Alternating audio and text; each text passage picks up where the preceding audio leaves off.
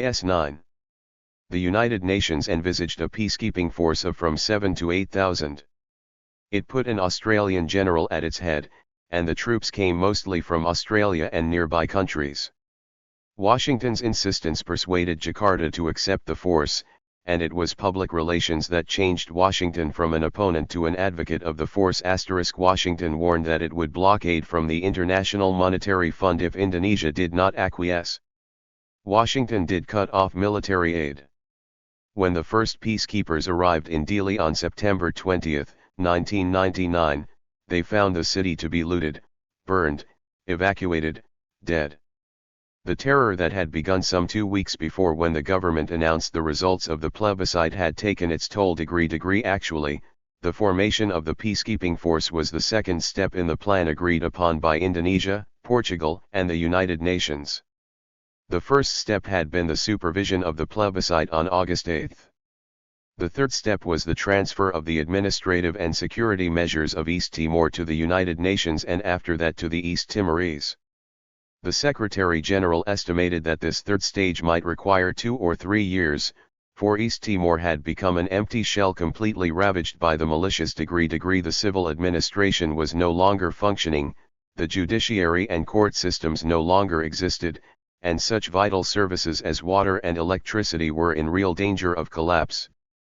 The three-step plan was based on the assumption that East Timor would not be reduced by the Indonesian militia to an empty shell and that United Nations governance would be brief and inexpensive. However, Portugal's warning had not been heeded and East Timor had been reduced to an empty shell. Estimates of the cost of administering it ran as high as $1 billion.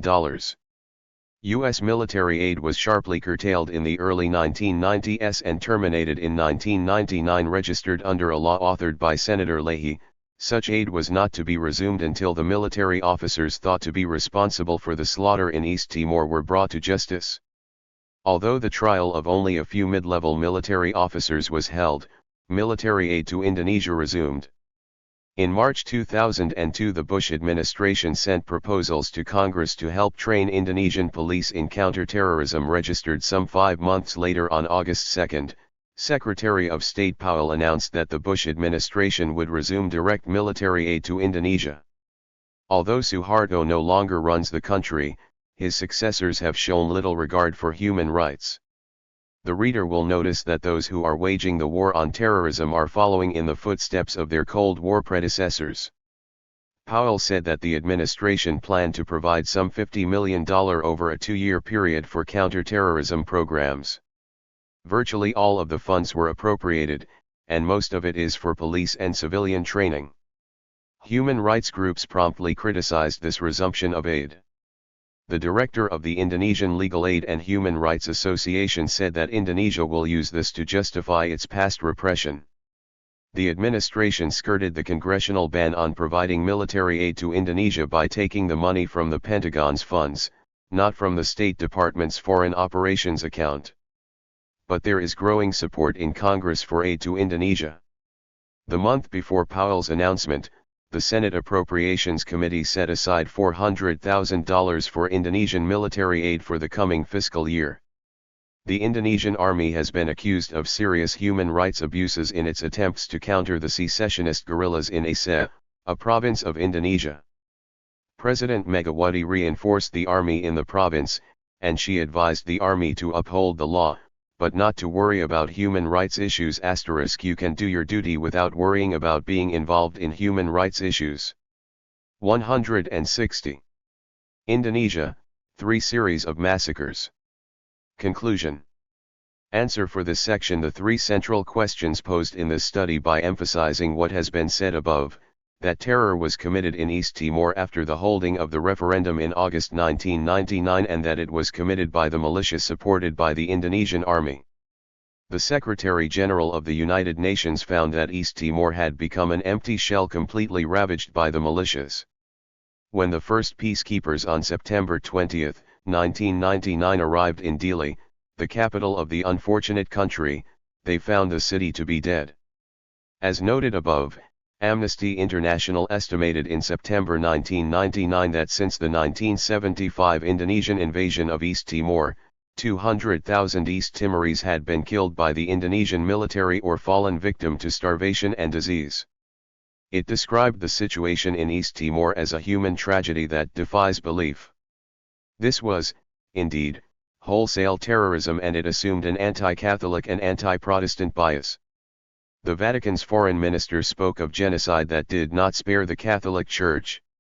Bishop Carlos Belo called for the creation of a war crimes tribunal to bring charges against Indonesian military commanders and militia leaders.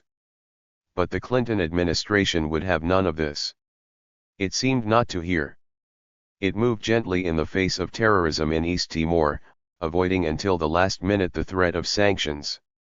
Clinton's national security advisor Sandy Berger commented, "Because we bombed in Kosovo does not mean that we should bomb Dili." In fact, Washington left at least its early negotiations with Jakarta to the Defense Department because of the latter's long-standing comfortable relations with the Indonesian army. Washington was reluctant to authorize the formation of a United Nations peacekeeping force there, despite the many warnings voiced by the Portuguese ambassador to the world body. The force arrived much too late to prevent the slaughter. Washington's consent to establish the force came late, and it was contingent upon the previous consent of Jakarta. This adds up to diplomatic support. Moreover, Amnesty International found that Washington approved of the 1975 invasion, and after that it provided more than $1 billion in weaponry and millions more in aid and training. The evidence provided here leads to the conclusion in the instant case that Washington was an accessory to state terrorism before, during, and after the fact. This chapter answered for Indonesia the three central questions posed in the study in the same way that they were answered in the 5 preceding chapters for El Salvador, Guatemala, Chile, Argentina, and South Africa. Each of the 6 case studies found Washington acting as an accessory to state terrorism during the Cold War. 16L. Chapter 7. The Root Doctrine and some notorious instances of U.S. support toward dictators. The purpose of the present chapter is to broaden the scope of the study both chronologically and geographically to enhance its validity by including more instances of administration support for right-wing dictatorships and even state terrorists on the left, as the varying needs of U.S. interests abroad required. This support can be traced back to 1922 when the Root Doctrine, which rationalized this support, was formulated, and the historical record amply demonstrates that since then virtually every administration has been faithful to it. The primary force driving American policy has been and remains, as the following chapters related to the war on terrorism demonstrate, the protection of U.S. economic interests, irrespective of the undemocratic nature or human rights record of the groups and governments with whom it has allied. The Root Doctrine. Schmitz makes it clear in his book Thank God They're on Our Side, The United States and Right-Wing Dictatorships 1921 to 1965 that Washington's support for right-wing dictators during the Cold War was a continuation, an elongation, and an intensification of a policy developed during the early part of the century. That policy placed the fear of communism, socialism, and the spread of disorder as the centerpiece of its formulation. The Cold War demanded new and expanded tactics, approaches, and procedures, but the ideological basis and fundamental assumptions remained remarkably consistent. By casting the hegemon in the role of the supporter of right-wing dictators, Schmitz contradicts the traditional triumphalist interpretation of the way Washington waged and won the Cold War, that victory came to the United States because its governments followed a policy of containment as well as a steadfast adherence to the promotion of democracy and liberalism. Concentrating on the period since 1921, Schmitz argues that since that date authoritarian regimes that have promised stability, anti-communism, and investment and trade opportunities for American business have received American support. While critics argue that this behavior violates the stated ideals of the country, the leadership often embraces it because, so it reasons, business is business. Or, stated differently, politics is power politics, morals are secondary, if they apply at all. The overarching rationale for accepting and sustaining right-wing dictatorships was written in 1922 by Elihu Root. A Nobel Prize winner and senior policy spokesman for the Republican Party, he described the right of self-protection in a presidential address to an audience at the American Society of 162. The Root Doctrine and U.S. Support for Dictators. International Law.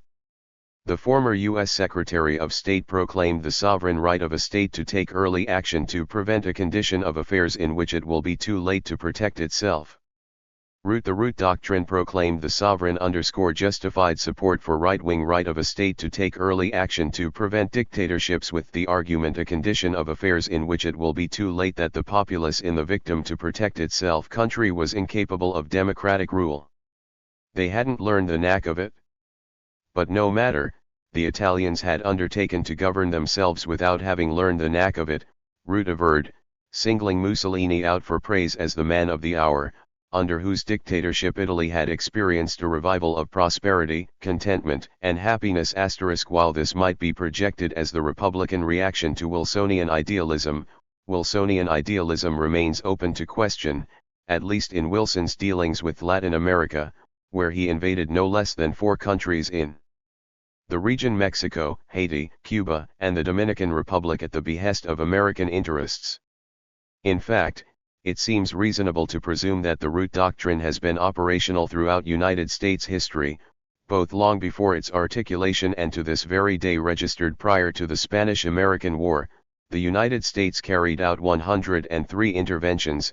Between the end of that war and the Great Depression, it sent troops to Latin America 32 times. Registered in any case, the Root Doctrine would soon become bipartisan, and it was touted as being more cost-effective than invasions.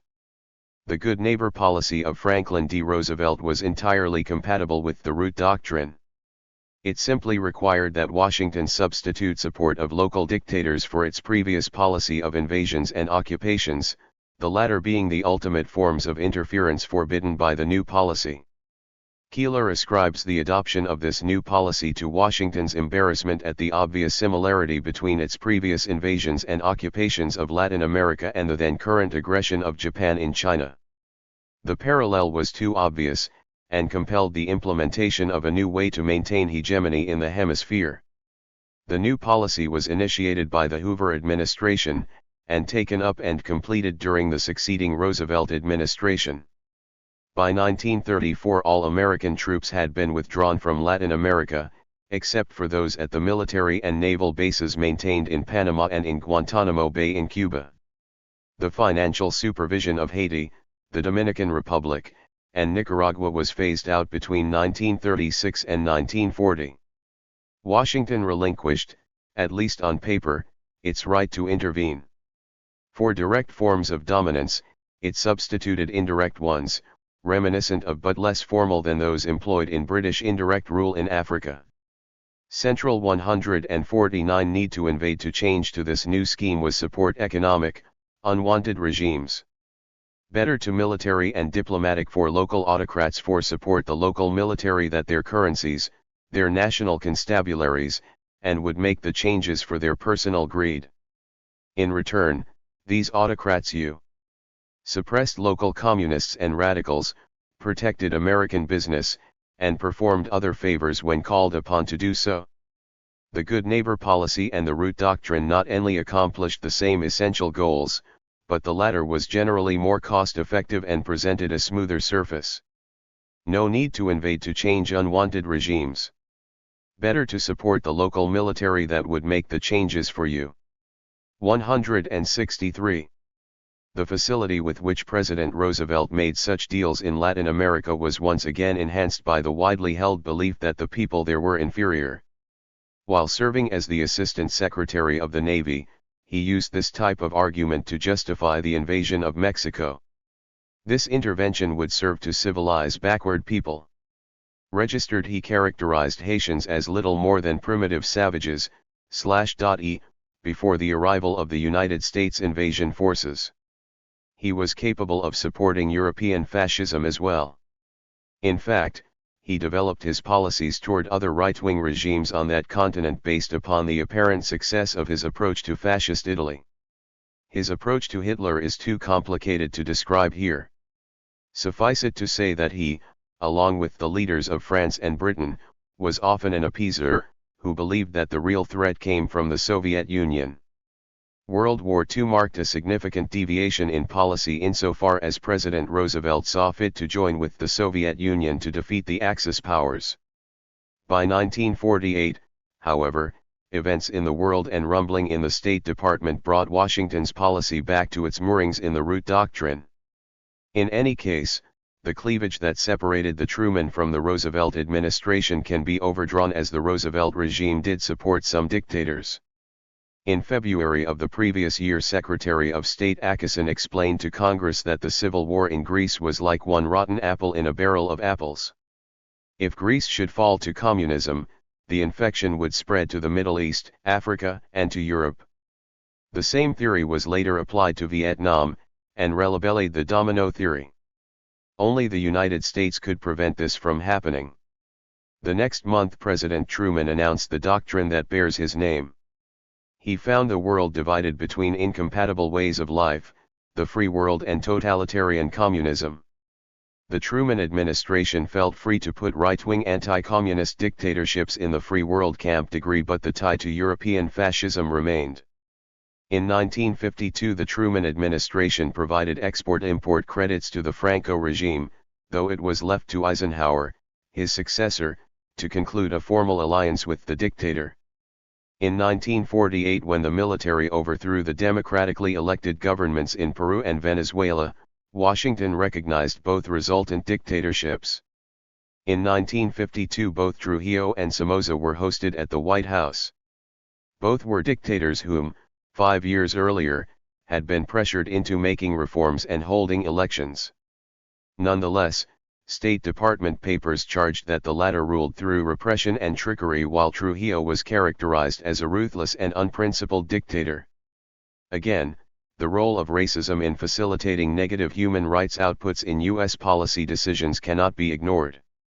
Internal documents of the time reveal that the Truman administration maintained the tradition of basing policy on racism and ethnic stereotypes. Truman himself clung to the racism of his youth, and in private, he used the word nigger. He found Latin Americans to be like Jews and the Irish, very emotional and difficult to handle. His Secretary of State Dean Acheson believed that the problems in Latin America stemmed from Hispano-Indian culture or the lack of it. State Department records of the time are riddled with similar ethnic jabs. An example: to try to reason with Latin Americans is like consulting with babies as to whether or not we should take candy from them. Kalko argues that General Eisenhower inaugurated the era of the generals in the realm of policy. Eisenhower preferred generals and helped them. The role of racism in facilitating negative human rights outputs in U.S. policy decisions cannot be ignored. 164. The Root Doctrine and U.S. support for dictators. To take over because they preserved traditional values and brought order to situations plagued with disorder and the threat of social change.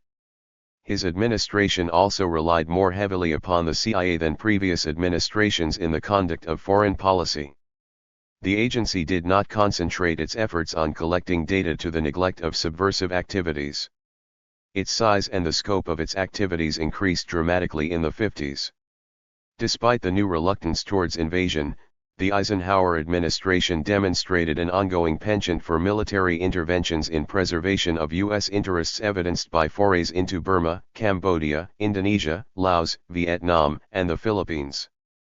During this administration, the CIA formulated the plots that overturned the regimes in Guatemala and Iran and supported the right-wing dictatorships that took their place.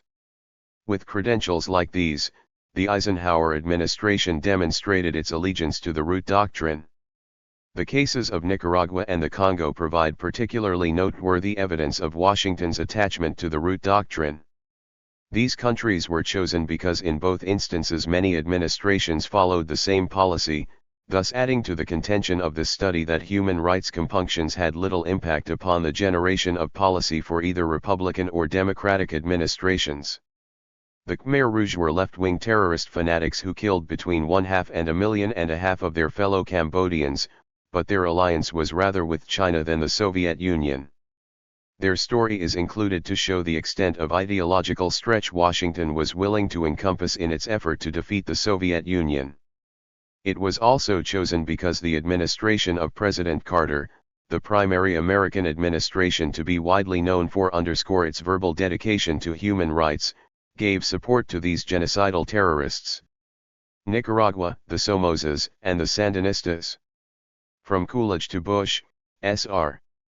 A revolt in 1912 induced the president of Nicaragua, Adolfo Diaz, to request military aid from Washington to maintain order. The Marines were sent, and they remained until 1925. When they withdrew, however, another revolt occurred, and the Marines returned the next year. It was during this occupation that the Coolidge administration insisted on the establishment of a Nicaraguan National Guard to be trained by the Marines. It handpicked Anastasio Somoza as the commander of the Guard, which in turn facilitated his accession to political power. A former latrine inspector, Somoza spoke fluent English, and he impressed Colonel Stimson, a former Secretary of War, who had been sent to Managua to find a solution to the Nicaraguan problem. President Hoover withdrew the Marines from Nicaragua in 1933. Because the dictatorship of Somoza provided stability in the Central American country and protected Washington's interests, they were no longer needed. 11 administrations followed the example of Coolidge by honoring the root doctrine in Nicaragua. The elder Somoza and his two sons, Luis and Anastasio, Jr., used the National Guard as the vehicle to maintain their reign until the last Somoza was forced to resign in 1979. Washington was aware of the corruption of, and the repression practiced by, the Somozas. In 1939 Somoza was invited to. The Coolidge administration handpicked Anastasio Somoza, a former latrine inspector who spoke fluent English. 165. Visit Washington, where he had an audience with President Roosevelt and was given the honor of speaking to a joint session of Congress. U.S. military and economic assistance to Nicaragua increased steadily between 1945 and 1975, even as Somoza's sons refined and expanded the repression and corruption that had characterized their father's rule too. The Somozas reciprocated, with Nicaragua assuming the role of client state by providing a training ground and a launching pad for the intervention in Guatemala in 1954 and the invasion of Cuba in 1961. When a devastating earthquake hit the country in 1972, Somoza reacted by siphoning off much of the relief money for himself and his cronies. On June 28, 1979, the United States Ambassador Lawrence Petsulo cabled Washington that he had met with Somoza and suggested that we design a scenario for his resignation. Having put the elder Somoza on the throne, Washington took his son off it 46 years later. On July 17 of the next month, Anastasio, Jr. left for exile in Miami. He was compelled to step down as part of a scheme of the Carter administration to form a provisional government of moderate leaders to prevent the Sandinistas from coming to power. The Sandinistas were to be excluded from the coalition, and the National Guard was to be preserved. Finally, the Organization of American States was asked to form a peacekeeping force with the United States at its head to provide the muscle for the transitional period. A large majority of Latin American states, however, rejected this proposal. The scheme fell through, the National Guard disintegrated, and Sandinistan troops marched into Managua unopposed. The Reagan administration waged a low-intensity war against the Sandinistas with the avowed purpose of driving them from power. This type of warfare is many-sided, and it has been called total war at the grassroots level. The CIA was ordered to organize the Contras, a guerrilla force that consisted of former National Guard officers and disaffected civilians. A liaison officer from the National Security Council serving with them characterized their leaders as liars motivated by greed and the desire for power, and charged that the war had become a business for them. They attacked bridges, electric generators, but also state-owned agricultural cooperatives, rural health clinics, villages, and non-combatants. CIA commandos launched a series of sabotage raids on Nicaraguan port facilities. They mined the country's major ports and set fire to its largest oil storage depot. Washington imposed a complete trade embargo on the Central American country, pressed allies to do the Washington engaged in prohibited, covert same, and used its influence in propaganda activities designed to influence intergovernmental agencies to cut the American media and the American off all aid. It built up its military public to support the administration's Latin forces in neighboring Honduras American policies, and conducted joint war games near its border with Nicaragua to create the fear of invasion. It instituted an economic destabilization program, as well as a propaganda war directed at Nicaragua, but also at the Western Allies and at the United States itself. According to the General Accounting Office, the propaganda campaign extended to the point of engaging in prohibited, covert propaganda activities designed to influence the American media and the American public to support the administration's Latin American policies. In 1984, Congress cut off aid to the Contras, at least it thought so. But the Reagan administration resorted to illegal means to aid them. Thus the notorious Iran/Contra scandal, a caper not elucidated here. However, rather than the 166. The Root Doctrine and U.S. support for dictators. Disclosure of the illegal aid leading to a stricter prevention of U.S. interference in Nicaragua. In 1986, Congress appropriated $100 million in lethal and non-lethal aid for the Contras and lifted all restrictions on the participation of the CIA and the Defense Department in the paramilitary war. On April 9, 1984, Nicaragua filed an application before the International Court of Justice, charging that in dealing with the Central American state, Washington had violated general and customary international law as well as the terms of several bilateral treaties. The application asserted that the United States had the duty to cease the use of force and to pay for the damages that had resulted from its illegal activities. It asked the court for immediate relief by specifying provisional measures to prevent further damages. A month later, the court did so by directing the United States to respect the sovereignty and the political independence of Nicaragua and to cease action affecting Nicaraguan ports, in particular the laying of mines. Registered using a series of technical arguments and seemingly extraneous ones, a representative of the United States government responded by denying that the court had jurisdiction. The court rejected these arguments one by one, and held by a unanimous vote that it had jurisdiction. In a letter dated January 18, 1985, Washington informed the court that it would not participate in any further proceedings in connection with the case.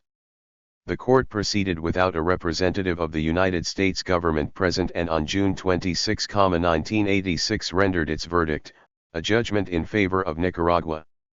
Washington was found guilty on several counts: illegally arming, equipping, financing, encouraging, and supporting. The World Court found Washington guilty of the Contras, attacking several illegally arming, equipping, financing, Nicaraguan cities and a naval encouraging, and supporting the Contras, base, directing overflights of attacking several Nicaraguan cities and a naval its territory, laying mines in its base, directing overflights of its territory, laying territorial and internal waters, mines in its territorial and internal waters, and declaring a general embargo on trade with it.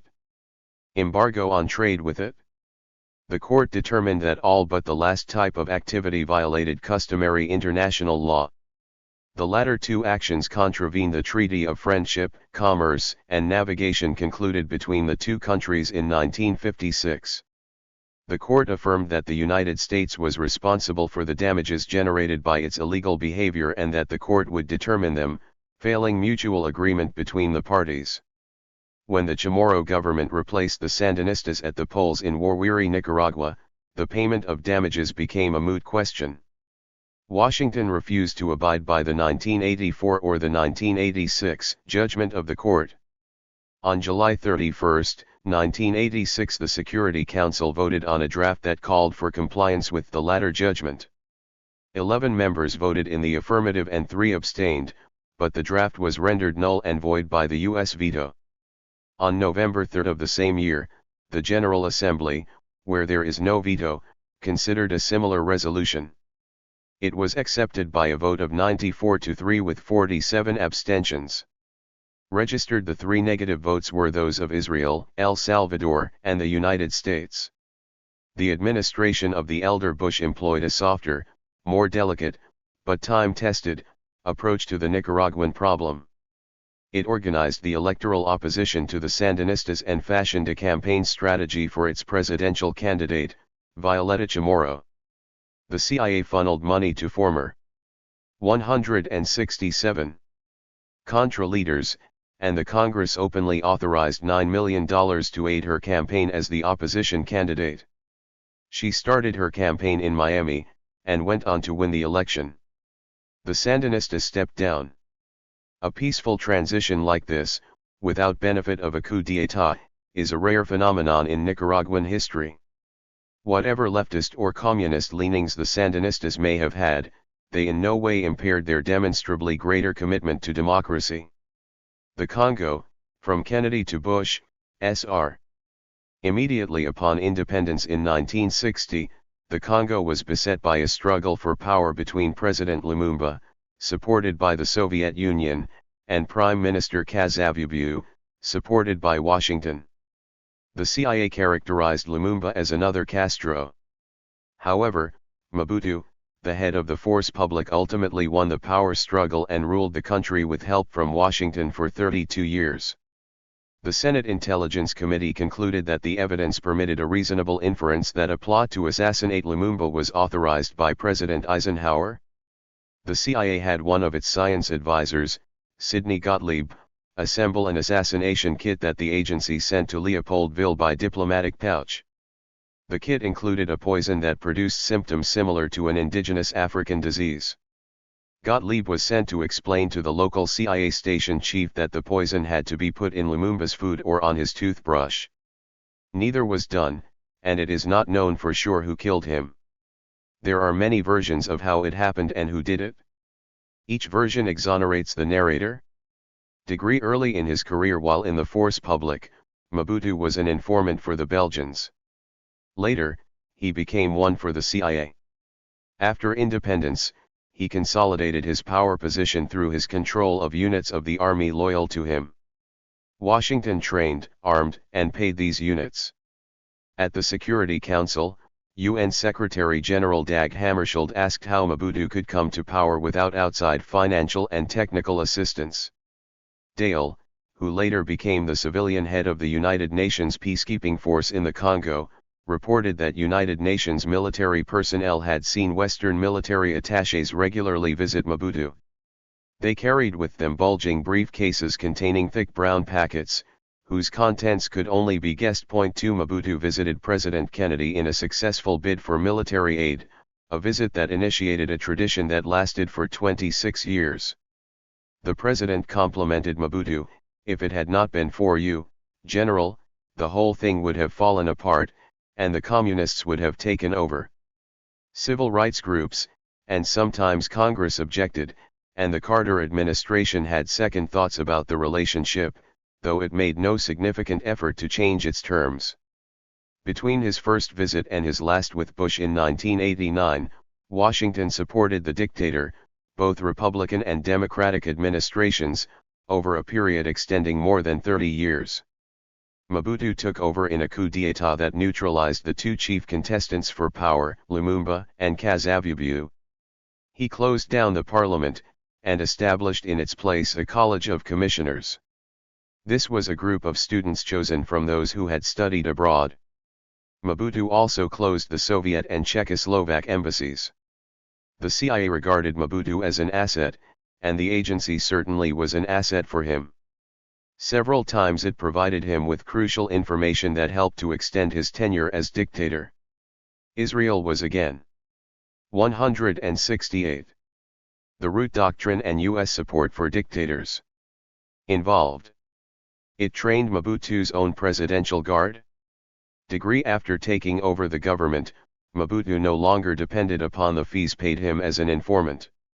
He amassed a personal fortune from local sources estimated at between $3 and $5 billion. Fortune magazine's regular list of the world's richest people in 1987 included businessmen, kings, queens, and sultans, but not that of Mobutu. His name was reserved for the list "The Wealth That Leaves No Tracks." This list is set aside for members of the mafia, cocaine smugglers, and several foreign leaders. The magazine estimated Mobutu's wealth at $5 billion. The relationship between Washington and Mobutu began to sour after the African dictator's visit to President Bush in 1989. By the time of Kabyle's revolt in October 1996, only France stood behind him, a distance behind him. At the capital, Mobutu stayed on his yacht so much of the time that the public nicknamed him Noah. His whereabouts became harder to predict, especially at night. It was then that his yacht sailed up the Congo River, and his helicopter took off. It was not possible to determine if he was aboard the yacht or the helicopter. That way potential assassins and plotters had a harder time determining his location. These precautions proved to be successful. He died of prostate cancer. The Khmer Rouge, from Carter to Bush, Sr. The Khmer Rouge came to power in Cambodia in 1975 following the disarray resulting from the secret illegal U.S. bombing of the country, and were removed from power by an invasion from Vietnam in 1979. During their reign, they slaughtered anywhere from 500,000 to 1.5 million of their fellow citizens and were accused of committing genocide.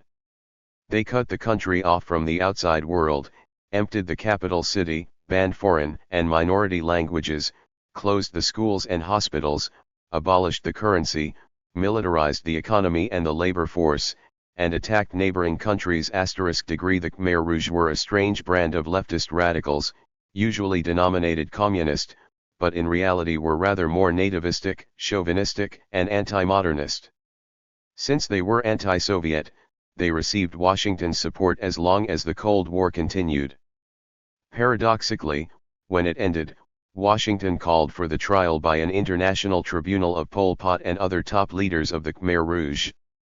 The support resulted from the Cold War configuration at the time, in which the Soviets backed Vietnam and the government it imposed on Cambodia, while China and Washington backed the Khmer Rouge, the enemy of Vietnam. Washington's support for the Khmer Rouge was more egregious, given that its beneficiary was consistently charged with committing genocide. Moreover, the support came even from the Carter regime despite the fact that President Carter ran on a platform that featured the promotion of human rights. The Carter administration helped arrange continued Chinese aid to the Khmer Rouge when it was fighting the government installed by the invading forces from Vietnam. Kiernan referred to Washington's support in this way. Along with China, which supplied arms, and Thailand, which supplied sanctuary, the United States was instrumental in rescuing the Khmer Rouge army from its 1979 defeat by Hanoi. From 1979 to 1981, the United States led Western nations in voting for the Khmer Rouge to represent their Cambodian victims in the United Nations. 169. In 1982, Washington helped prod two small pro-American groups into a Khmer Rouge-dominated alliance, and for more than a decade the United States has rejected all opportunities to take individual or collective action against the Khmer Rouge. Former U.S. National Security Advisor Zbigniew Brzezinski says that in 1979, I encouraged the Chinese to support Pol Pot. Pol Pot was an abomination. We could never support him, but China could. They both did. The United States, Brzezinski says, winks semi-publicly at Chinese and Thai aid for the Khmer Rouge too. Washington also pressured United Nations agencies to provide food assistance to the Khmer Rouge. This pressure yielded over $12 million in aid from the World Food Program alone when it was most needed, after the defeat by Vietnam. The Western media and Western intelligence supported the Khmer Rouge as well. Washington and its Western allies voted to give the United Nations seat to the Khmer Rouge when it ruled alone, and after 1983 when it ruled in coalition with other parties. The coalition was called the Coalition Government of Democratic Kampuchea. Washington rejected any attempt to brand the Khmer Rouge as genocidal until the beginning of the Paris peace process in 1989.78. It claimed that such a charge would be counterproductive. With the end of the Cold War, Washington's support eroded. In July 1990, after 11 years of diplomatic support, Washington pledged that it would vote to deny the Cambodian seat in the United Nations to the Khmer Rouge. But in 1993, Kiernan observed that in the 14 years since the Pol Pot regime's occupation of Cambodia's UN seat was first challenged, Not a single Western country has voted against its right to represent the victims of its genocide. Asterisk. The same regime continued to control and operate from the Cambodian mission in New York City.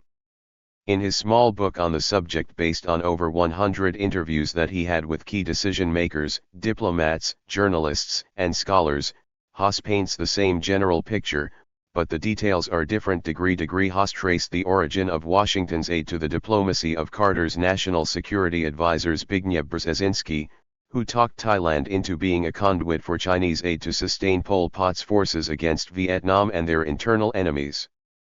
Thus began the Faustian Pact, whereby Washington became the ally twice removed of the Khmer Rouge. Actually, the pact, as already demonstrated, involved direct diplomatic support. The Carter administration honored the pact when in 1979 it voted to seat the Khmer Rouge representative to the United Nations. The rival candidate was backed by Vietnam. Washington also provided aid to the Non-Communist Resistance, a misnamed organization that funneled aid to the Khmer Rouge. Generated by Brzezinski, the pact was continued and upgraded by the Reagan administration, which continued to vote to seat the representative of the Khmer Rouge in the United Nations. U.S. military and non-military aid that ultimately went to the Khmer Rouge was increased. It was channeled through various organizations and by various means so as to hide its source. Although a CIA report in 1980 concluded that the Khmer Rouge was responsible for the deaths of 1.5 million people during Pol Pot's rule, the Reagan administration steadfastly refused to acknowledge it. 22 The motion picture The Killing Fields, released in 1985, had a chilling effect upon American and other audiences. It exposed the brutality and the horror of the Khmer Rouge. In the words of Haas, its message was that something had 170. The Root Doctrine and U.S. support for dictators. To be done to stop the Khmer Rouge, who were still alive and well. That U.S. aid was ending up in the hands of the Pol Potists was still a secret. Something was done, but later.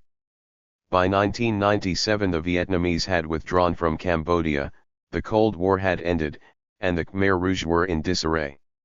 It was only then that Washington gave the signal to go after Pol Pot and his comrades.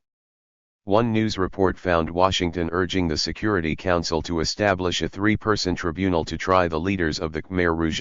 Another pictured Washington making plans to apprehend Pol Pot in order to have him stand trial before the tribunal set up for the former Yugoslavia at The Hague.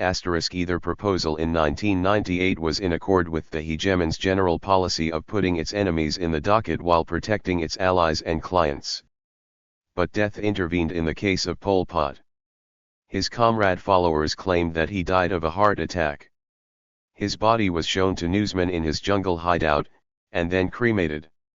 The rumor spread that he had been killed by his former followers, a step in their process of inducing the world to forgive and to forget. Over the years since the 4-year slaughter they renounced communism, renamed their party, and affirmed that Pol Pot was no longer their leader. Copyright in November 2002. The General Assembly passed a resolution calling for the resumption of negotiations for the establishment of negotiations to establish a special tribunal to try the surviving leaders of the Khmer Rouge following years of failed negotiations. This effort was led by Australia, France, Japan, and the United States. The resolution was criticized by human rights advocates because it did not contain explicit language guaranteeing that the trials would meet international standards.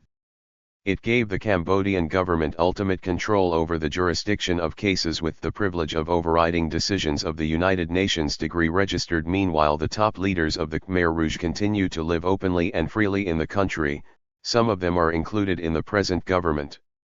The trial courts would be set up by the Cambodian government, and their jurisdiction would be limited to the senior Khmer Rouge leaders and those responsible for the crimes of the Pol Pot regime committed between 1975 and 1977-9342. Conclusion. The present chapter enlarges the research landscape of the study by reaching back to 1922 and by adding more countries and more administrations.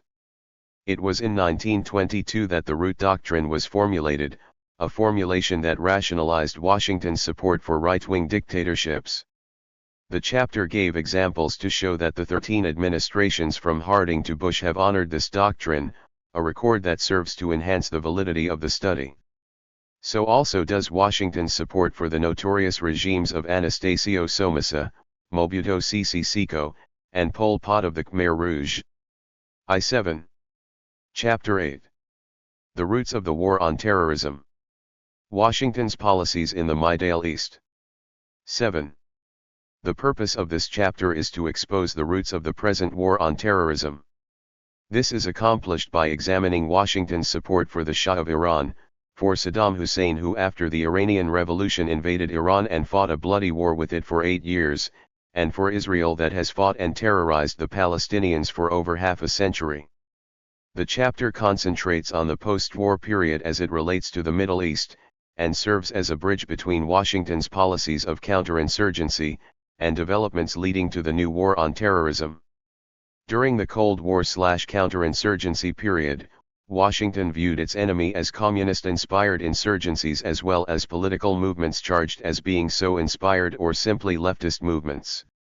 However, even prior to the collapse of the Soviet Union, and the events of September 11, 2001, the primary American enemy was evolving from communism to resurgent Islam. Both, albeit from differing perspectives and ideologies, challenged the legitimacy of the social order in place, an order maintained largely by governments which were viewed by Washington as sympathetic and both promised a reshaping of national economies and priorities to suit the well-being of the domestic peoples rather than external interests. The secular bent of the Shah as well as his oppression and dictatorial ways alienated many Iranian groups, allowing radical Islamists to overthrow the dictator and install a radical Islamic state in its place.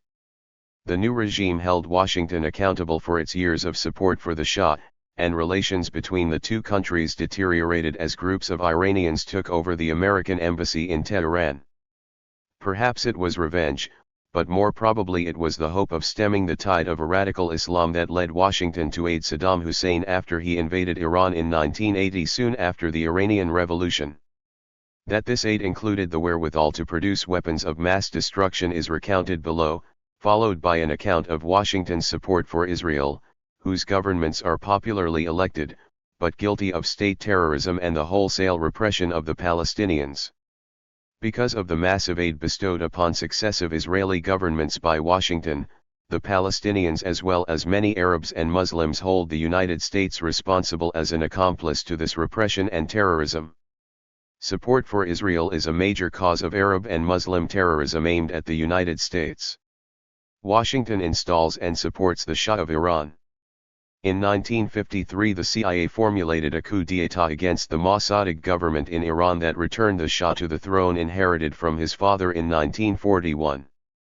The target of the communists on the left and conservative clerics on the right, the 172. The roots of the war on terrorism. Shah had managed to survive during the rest of the 40s. But in 1951 he was forced to go into exile, because of the rise to power of the popular and charismatic Mohammad Mossadegh. The most notable act of this government was the nationalization of the Anglo-Iranian oil co. After the 1953 coup, the Shah re-established a dictatorship that ruled the country until 1979. Born and raised in a military family, the Shah had pursued a military career. As the Shah, he became supreme commander and the major decision-maker of the armed forces. He consolidated his undisputed authority through a huge military bureaucracy which denied any civil liberties in the country. In 1957 Washington helped the Shah create Savak, the notorious secret police force, which silenced those who criticized the Shah or the regime. The Shah followed the trail of so many other dictators by creating a military intelligence. In 1957 Washington helped the agency. The repression was particularly brutal. Shah create Savak, the notorious Tal in the period from 1970 to 1976. He secret police force. Dropped any pretense of reform and adopted a policy of stifling police rule. The press was censored, people were arbitrarily arrested and harassed, and prisoners were systematically tortured. Concessions whetted the resolve of opposition forces, and the repression resulted in over 10,000 martyrs for their cause. Shiite clerics were favorite targets. Many were arrested and imprisoned, and some were executed. Religious publishing houses were closed down, mosques were infiltrated, and religious student groups were disbanded. The entire religious establishment was alienated, and it turned its support to the Ayatollah Khomeini. Because of its burgeoning income from petroleum sales, Iran became a special type of third world country, a rich one. By 1967 the United States terminated all economic and military aid to the country, passing all costs of its military buildup to the country itself. In 1972 President Nixon approved the sale of all types of weapons systems to the repressive regime, no matter how sophisticated the weapon, with the exception of nuclear weapons. With the huge hike in oil prices in 1973, the Shah was able to satisfy his insatiable appetite for weapons. Between 1970 and 1978 he ordered $20 billion of arms from the United States. He became the largest importer of U.S. military hardware. The aftermath of the 1953 coup saw a dramatic increase in the presence of American military advisors. Samardar named them dependency engineers, concluding that by 1976 Iran had become a dependency of the United States. Washington never forged a formal alliance with the Tehran regime but did cooperate with the Baghdad Pact, of which Iran as well as the United Kingdom was a member. The Shah dealt with 8 American presidencies, but only the 6 that followed or planned the coup of 1953 are of concern here. One arranged the coup, and the 5 following administrations, those of Kennedy, Johnson, Nixon, Ford, and Carter, maintained support. 3 of the 6 were Republican, 3 Democratic. Republican administrations in general were more generous with economic aid than were Democratic ones registered. Moreover, the Kennedy administration pressured the Shah into redistributing some land. To indicate that its reform proposals were serious, this administration reduced military aid and increased economic aid. Nonetheless, there remained a striking consistency in the adherence of the two parties to the root doctrine. During the presidential campaign against Ford, candidate Carter ran on a platform of upholding human rights. He singled out Iran as a country where their 173 abuse was widespread. He criticized the Ford administration for its arms sales, specifically those to Iran. Once in power, however, the Carter policymakers continued on the same track as their predecessors.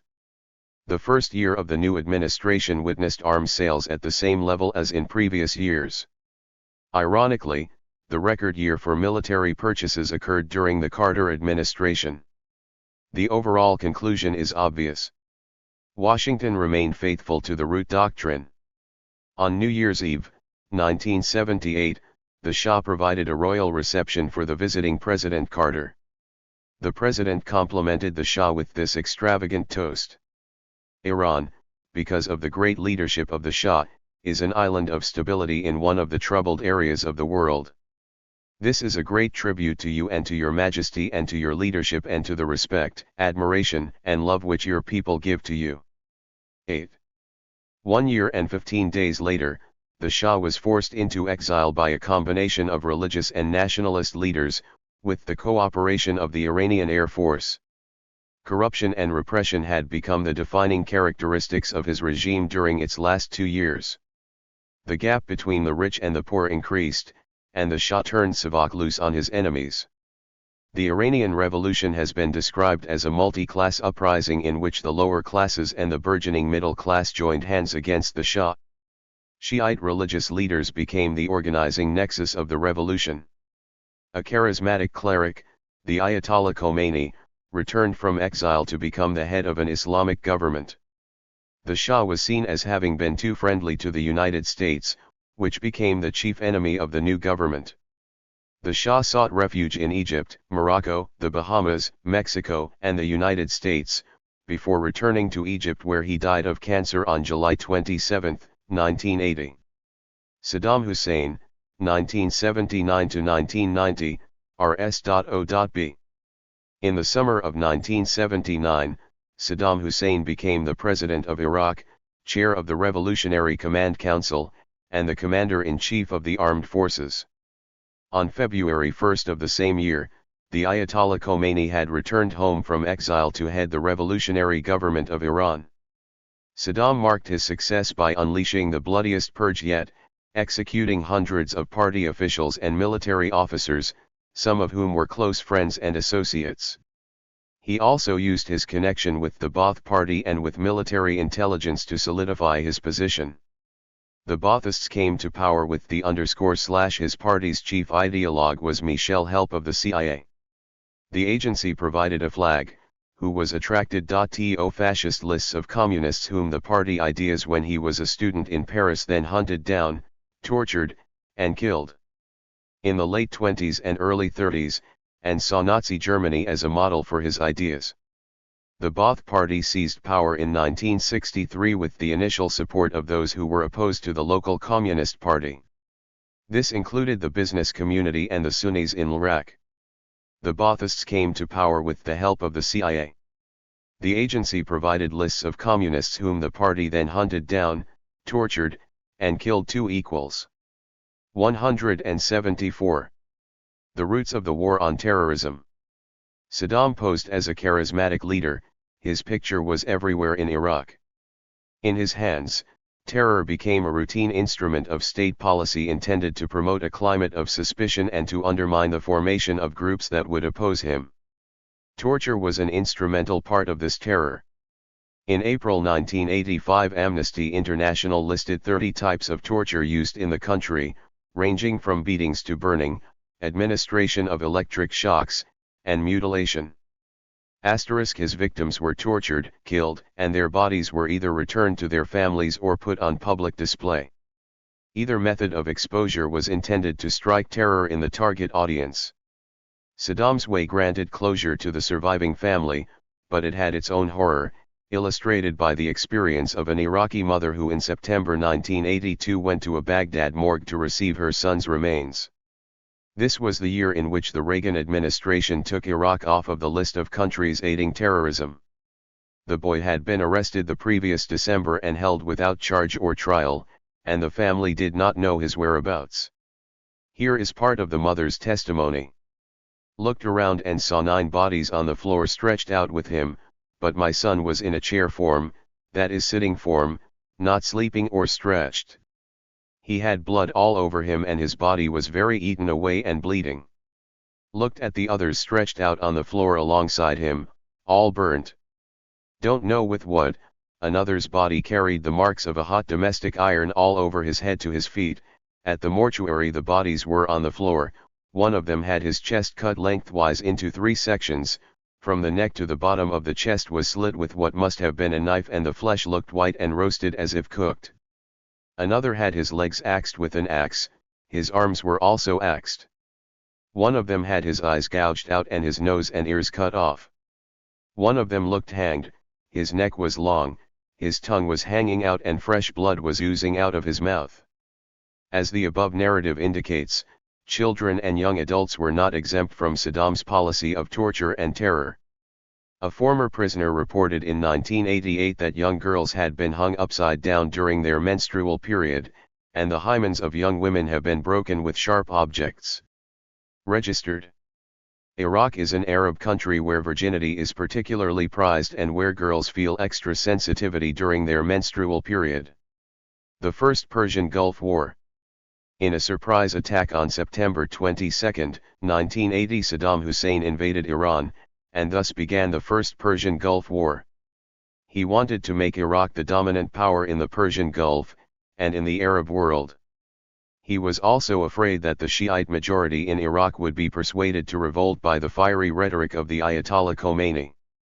The sheiks in the Gulf shared this fear, and for this reason they supported Saddam. He successfully posed as the protector of the weak Persian Gulf sheiks, and accordingly was rewarded with their financial support during the war. The First Persian Gulf War was a fierce struggle between Iraq and Iran that lasted until 1988. The Reagan and the Bush administrations supported the dictator in his war against an Iranian government dominated by an Islamic clergy. They feared. 175. that the Iranian Revolution would spread throughout the Middle East to the detriment of Western interests. But Bush switched policies late in the year 1990, and waged war against Saddam in 1991, in the Second Persian Gulf War. The switch in Washington's foreign policy was accompanied by a switch in propaganda campaigns.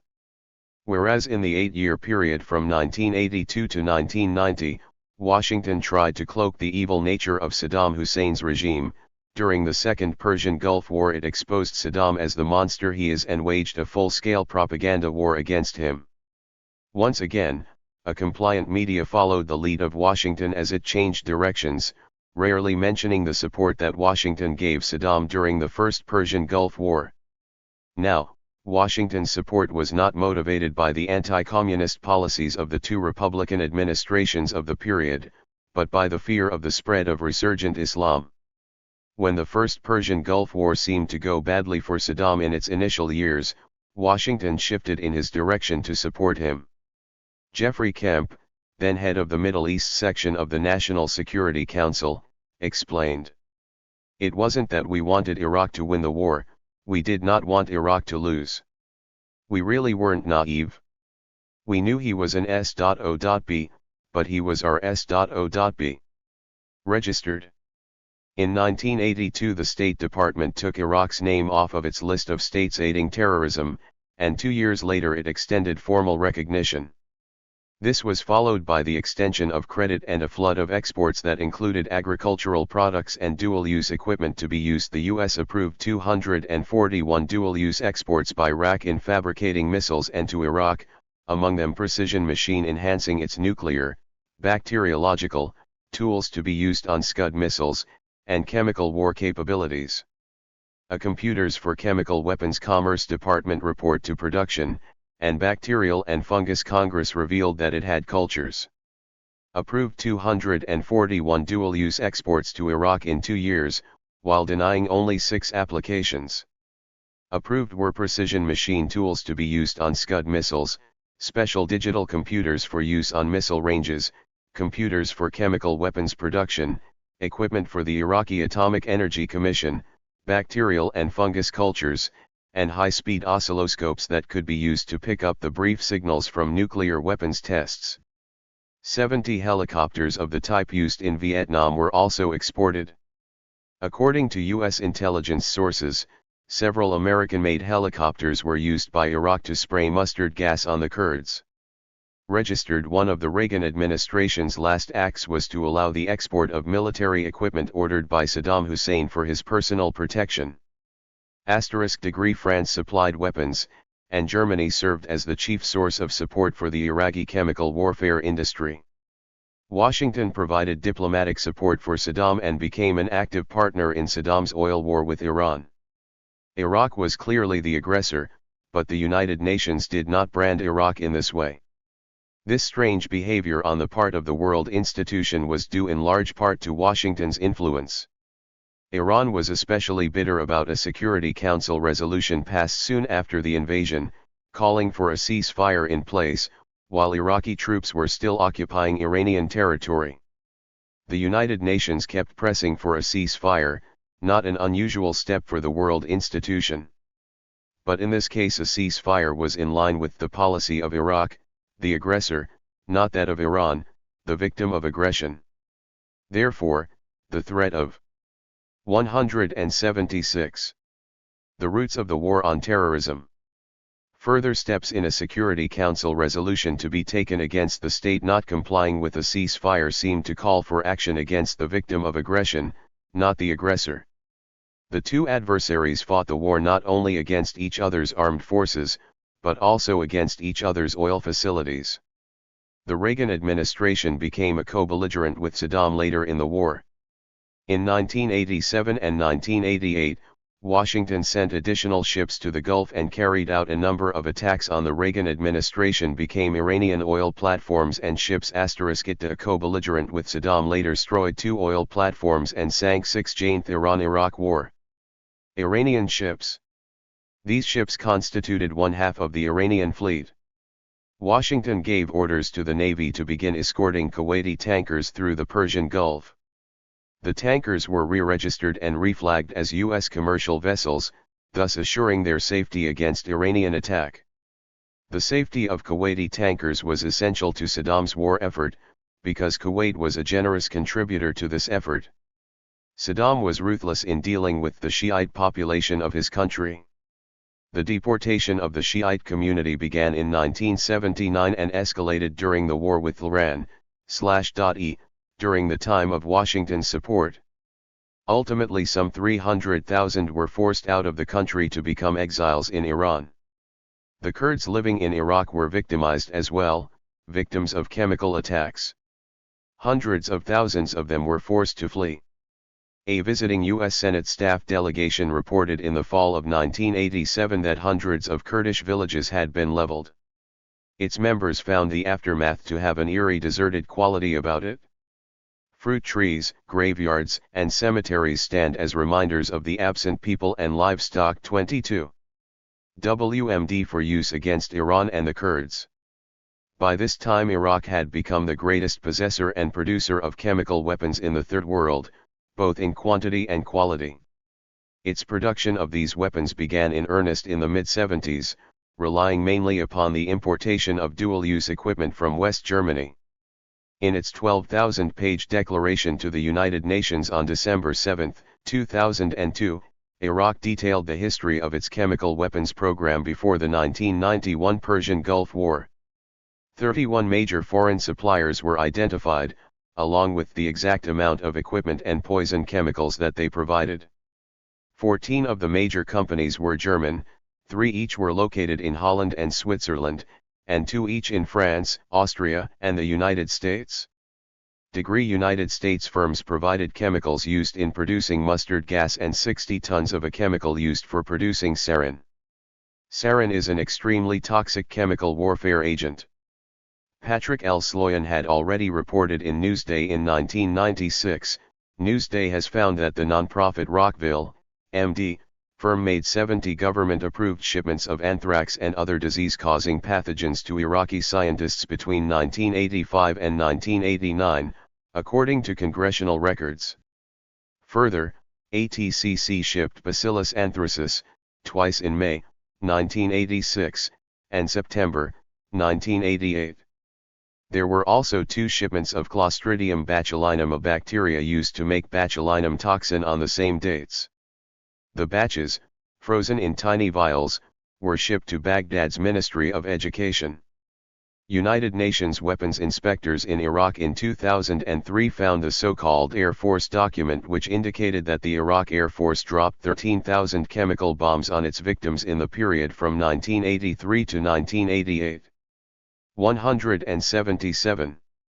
In March 1988 the Iraqi Air Force attacked the Kurdish city Halabja with mustard gas and nerve toxins. Entire families were wiped out, and the streets were littered with the corpses of men, women, and children. Other forms of life in and around the city died as well: horses, cattle, and house cats.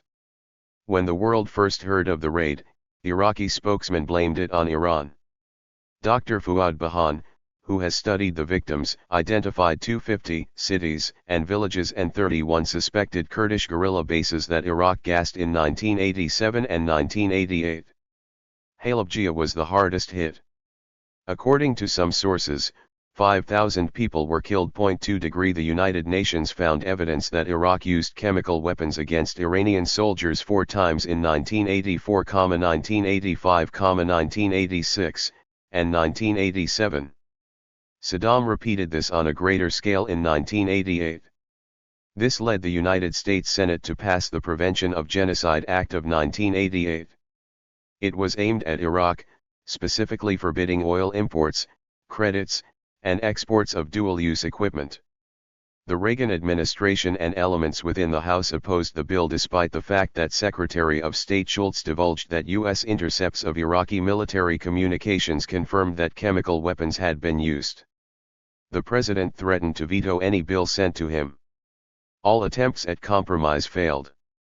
The Reagan administration argued that sanctions were premature and that they would be counterproductive. On October 26, 1989, President Bush signed National Security Directive 26. It affirmed that the goal of U.S. policy toward Iraq was to achieve normal relations between the two countries. This to be accomplished by a strategy of using economic and political incentives to moderate Iraq's behavior and increase U.S. influence. Registered the directive called for strengthened military ties with Baghdad. One representative in Congress called the directive more of the same under a new number. But this should not be taken to mean merely a continuation of the past, without an increase in support. At least this was true for agricultural credits and high-technology exports. 9. President Bush signed National Security Directive 26 in the wake of the Anfal campaigns, a series of 7 military offensives designed to drive the Kurds from the villages Saddam considered to be located in strategic areas. Some of the villages were controlled by guerrillas, others were not. Anfal in Arabic means spoils, the name of the 8th chapter of the Quran. In this chapter Muhammad and his followers are enjoined to fight courageously against the unbelievers until victory is attained or until the unbelievers have accepted the faith. Saddam put his cousin in charge of the program and gave him the absolute power to achieve its objectives, including the right to override the decisions of other civilian or military authorities. It was after this appointment that poison gas was used and that Kurd villages beyond 30 miles from the border with other countries were cleared. Villages were destroyed, possessions were looted, and Kurds were relocated or worse. One such village was Halabja, mentioned above as having been razed to the ground. A new town of concrete blocks named New Saddam City Halabja was erected for the survivors. In all, some 5,000 villages were destroyed. The Anfal lasted until at least the middle of 1989. Kurdish society and culture were dealt a heavy blow. Members of a medical relief organization who visited the area in November 1989 reported that little of the old society remained. The Anfal was thus in progress while National Security Directive 26 was being formulated, and the members of the medical relief organization mentioned above made their report a month, give or take a few days, after the signing of the 178th. The roots of the War on Terrorism Directive. Certainly, the Bush administration knew of the horror resulting from the implementation of Saddam's Anfal strategy, even if it may have been unaware of the exact extent of it. This horror only received widespread publicity long after the event, after the Allied victory over Saddam and the establishment of safe havens for Kurds in northern Iraq. Interested researchers used the opportunity to interview survivors and to examine truckloads of captured Iraqi security police and intelligence documents. Middle East Watch, a private human rights organization, attempted to coordinate the research. It concluded that the number of victims executed by the Anfal cannot conceivably be less than 50,000, and it may be twice that number. The Anfal was not intended and implemented as straightforward ethnic cleansing. Its intent was not merely to instill terror in the victims, to scare them so that they would abandon their villages, homes, and major possessions. Its intent and implementation were much more lethal. Virtually all the men and some of the women and children were killed. They were buried in mass graves near the Saudi Arabian frontier. On December 9, 2002, the Kurdish news media reported that the Deputy Prime Minister of Iraq for the first time admitted that his country had used chemical weapons against Iran and the Kurdish city Halabja during the First Persian Gulf War between Iran and Iraq. The inhabitants of the Kurdish city, now living in a self-governing enclave in northern Iraq, received this admission with knowing disgust. They still bore the marks of the vicious Iraqi attack: darkened eyes, scorched limbs, hacking coughs, and involuntary shakes, as well as heightened rates of respiratory ailments, skin diseases, mental illness, and blindness. Estimates of the dead caused by the attack range from 3,200 to 7,000, of the injured from 15,000 to 20,000. The Second Persian Gulf War, Washington turns on Saddam. The end of the First Persian Gulf War did not mean the end of Washington's support for the Saddam Hussein regime. The Bush administration continued this support until after the invasion of Kuwait. As indicated above, President Bush signed National Security Directive 26 on October 26, 1989 that defined the objectives of American policy as striving to achieve normal relations and strengthening military ties with Iraq. This explains U.S. Ambassador Glaspie's interview with Saddam Hussein after American intelligence had detected Iraqi troop movements on the border with Kuwait, and after Saddam had accused Kuwait of stealing $2.40 billion in oil from his country. Glaspie was conciliatory. Impressed with Saddam's sincerity, the ambassador did not threaten war or sanctions if Iraq invaded Kuwait.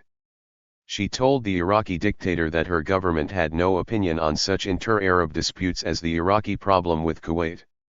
While this interview has been widely cited as offering American approval of an Iraqi invasion of Kuwait, which Washington would subsequently use as a casus belli against Iraq, as Glaspie explained later to a congressional subcommittee, her remarks were fully in line with the existing policy of the United States. On the same day, the State Department prevented the Voice of America from declaring that the United States was strongly committed to supporting its friends in the Gulf. 6 days later, John Kelly, the Assistant Secretary of State for Middle Eastern Affairs, added that the United States had no formal commitment to defend Kuwait. 2 days after that, on August 2, 2000, Iraq invaded Kuwait. Iraqi forces quickly overran the tiny oil sheikdom. Attempts at mediation failed, and the Security Council authorized member states to use all necessary 179 means to induce Iraq to withdraw its troops if it had not done so by January. The next day, the Second Persian Gulf War was launched in earnest. For 38 days, U.S.-led coalition forces obliterated Iraqi resistance with the most intensive bombing campaign since World War II. Flying an average of 2,000 sorties per day, the Air Armada dropped an estimated 700,000 tons of bombs on Iraq. The world was encouraged to watch this high-tech air show on TV, brought to them courtesy of the United States government. The first day of the bombing knocked out the power and water facilities of Baghdad, causing enormous suffering for the inhabitants of the capital city. This led to epidemics of cholera, typhoid fever, and gastroenteritis, particularly among children, a probability of which the U.S. military was fully aware when it targeted them.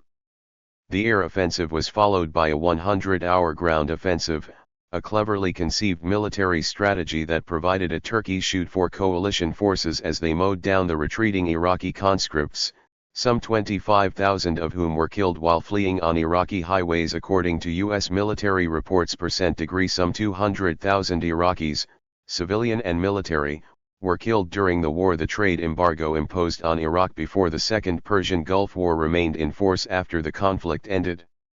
This embargo added to the suffering of the Iraqi people as they struggled to cope with the results of the war. It was not until May 20, 1996 that Saddam agreed to a program whereby Iraq was allowed to export oil in return for the importation of food, medicine, and medical equipment. Before the agreement and even after it went into effect, hundreds of thousands of Iraqis suffered from disease and malnutrition, and many died from lack of proper medical treatment. Once the administration of the elder Bush turned on Saddam and determined to fight him, it mounted a full-fledged and extremely successful propaganda war against the Iraqi dictator. Instead of covering up for him, it painted him as the monster he was, but if possible, even worse. The public clarification of the grim realities of the Saddam regime was now carried on with the cooperation and support of a compliant popular media, but at the expense of the American public's right not just to know, but to understand. The popular media forgot the 8 years of Washington's support, along with that of Western Europe, for Saddam. Inclusion of it would have detracted from the high moral purpose said to motivate the democracies as they prepared their first attack upon Iraq. As indicated elsewhere in the present study, the administration of Bush's son had a harder time in 2003 selling a preemptive war, the Third Persian Gulf War, to the American public. Saddam had to be taken down because, it was argued, he had weapons of mass destruction, and it was only a matter of time before he would use them, or give them to others to use, against the United States. Most religious leaders in the United States who spoke out questioned the morality of such an aggressive act. But the popular media again suffered from amnesia and myopia, failing to point out that the Western democracies helped the monster develop weapons of mass destruction in the first place. President Mohammad Khatami of Iran used his visit to Spain in October 2002 to further his campaign for a dialogue among civilizations, a campaign that he had introduced at the United Nations 4 years before. A mid-level cleric who studied philosophy, he noted in a speech at Complutense University in Madrid that modern Don Quixotes who lack the kindness, mercy, and humanitarian nature of the legendary hero ruthlessly assassinate and annihilate people with their huge war machines. He asserted that his country opposed the proposed war against Iraq and charged that Washington's misguided war on terrorism had strengthened support for Osama bin Laden in the Muslim world. He likened the 180. The roots of the war on terrorism logic of President Bush to that of bin Laden. Whereas the latter says whoever is not with me must be destroyed. He voice from Washington says whoever is not with us is against us. The Iranian president rejected both options, indicating both would lead to horrendous consequences. The former logic leads to the most atrocious forms of terror, the latter to the worst atmosphere for waging war. He reminded his audience that after Saddam Hussein invaded Iran, he used chemical weapons against it and even against his own people. He contrasted the extraordinary reaction against Hussein's possession of these weapons now and the world's inaction in the face of his use of them then. He asked rhetorically, if chemical weapons are bad, why, when they were used against us or Iraqi citizens, wasn't Iraq condemned and pressured? Percent registered. Washington's complicity in Israeli state terrorism. The partition of Palestine. At the request of Britain, a special session of the General Assembly met on April 28, 1947 to discuss and to recommend the fate of Palestine that at the time was a British mandate. The General Assembly established the United Nations Special Committee on Palestine to investigate the conditions in the mandate and to make recommendations as to its future. Degree after 3.5 months spent conducting hearings and making field trips, the committee presented its findings and made its recommendation. Sensing that the committee would recommend the partition of the mandate, the Arab Higher Committee, which represented the Palestinian Arabs, refused to cooperate with the commission. The Palestinians opposed partition, the Jews supported it. The majority of the commission recommended the partition of the mandate into 2 states, one Jewish, the other Palestinian. To this day a Palestinian state has not been established. A minority of the committee recommended the preservation of the mandate as a federal state. The majority viewpoint was accepted by the Assembly on November 24, 1947 by a vote of 33 to 13 with 10 abstentions. This resulted in part from pressure brought to bear by Washington on several reluctant states. Europe and Latin America made up 20 of the affirmative votes. All Arab nations voted in the negative. But there can be no denying the fact that the General Assembly underwrote what was essentially the Jewish position, and thereby gave legitimacy to the existence of Israel. But it also gave legitimacy to the existence of a Palestinian state that has not as yet been established. Even these terms established by the General Assembly's recommendation were not carried out. The Assembly called for a Jewish state of 5,700 square miles and an Arab state of 4,300 square miles.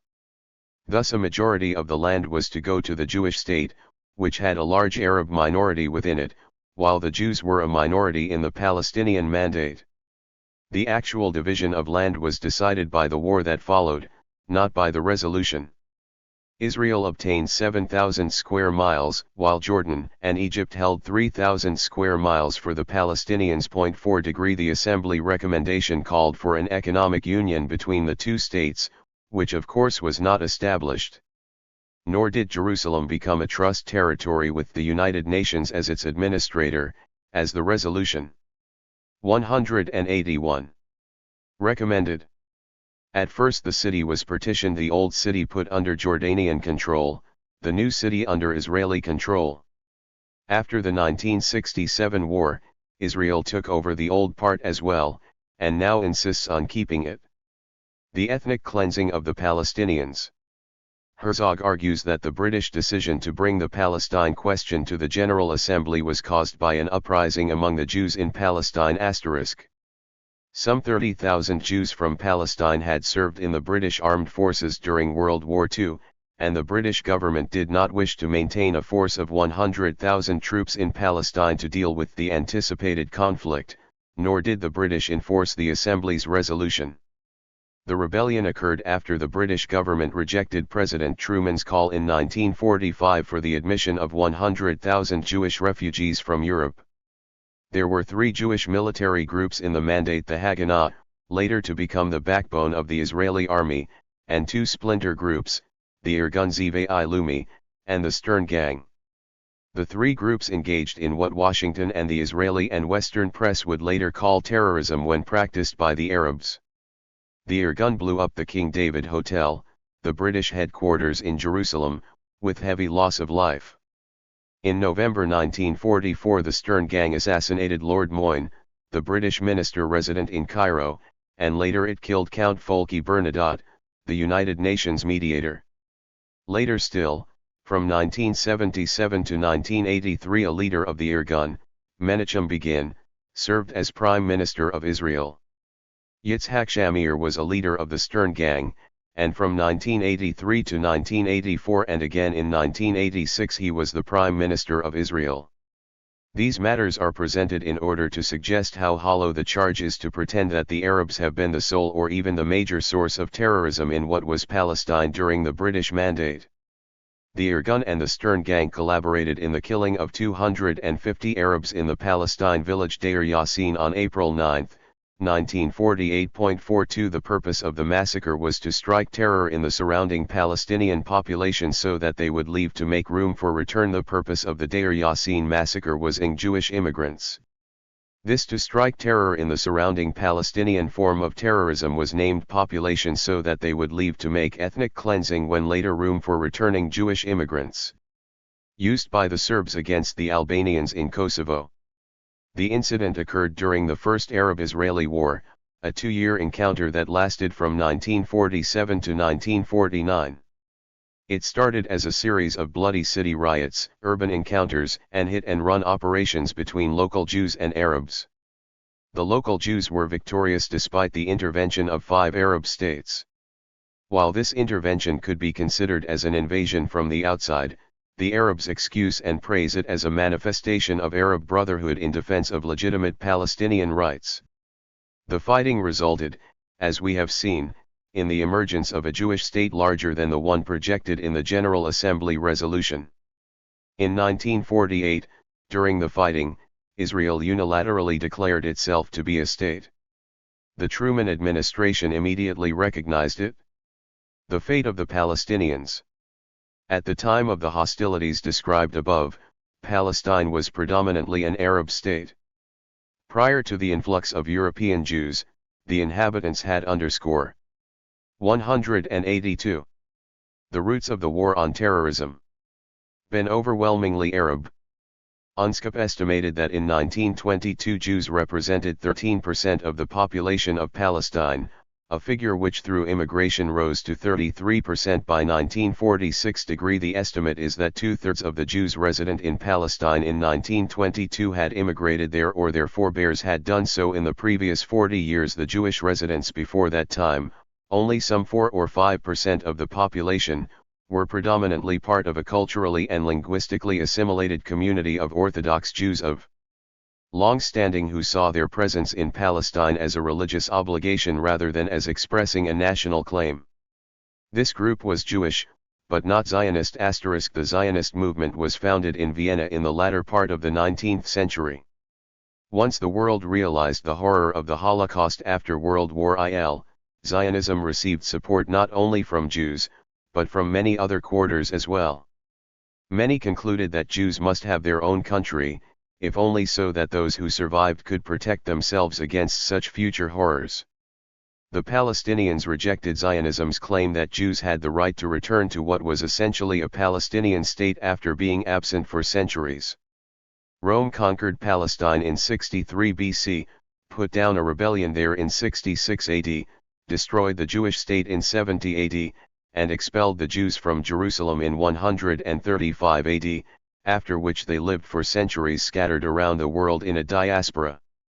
Moreover, the Holocaust was a genocide committed by Europeans, the Palestinians had played no role in it.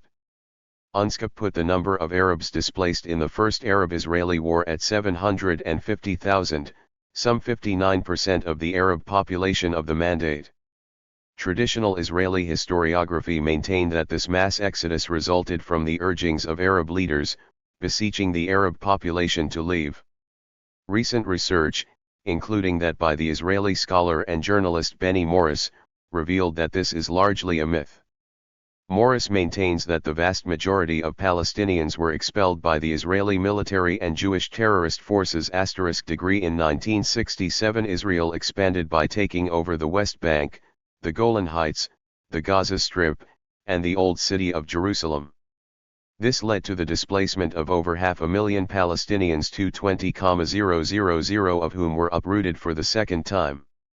The displacement of these people was deliberate Israeli policy intended to make room for incoming Jews from the diaspora. In 1950 Israel enacted into law the right to return, which it had been practicing since 1948. The law guarantees the right of every Jew throughout the world to return, to become an Israeli citizen. Included are recent converts to the Jewish faith, regardless of their race, ethnicity, or culture. The fate of the displaced Palestinians remains an obstacle to any settlement of the Arab-Israeli question.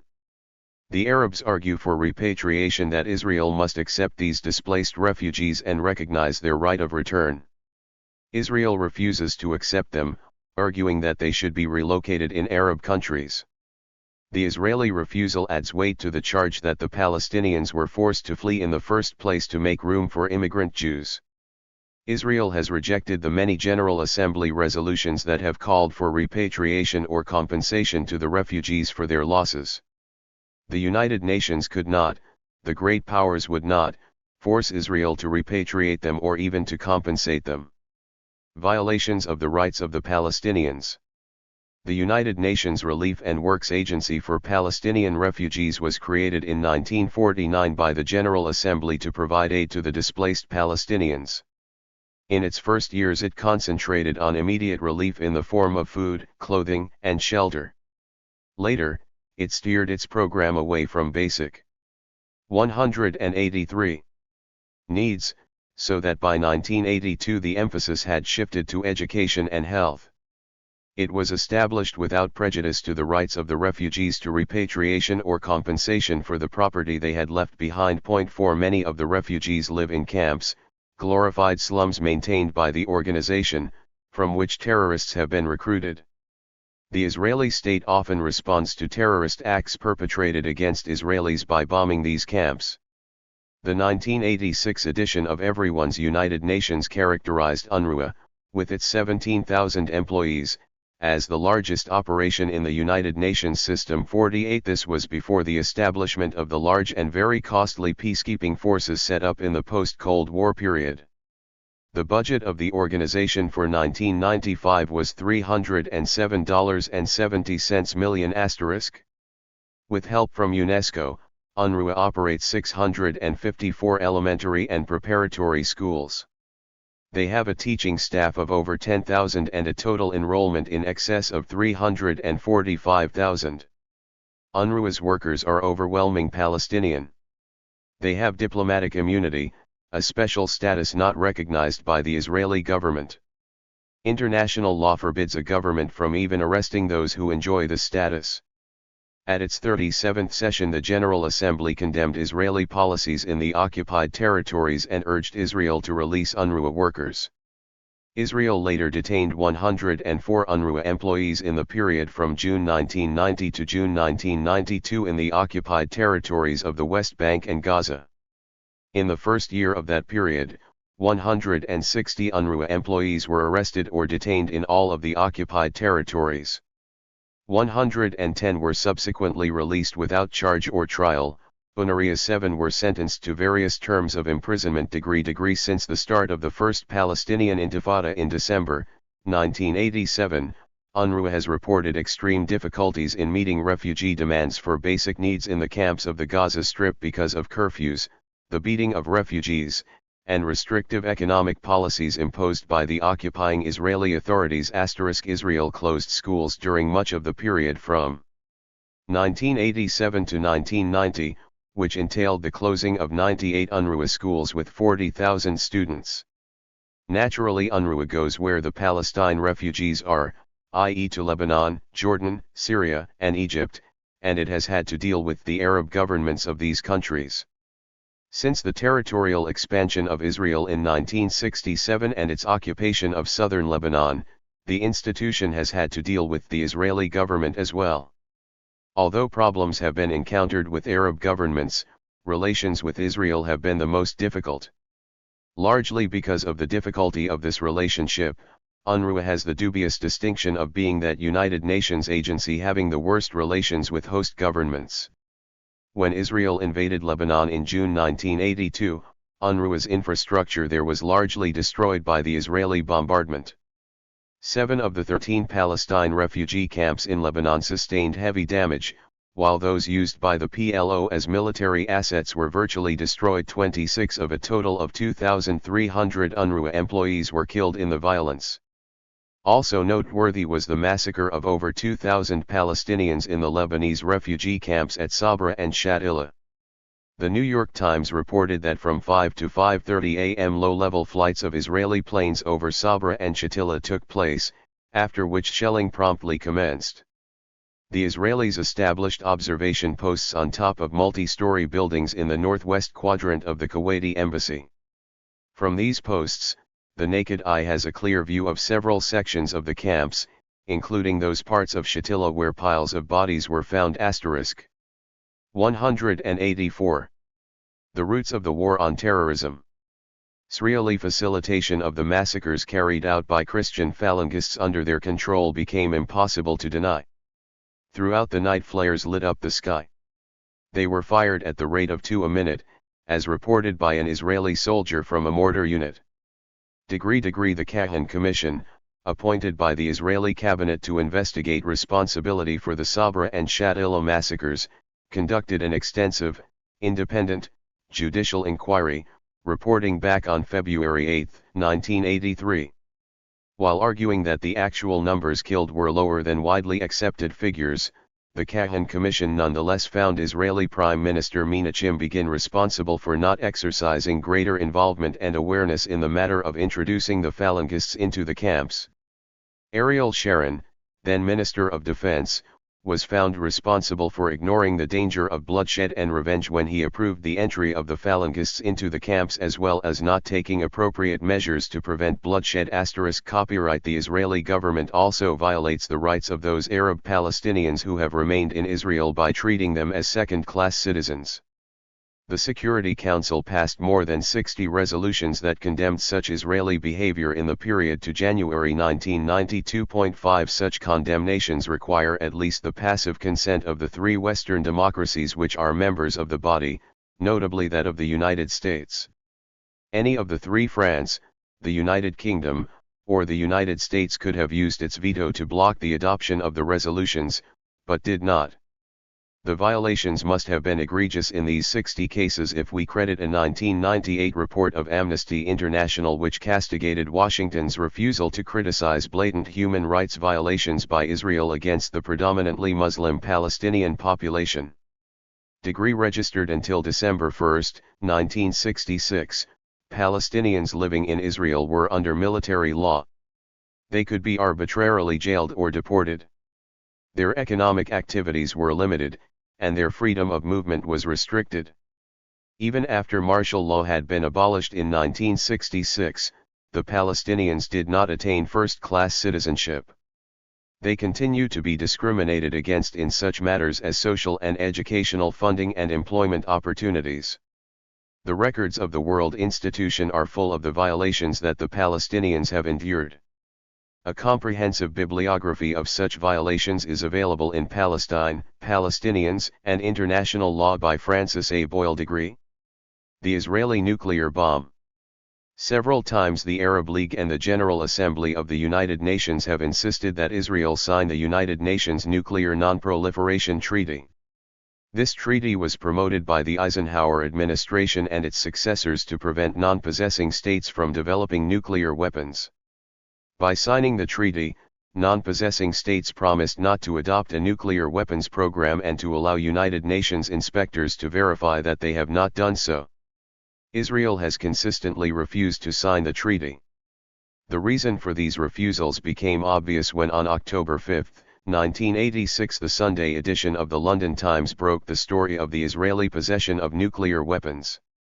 The final decision to publish the three-page exposé was reinforced by the successful attempt of Israeli Prime Minister Peres to censor the local press by instructing Israel's leading editors to steer clear of the story registered. The exposé was based on the testimony of Mordecai Vanunu, who for 8 years had worked as a technician at Israel's top-secret plutonium separation plant in Dimona, located 185 in the Negev Desert. He produced photographs and was able to convince scientists with experience in the field of the authenticity of his claim. After the exposé, a female agent of Mossad, the Israeli intelligence agency, lured him to Rome, where he was kidnapped by that agency and taken to Israel to stand trial for treason and espionage. After a secret trial, he was sentenced to 18 years in prison. Israel probably has a chemical warfare capability as well. Washington's support for Israel.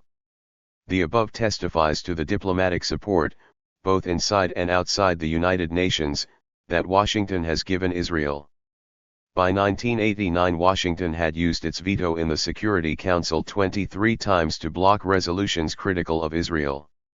One would imagine that Washington adopted a two-faced policy of insisting the special relationship on marginalizing the UN in dealing with Israel, while between the two count at the same time fighting the Second Persian Gulf tries would show up in war against Iraq in 1991 using its banner.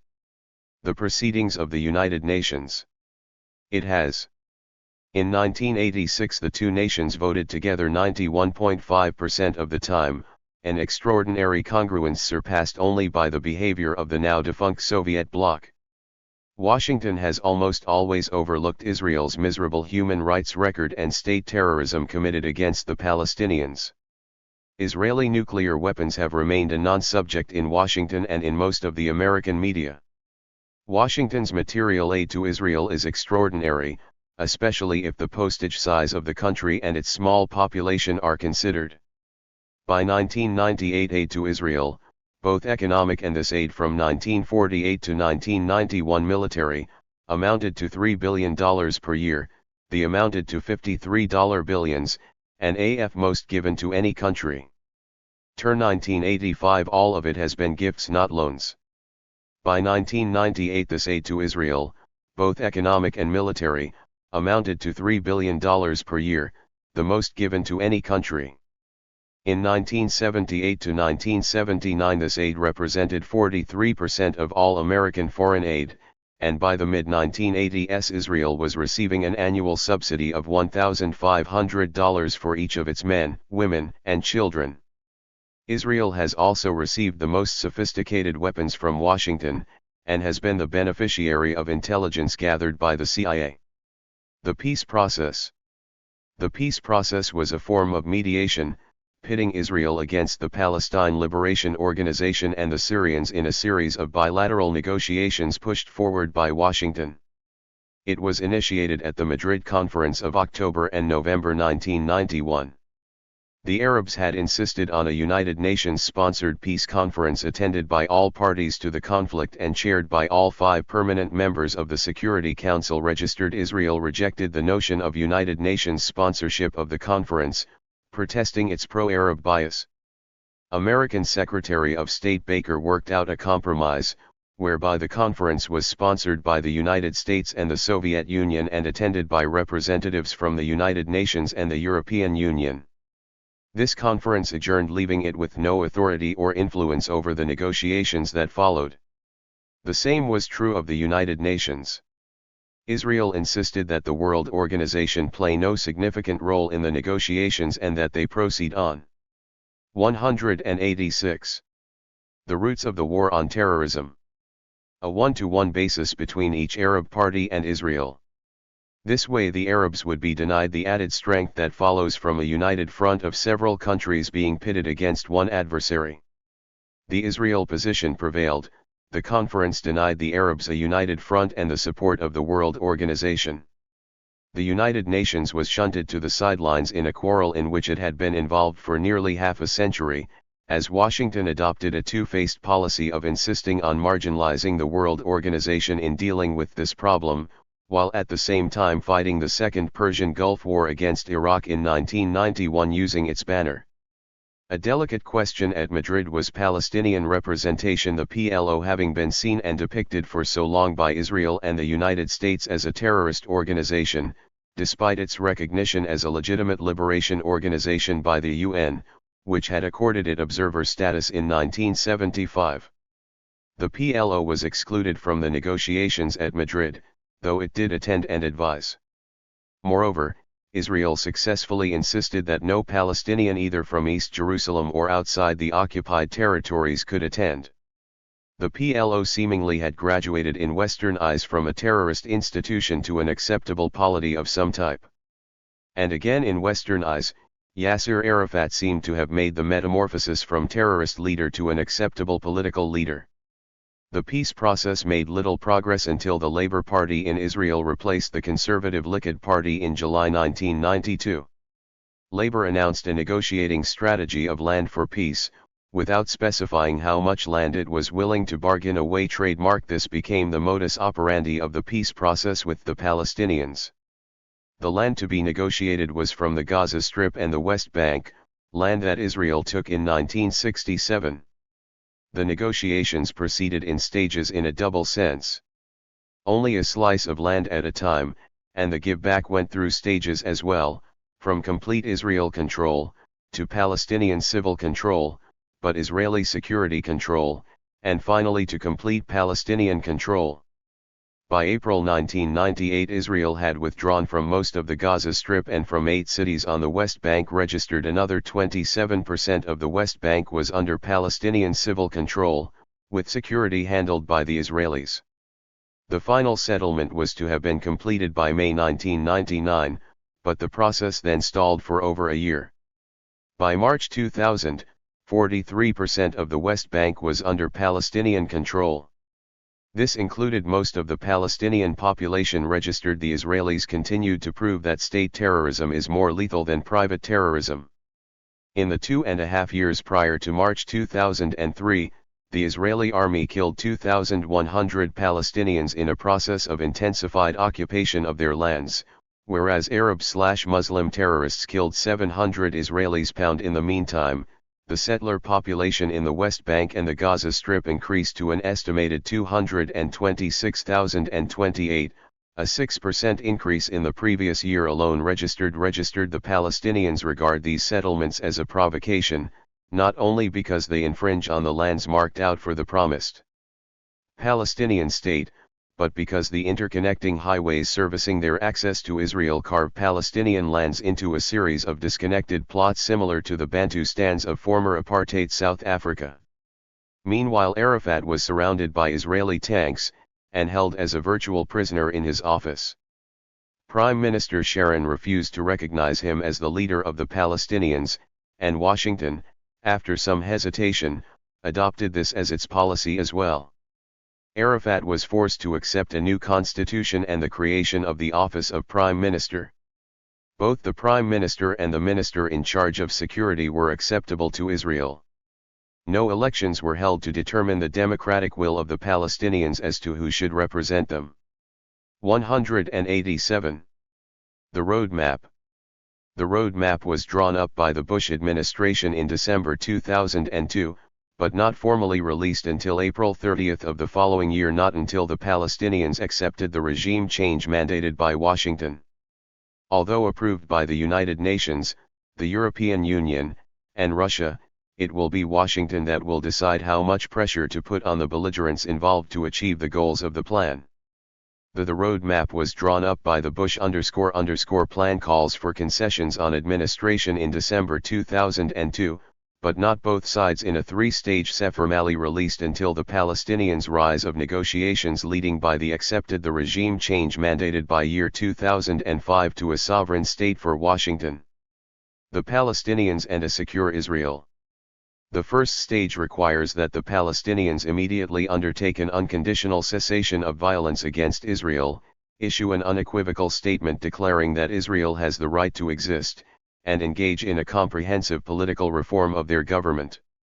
Israel is required in the first stage to withdraw from the settlements that were occupied since March 2001.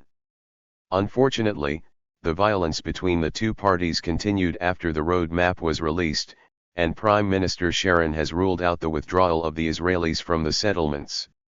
The hard problems are left to the last stage of the negotiations. They include the borders of the two countries, the fate of Jerusalem, the Jewish settlements, the Palestinian refugees, and the end of the Israel occupation of the land it took in 1967. Before that time, the land was being held by Arab states for the Palestinians. The roadmap does not require that Israel give up all of the land. The Palestinian Authority quickly accepted the roadmap, but the Israeli cabinet did so only reluctantly and under pressure from Prime Minister Ariel Sharon. The Israeli cabinet did this in May 2003 by a vote of 12-7 with 4 abstentions and only with several reservations. This was followed by inconsequential meetings of the two prime ministers. The Palestinians were represented by the newly appointed Prime Minister Mahmoud Abbas, not by Yasser Arafat. 1 year after the 9/11 atrocity, Arab anger at the United States for its unstinting support for Israel at the expense of the Palestinians was reported to be at an all-time high. According to diplomats and analysts, this high state of anger was evident across the Arab world. It was compounded and reinforced, especially in Egypt and Jordan, by the fear that Washington would invade Iraq. More so than in other times of anti-Americanism, all strata of Arab society, especially the educated, felt that President Bush had broken his promise to reach out to them after the first Gulf War. Rather than doing this, he had assumed an unquestioned tolerance of the actions of Prime Minister Ariel Sharon of Israel against the Palestinians. Even the goodwill that the United States has enjoyed in Kuwait, whose monarchical regime the elder Bush saved in 1991, was in jeopardy. The head of this country's information department of its Ministry of Islamic Affairs declared, "I would be lying if said wasn't happy about the attack." He went on to say that many Kuwaitis were delighted about what had happened to the United States and that he had attended parties held in celebration. Only then did we see America suffer for a few seconds what Muslims have been suffering for a long time. 188. The roots of the war on terrorism. Conclusion. The present chapter served as a background for and link to discussion of the present war on terrorism. Support for the Shah led the revolutionary Islamic Khomeini regime to target Washington as its primary enemy. Support for Saddam Hussein in the 1980s was intended to prevent the spread of radical Islam, also a motive in the war on terrorism. The Second and Third Persian Gulf Wars were not interpreted by radical Islamists as attempts by Washington to dominate the Middle East. Knowledge of Washington's support for Saddam in the 1980s is necessary background for interpreting its motives in arranging and fighting the Second and Third Wars in the region. The claim that these wars were fought for idealistic reasons against a regime of incarnate evil rings hollow when it is recalled that the Iraqi regime received support from Washington prior to its attacks against and demonization of Saddam Hussein. The last section of the chapter identified Washington's support for Israel as a main reason why radical Islamists hate the United States, but clearly Washington's actions against other Muslim populations in the region, Iraqi and Iranian, to name only 2%, should also be regarded as part of this grievance. This support for Israel seems to have no limits, running the gamut from the diplomatic, to the economic and the military, including the protective silence shielding the Israeli nuclear arsenal. These Islamists recognize that the United States is the chief accomplice to Israeli state terrorism. It follows that a major way to reduce this hatred, and with it terrorism, is to stop filling this role. This idea is pursued in the following chapter. If Washington is truly interested in eliminating weapons of mass destruction from the Middle East, it should insist that Israel disband its nuclear weapons program and destroy these weapons and other weapons of mass destruction. It should insist that Israel sign the Nuclear Non-Proliferation Treaty and carry out its provisions. This has been a demand of the Arab League, but Israel has ignored it. The fact that Israel has nuclear weapons and perhaps other weapons of mass destruction is the incentive for the Arab countries in the region to develop them to protect themselves. The desire to protect one's country against a possessing enemy has been the chief motive for the spread of these weapons in the post-World War II period. Even the motive of the first possessor, the United States, was similarly grounded. The Roosevelt administration launched a crash program to develop them, based on intelligence reports that Berlin had a nuclear program. The antagonism of the Cold War led Moscow, London, Paris, and Beijing to launch their own programs. India developed the bomb, leading its major antagonist Pakistan to do so also. One can understand why Syria, Iran, and other states in the Middle East might be similarly motivated by the threat from Israel. 189. The War on Terrorism. The 2003 annual report of Human Rights Watch charged that Washington has waged war on terrorism as if human rights were not a constraint. The overriding message sent in its bilateral relations is that human rights are dispensable in the name of fighting terrorism. Washington has withheld criticism of abuses by numerous friends and allies, including Russia, Israel, and Malaysia, and certainly other countries could be added to that list. This chapter supports this charge, and, indeed, demonstrates that the Bush administration has remained faithful to the root doctrine by supporting countries that have violated human rights and practiced state terrorism. However, as this chapter will demonstrate, with the Bush administration's doctrine of preemption, the U.S. allegiance to the root doctrine has undergone a marked shift. While previous administrations did invade countries, they found pretexts in justification of their actions, rather than asserting any right to invade. But preemption is another word for aggression, and its open embrace by the George W. Bush administration represents an historic setback in the development of international law. This chapter will also reveal the war on terrorism as a starkly more aggressive and globally dangerous policy than that employed during the Cold War. During the earlier conflict, Washington used surrogates to neutralize the opposition and occasionally engaged in direct aggressive behavior, but it rationalized the aggression. The George W. Bush administration, however, has openly declared that aggression is the national policy of the United States. The Bush administration has openly declared that aggression is the national policy of the United States. The nature of the war on terrorism. The Bush administration projects a dangerous new world. Like the now-defunct Cold War, the war on terrorism possesses features that predispose Washington to operate in direct confrontation of accepted norms of international law, and to overlook the deficiencies and the crimes of its co-belligerents. As portrayed by Washington, the new war is a messianic, apocalyptic struggle of blameless good against consummate evil. Its inspiration is not the real world with its shades of gray, but the kind of struggles that used to play out in the cowboy movies. Little mention is made of the fact that the primary enemy is religious, actually intensely so sometimes to the point of intolerance, bigotry, and terror, and not atheist as the previous enemy was. There is no need to try to understand that this new enemy regards Israel as a state that practices state terrorism and that by supplying military and economic aid, Washington is an accomplice. Or to try to understand that this enemy believes that Washington should cut off this aid and declare war on state terrorists as well as private ones. Those on our side are seen as being good, or at least infinitely better than the enemy. It is a war of no negotiations with. 190. The war on terrorism. The enemy, no summit meetings, no compromise, and certainly no need to modify policies to accommodate the feelings and the policies of the enemy, or examine any just grievances that the enemy might possibly have.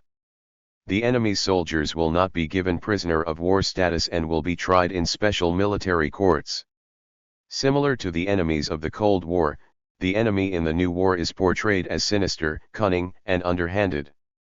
This time, and it is no insignificant difference, the enemy actually struck mainland America on September 11 and before, and is likely to strike again. The fear is that the enemy will develop and use weapons of mass destruction against us, nuclear weapons, or more likely, radiological dispersion devices, also called dirty bombs. The result would be the spread of radioactivity over a large area. But we are advised that we should not panic. Just be careful and vigilant. This war too, Washington advises us publicly and in advance, is a war of global proportions. It is an open-ended war with the world as its battlefield. The enemy assumes two general forms. One part is visible, above ground, represented by evil governments and reminiscent of the old Soviet bloc. So far only 4 of the enemy governments in the new war have been identified: the former governments in Afghanistan and Iraq, and 2 remaining axis of evil governments in Iran and North Korea. The other enemy component is invisible, consisting, we are told, of cells in some 50 or 60 mostly unnamed countries.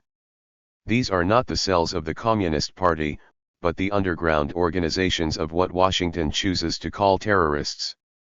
Whatever its form, whether bearing the legitimacy of government or existing underground, the enemy must be destroyed. To do this, we must sometimes act alone, unilaterally. Other times we can act with our allies.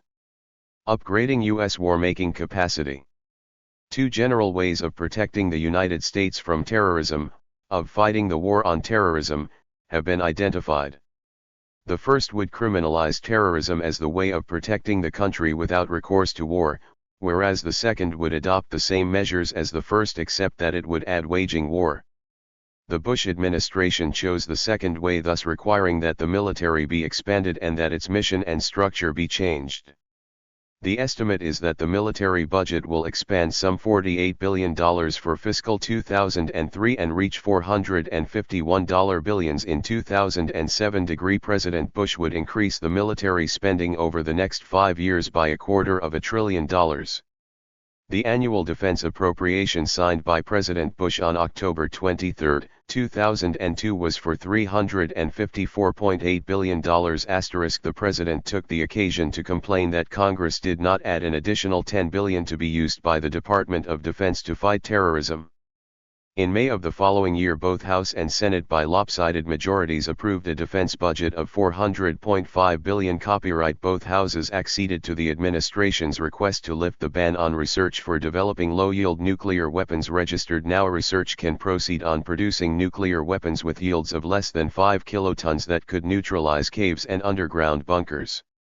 The Bush administration has tried to refashion NATO from an alliance directed against a Cold War enemy to one relevant to the war on terrorism.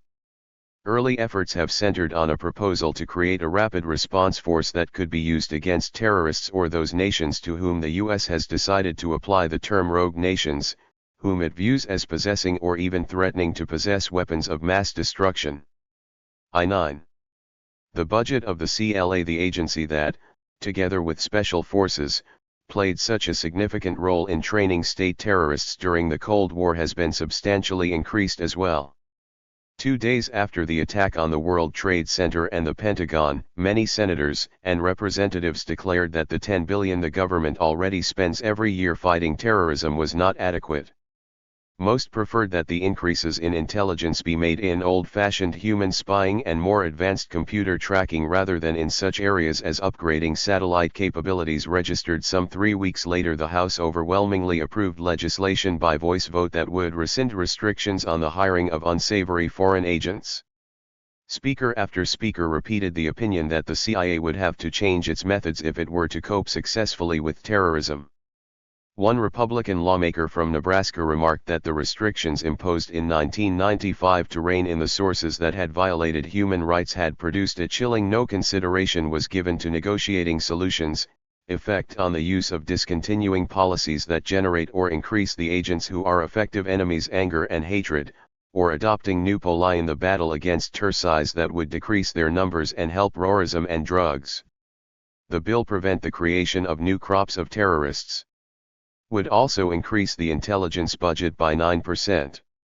Evidently, No consideration was given to negotiating solutions, discontinuing policies that generate or increase the enemy's anger and hatred, or adopting new policies that would decrease their numbers and help prevent the creation of new crops of terrorists. A Homeland Security Agency was set up to fight terrorism at home, with a political friend of the president acting as its head and several agencies put under its jurisdiction. There is evidence that Homeland Security, whose purpose is truly defensive rather than offensive, is underfunded. For example, Port Security has received only 1/10 the amount that the Coast Guard says is needed. Degree. A major weakness in home security is the desperate financial position of state and local governments. Impoverished by a sluggish economy and the drying up of federal grants, they have been forced to reduce expenditures not only for education and welfare, but also for police and fire departments. The latter are the first line of defense against terrorism on mainland America, and their perilous financial position is related to the federal tax cuts, favorite items in the domestic agenda of the Bush administration, which favors tax breaks for the rich as a way of stimulating the economy. In his first State of the Union address, President Bush said, "I will not wait on events, while danger gathers." Later, he directed his top security aides to formulate a radically new national security doctrine and strategy called preemption. The doctrine and the strategy were created for use against those designated as terrorist groups of global reach and such states as Iraq that were accused of aiding terrorists and attempting to develop nuclear weapons or other weapons of mass destruction. As explained by Condoleezza Rice, the National Security Advisor, preemption means forestalling certain destructive acts against you by an adversary. She added that there are times when you cannot wait to respond. What she evidently meant is that you respond first, before your adversary strikes.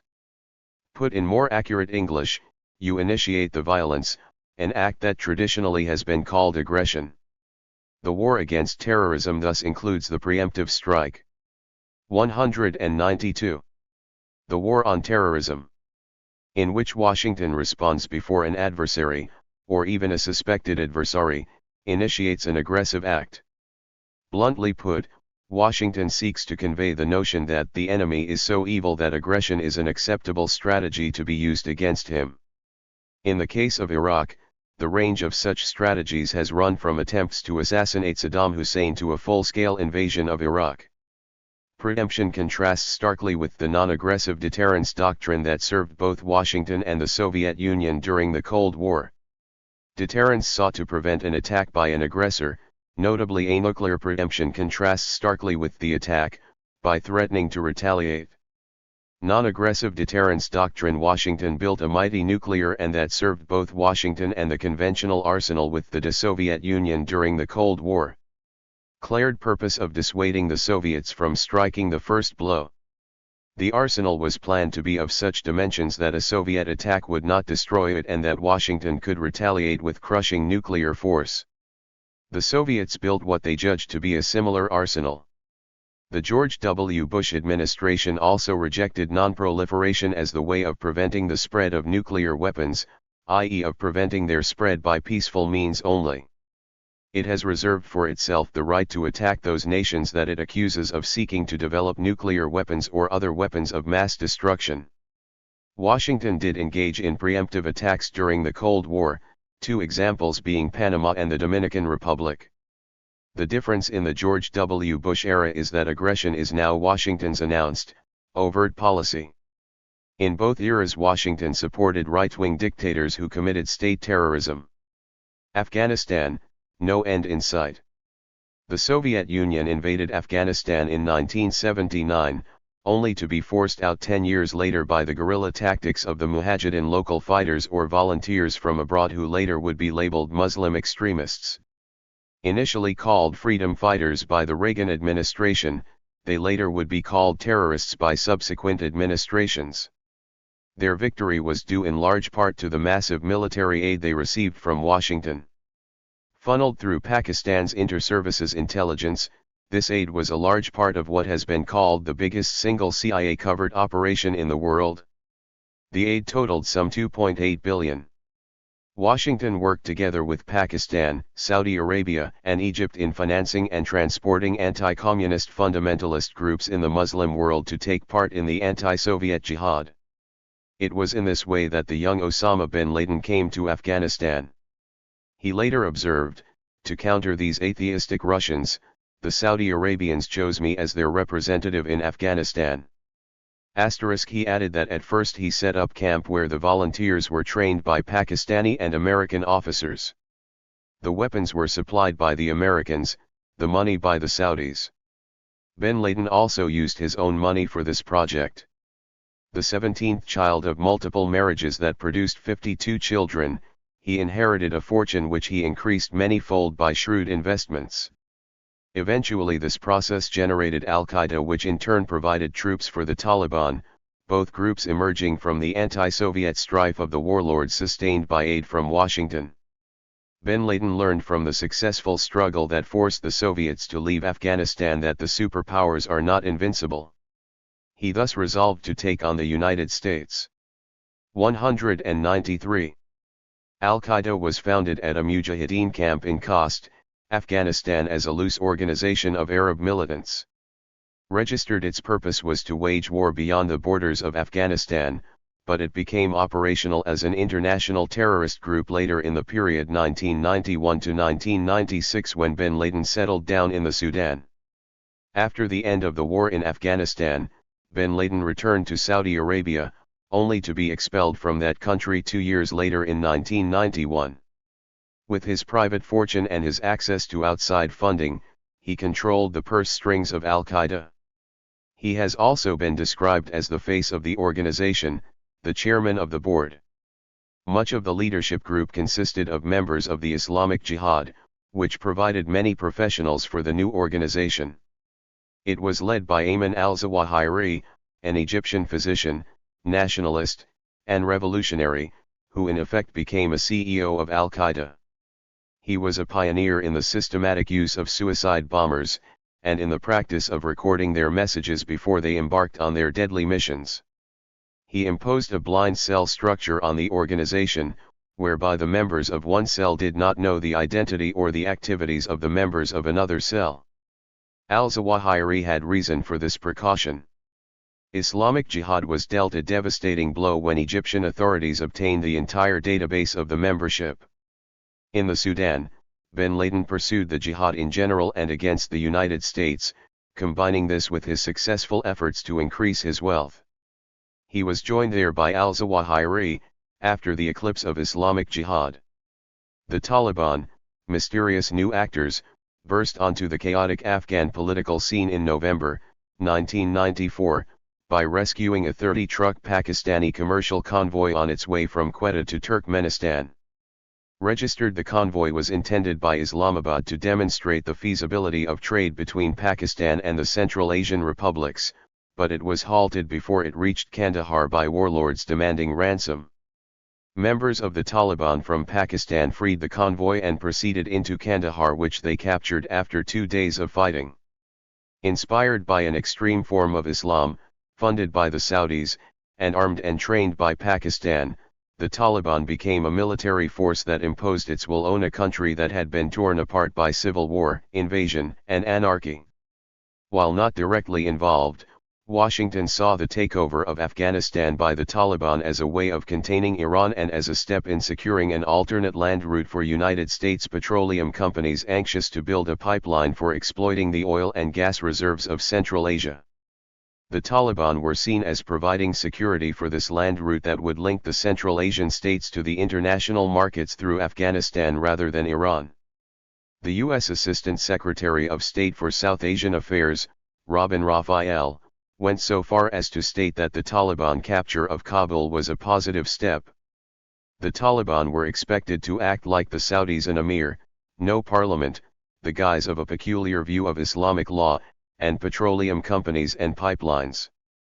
Behind American policy toward the Taliban lay UNOKL, a consortium of U.S. oil companies formed to exploit the petroleum reserves of Central Asia. Working with its Saudi partner Delta, the American consortium hired every available American involved in Afghan operations during the jihad years, including Robert Oakley, a former ambassador to Pakistan, and worked hand in glove with U.S. officials. Registered UNOCL staff acted as an unofficial lobby for the Taliban, and were regularly briefed by the CIA and Pakistan intelligence. With the appointment of Madeleine Albright as Secretary of State, Washington's policy shifted against the Taliban. The reason given was the terrible human rights record of the Taliban, but there was also the matter of the feminist vote in an upcoming election. 194. The War on Terrorism. Taliban is the Persian plural of the Arabic word talib that refers to a religious student of humble social status who receives religious training based on the Quran, learned by rote in rural-based madrasas in Afghanistan or in Muslim areas of Central Asia. They have been part of the landscape in this region since the Arab conquest. But the Afghan Taliban have known nothing but war. Most of them were born in refugee camps in Pakistan, some of them were orphans. They were educated in the madrasas of the northwest frontier provinces of Pakistan or Baluchistan. If they spoke a second language, it was Urdu, not Persian, the lingua franca of their homeland. They were rootless, influenced by the ideology of the madrasa in Pakistan. Their numbers were augmented by defectors from the warlords, and later by conscription. The leader of the Taliban was Mullah Muhammad Omar, chosen as leader because of his piety. The son of poor landless peasants, he became a village mullah and opened a madrasa. Kabul fell in 1996, and the Taliban established control over most of the country, except for an enclave in the northeast ruled by warlords usually referred to as the Northern Alliance. The Taliban established a rigid Islamic theocracy and violated the rights of the Afghan people, especially women, who were required to wear the burqa and could only go outside if accompanied by a man. Non-religious movies as well as radio and TV were banned. A moral police force was formed, and it enforced the religious code with severity. After terrorist experts determined Al-Qaeda was behind the 9/11 tragedy, Washington demanded that the Taliban government hand over Osama bin Laden immediately as well as all the leaders of Al-Qaeda who hide in Afghanistan. On Sunday, October 7, Washington launched the war with a massive air attack cruise missiles, carrier-based aircraft, and land-based bombers. After the attack, the Taliban government agreed to hand over bin Laden and his associates at least for trial before an international tribunal if Washington would stop its offensive. Sturba raised serious doubts that Washington's behavior satisfied the requirements of just war theory. He granted that Washington had a right to respond to the unjust 9/11 attacks, but doubted that it exhausted non-belligerent correctives first. Moreover, did the response meet the requirement of proportionality demanded by just war theory? In measuring proportionality, the fact that Afghanistan had been at war for 22 years and had suffered a drought for 3 years had to be taken into consideration. Registered degree: the second phase of the war was the ground offensive, a campaign fought mainly by the Northern Alliance with help from American and British troops. The Bush administration first named the war Operation Infinite Justice, but when objections were raised, it downgraded the name to Operation Enduring Freedom. These military operations went remarkably well, and Kabul was taken on November 15. Washington attacked the Afghan government only 3 weeks after the 9/11 tragedy. It thus demonstrated that it was determined to protect the nation against terrorism, to fight the war against terrorism, not only by police measures interpreting the determination to protect the nation as actions undertaken to constrain and apprehend criminals, but also by actually waging war against governments. This, despite the fact that former approach is recognized as the most promising way a government can use to protect its citizens against terrorism if that government is interested in peace. Such an approach involves the kind of police measures actually adopted by Washington and other governments, such as anti-terrorist measures affecting airplanes and airports, as well as foreign policy measures such as pulling troops out of Saudi Arabia, and threatening to reduce aid to Israel. The use of war, however, increases the damage to the 195 victim country and the innocent parties therein. This increases the moral dilemma posed by just war theory, as well as increasing the hatred that can result against the perceived aggressor, as has been demonstrated in the recent war against Iraq. Washington decimated Taliban resistance in the north of the country, thereby opening the route south for the Northern Alliance. Finally dispensing with the notion of returning an ousted king to a resurrected Afghani throne, the U.S. facilitated the establishment of the Afghan Interim Authority, consisting of those who had opposed the Taliban or who were in the diaspora. The Interim Authority elected Hamid Karzai as its chairman. This was to be followed by the writing of a constitution and nationwide elections to be held in 2004. However, the Bush administration's purported success in Afghanistan appears to be on the way to unraveling. A news report filed in Kabul on April 25, 2003 revealed that, in a very real sense, the war here has not ended. The report was filed some 17 months after the fall of the Taliban government and just 6 days before Defense Secretary Donald Rumsfeld, also in Kabul, would declare the end of major combat operations in the country and a shift to a new phase of stabilization and reconstruction. In fact, American military forces were still engaged in major military operations with Taliban groups as large as 100 in the early months of 2003.78, as though to further call in question the Secretary's assertion. 1 month and 1 day after he made it, a U.S. military force of 500 launched an offensive against a Taliban and al-Qaeda group in the Shahikot Mountains in southeastern Afghanistan. The group was thought to be setting up a base camp either for ambushing foreign forces or aid workers, or to engage American troops in another battle. It was here on March 4, 2002 that the Taliban/al-Qaeda warriors had shot down 2 American helicopters, killed 7 troops, and wounded 11 others. The news report cited above revealed that nearly every day there are killings, explosions, shootings, and targeted attacks on American forces, Afghan officials, and foreign aid workers.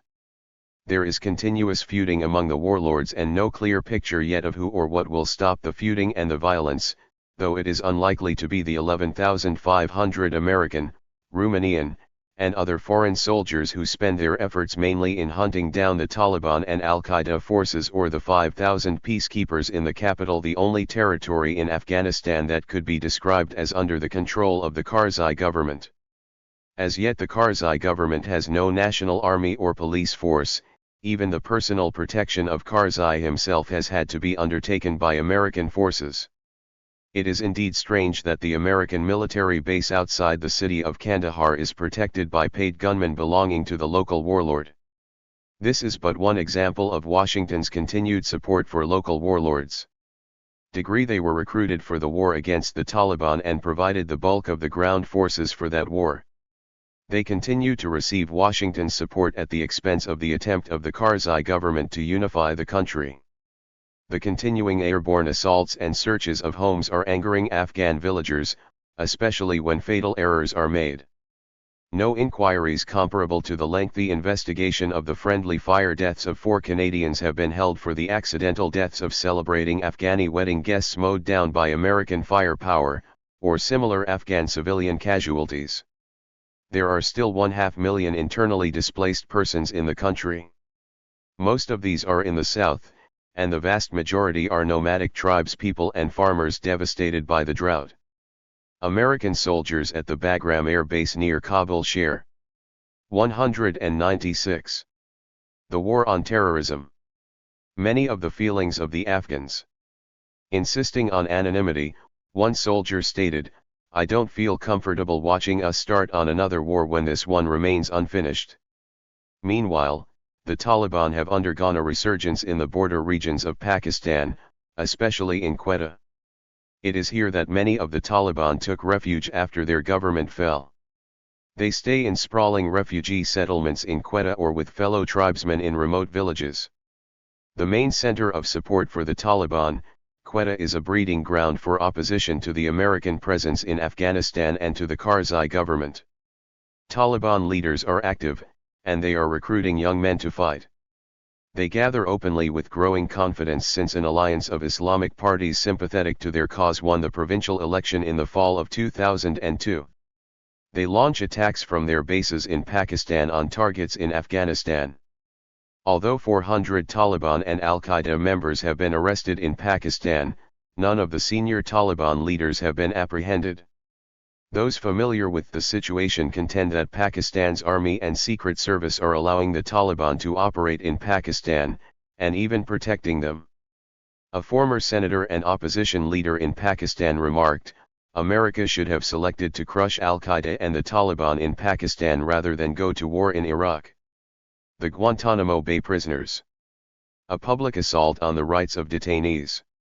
Washington decided to hold some 664 enemy combatants captured in the Afghan War and elsewhere in a prison in a United States military base located in Guantanamo Bay, Cuba, outside of the jurisdiction of the American court system. The largest group are Saudis, followed by Yemenis and Pakistanis. The prisoners are held without formal charges being filed against them, and for lengthy undetermined periods, without access to lawyers. The Bush administration refused to grant them prisoner of war status, which would have given them, inter alia, immunity from prosecution for many acts committed during a lawful war. The government contends that they are illegal combatants, which in actuality places them in a kind of legal limbo, drawing criticism from human rights groups. In a statement of February 7, 2002, President Bush announced that the Geneva Conventions would apply to the conflict in Afghanistan and to the Taliban detainees, but not to Al-Qaeda. However, neither the Taliban nor Al-Qaeda would be granted prisoner of war status. Point 2. The meaning of the statement is not clear, since prisoner of war status is one of the chief classes of norms contained in the Geneva Conventions. Since the Bush administration is actively waging its own private war against the International Criminal Court, it has no intention of using that court to prosecute the prisoners held at Guantanamo Bay. Rather, it intends to establish special military tribunals for this purpose, an announcement that has sparked considerable controversy. Human rights advocates argued that the special courts would not only violate the civil liberties guaranteed under American law, but that they would breach international law guaranteeing fair treatment for prisoners of war, such as the Geneva Conventions. Prisoners would not be allowed to appeal a decision from the military courts to civilian courts, a right guaranteed to Americans. While the Pentagon was ready in April 2003 to establish the special military courts after some 18 months of planning, this did not necessarily mean that any trials would take place soon, since the primary 197 purpose of incarceration was to facilitate the extraction of as much information from the prisoners as possible, rather than to prosecute them for crimes. Perhaps the Pentagon is hoping that the defendants will plea bargain by exchanging the maximum of information about Al-Qaeda for a reduction in their sentences. According to the Geneva Conventions, prisoners of war are not required to give more information than their name, rank, serial number, and date of birth. Degree. The conventions forbid the torturing of prisoners either physically or psychologically. Attempts to obtain information from them through such means as placing them in overheated cells have resulted in convictions on war crimes charges. Photographs released by the Pentagon itself indicate that the prisoners held in Guantanamo are being subjected to psychological torture. The photographs showed some of the prisoners kneeling before their captors, their legs in shackles, bound in monocles, their mouths covered by surgical masks and their eyes blinded by large goggles with black tape. Amnesty International pointed out that sensory deprivation, humiliation, the use of unnecessary restraint, and keeping prisoners incommunicado were classic techniques used to break the spirit of prisoners before interrogation. The evidence thus leads to the accusation that Washington itself is guilty of psychological torture. There have been 25 suicide attempts at the camp, and more than 5% of the prisoners are being treated with antidepressants. Interviews with 32 Afghans and 3 Pakistanis in the weeks following their release from the prison on Guantanamo indicate that the prisoners there have been subjected to psychological torture. The uncertainty of their fate, combined with confinement at first in small wire net cells with only a wooden roof to protect them from the elements, with only Arabic-speaking prisoners nearby with whom they could not communicate, led to suicide attempts. One Pakistani tried to kill himself 4 times in 18 months. The prisoners ate, slept, prayed, and went to the toilet in their small cells. They were allowed to shower for 5 minutes and exercise once a week. The Pakistanis spoke of the overwhelming feeling of injustice experienced by the prisoners. Several governments have argued that the prisoners should be accorded prisoner of war status. The foreign policy chief of the European Union said that changing our values and our way of life would be terrorism's first victory. Washington has also turned over terrorist suspects to countries like Egypt, Jordan, and Morocco, whom it knows are willing to use more aggressive questioning, or what human rights advocates term torture *4. Pakistan and terrorism. Within 48 hours of the September 11 attacks, Secretary of State Powell telephoned General Musharraf, the president and dictator of Pakistan, asserting that he had to make a choice, either to cast his lot with the United States or have Pakistan remain an isolated, pariah state *. The general, who had been put in power by a military coup in 1998, chose the former option. The case of Pakistan is fascinating in that it entails a dictatorship that had previously supported terrorism as defined by Washington being nonetheless invited by Washington to join. The case of Pakistan is fascinating in that it war against terrorism.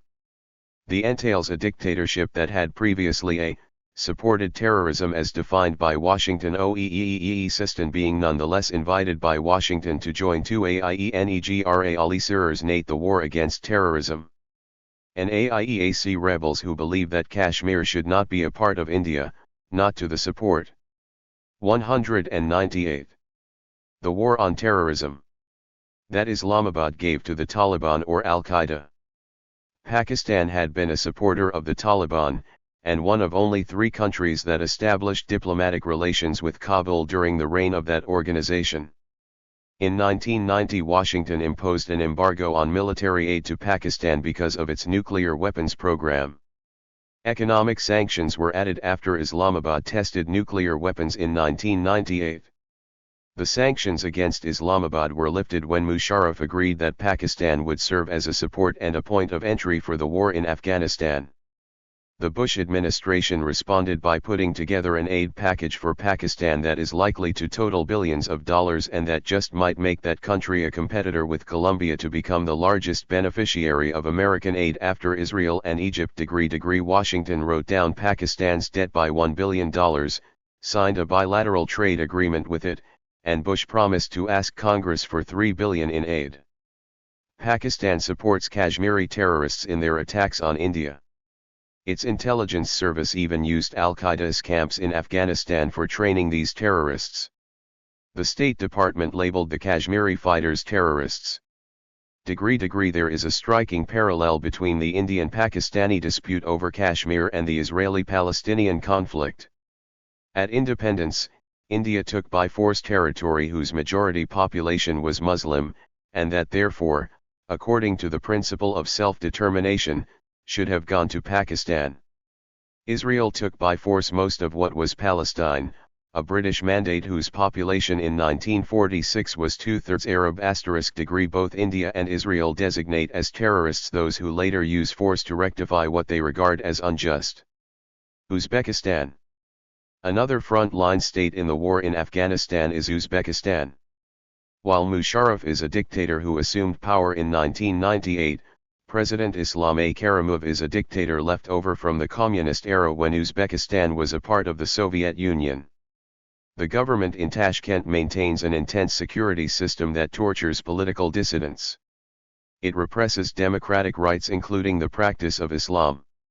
Religious activity is allowed only in government-approved mosques, holy books cannot be widely circulated, and only clerics can wear religious garb. *7 Human Rights Watch has charged that at least 7,000 Muslims have been arbitrarily incarcerated in recent years. This led the late Senator Paul Wellstone, Democrat from Minnesota, to declare, "To ignore Uzbek abuses could add fuel to the fire that this is not truly a war on terrorism, but a war on Islam." Uzbekistan has become useful as a staging area in the war in Afghanistan.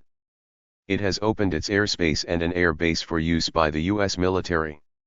American military units, including infantrymen and Green Berets, are stationed in the country some 2.5 weeks after the September 11 tragedy, an Undersecretary of State visited the country to consider what economic and security assistance should be provided. The purpose of the visit was to increase aid from the United States, which until then had been minimal. An Afghan warlord. The activities of General Abdul Rashid Dostum indicate that Washington persists in supporting leaders who commit terrorism and suggest that the Taliban were not replaced by Afghani leaders with a commitment to human rights. Dostum is a notorious warlord and member of the Northern Alliance who fought as an ally. 199. Of Washington against the Taliban and Al-Qaeda in Afghanistan. His special form of horror and terror is death by container truck. Captured prisoners were herded together and crowded into sealed con. Dostum's special form of horror on container trucks where they choked from lack. Terror is death by container truck of air while being transported to prison, or a means by which more than one to a mass grave. But this was not the only thousand are estimated to have type of war crime that he committed. In been killed. January 2002, two investigators from the Physicians for Human Rights were shocked when they discovered 3,000 prisoners jammed, sick and starving in Sheberghan prison, a facility meant for 800. They had been captured by General Dostum's forces and surrendered at Kunduz in late November. But they were the lucky ones. They were alive. Interviews with them revealed that hundreds of their fellow prisoners had been stuffed into sealed containers where they were left to die on the journey from Kunduz to Sheberghan prison. They begged for water and air, but to no avail. Truck drivers who provided them with water or who punched holes in the containers to let in air were beaten by Dostum's guards. Overcome with thirst, they licked the sweat from each other's bodies. Some dead bodies were scorched black, the containers acting as ovens heated by the desert sun. Local aid workers and Afghan officials secretly confirmed the tragedy described above and revealed that the bodies had been buried in a nearby mass grave at Dasht-e-Lila. An examination of a few of the bodies suggested that the cause of death was asphyxiation. The bodies revealed no gunshot wounds or other overt evidence of trauma. Although he granted that no one knew how many bodies are buried at the site, the director of Physicians for Human Rights exclaimed, "We are talking about a potentially enormous war crime." *degree The director of the Afghan Organization for Human Rights estimated that more than 1,000 died in the containers. U.S. Special Forces were in the vicinity when the death containers were delivered, and the Defense Department has obfuscated the issue and its spokespersons have made statements that are false. These troops played a pervasive role in advising and coordinating the Northern Alliance troops, of which General Dostum's units were a major part. The Karzai government declared that the crimes detailed above have the appearance of a horrible atrocity, and it agreed to support an investigation of it and other similar atrocities. General Dostum has also promised to cooperate, but he has not initiated such an investigation, nor has he posted security to maintain the integrity of the mass grave site, which is under his physical control. The United Nations Special Representative for Afghanistan has warned that any attempt to mount a full investigation, including the grave site, would pose serious risks to investigators and to witnesses. 48. The treatment of Arab and Muslim immigrants in the U.S. In fighting the war on terrorism, the Bush administration has discriminated against Arabs and Muslims, both those living abroad and those in the U.S. itself, and has thereby added to the anger that these targeted populations already feel toward the United States.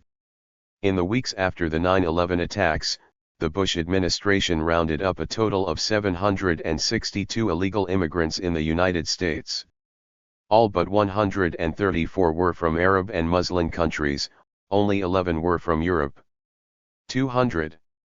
The war on terrorism. Jurisdiction over them was taken from the Immigration Department and put into the hands of the FBI. The Justice Department tried to cloak the activities of the FBI from an inquisitive media. But a report of the Inspector General of that department in June 2003 revealed that the FBI took 80 days to dispose of such cases, a task which would routinely be accomplished by the Justice Department in 24 hours. The report charged that the government considered these prisoners guilty until proved innocent, and that every legal device, including some of questionable legality, was used to delay the process and even to delay the release of the prisoners after they had been ordered deported. They were also delayed in obtaining an attorney. The 84 prisoners who were arrested in New York City and incarcerated at the Metropolitan Detention Center in Brooklyn faced a pattern of physical and verbal abuse as well as unduly harsh detention policies. They were limited to one phone call a week, and they were put in handcuffs, leg irons, and heavy chains every time they were moved out of their cells. By June 2002, most of the 762 prisoners had been deported, yet not one was charged with being a terrorist. Questioned about the report of the Inspector General, Attorney General Ashcroft stated, "We make no apologies for holding suspects to see if they had links to terrorism." He asked Congress for new, tougher laws for fighting terrorism, including the expansion of the death penalty. The Bush administration required that foreign nationals from 25 Arab and Muslim countries residing in the United States register by April 2003. 82,000 did so. Of these, some 13,000 men over 16 were found to be living here illegally, and will probably face deportation. Many thought that the government would be lenient since they had cooperated by registering. But they were not promised leniency, and most officials believe that the bulk of them will be deported in what will be the largest wave of deportations following the 9/11 attacks.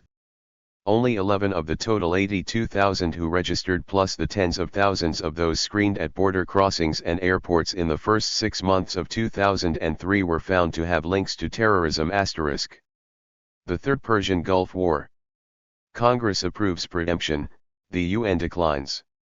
At the same time that the new policies of preemption and counter-proliferation were being aired in the press, President Bush asked Congress for the authority to use all means he determined to be appropriate, including force, to disarm Iraq and to dislodge Saddam Hussein. He added that if the United Nations did not authorize the operation, Washington would go ahead anyway. The Senate gave its approval on October 11, 2 days after the House approved. The vote in the former was 77 to 23, the vote in the latter was 296 to 133%. The joint resolution authorized the President to use the armed forces as he deemed necessary and appropriate to defend the national security of the United States against the continuing threat purported to be posed by Iraq and to enforce the relevant Security Council resolutions regarding Iraq. Immediately after the resolution passed, President Bush remarked that the Congress had spoken clearly to the international community and to the Security Council and that America speaks with one voice. The Senate vote of over 3-1, and the House vote of over 2-1 were impressive, and the American public in general seemed to go along with the authorization as well.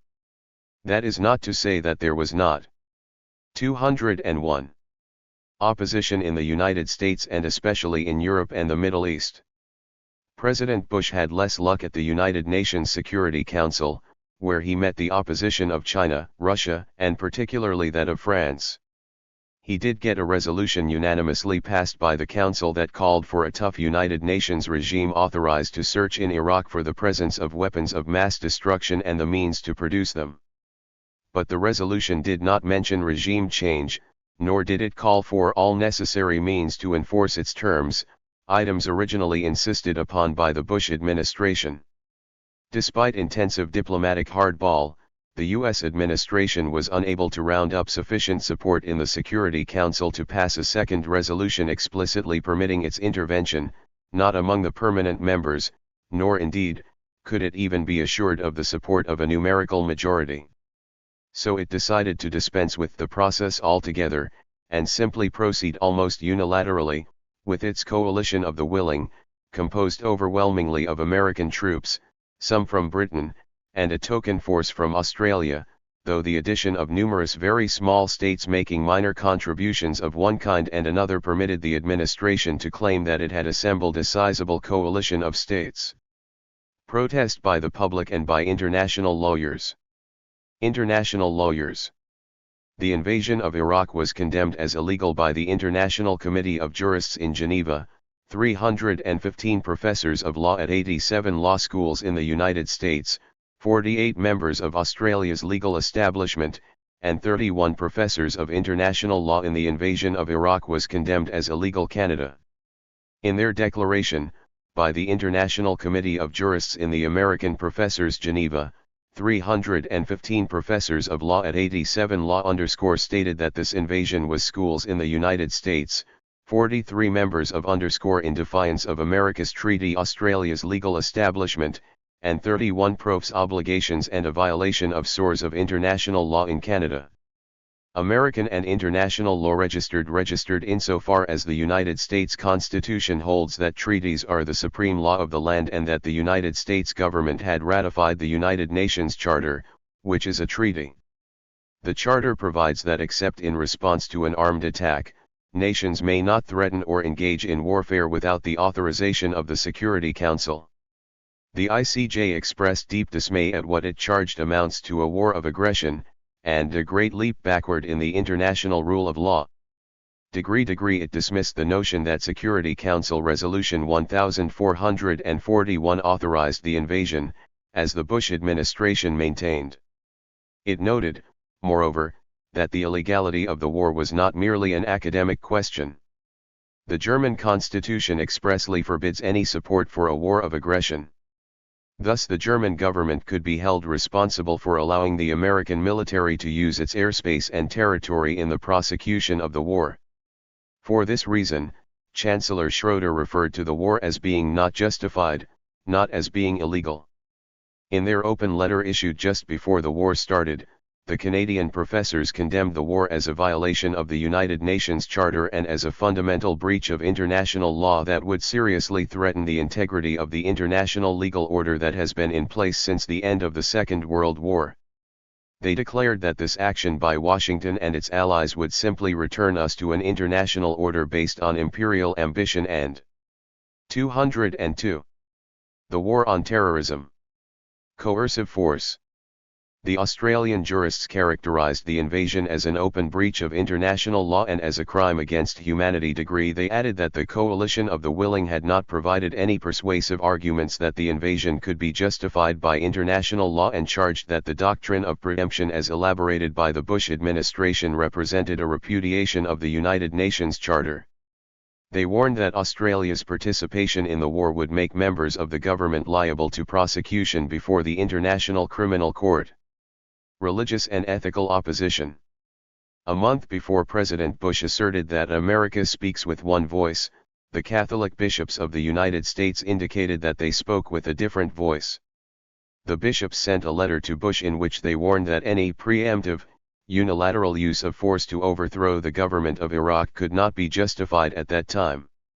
They used Catholic just war criteria to support their position, essentially the same criteria that Archbishop Tutu used in his moral evaluation of the violence that occurred in South Africa. The bishops argued that there was no clear and adequate evidence of an imminent attack from Iraq or that this country was involved in the September 11 attacks. Catholic just war criteria require that the injury posed by the nation to be attacked must be certain, lasting, and grave.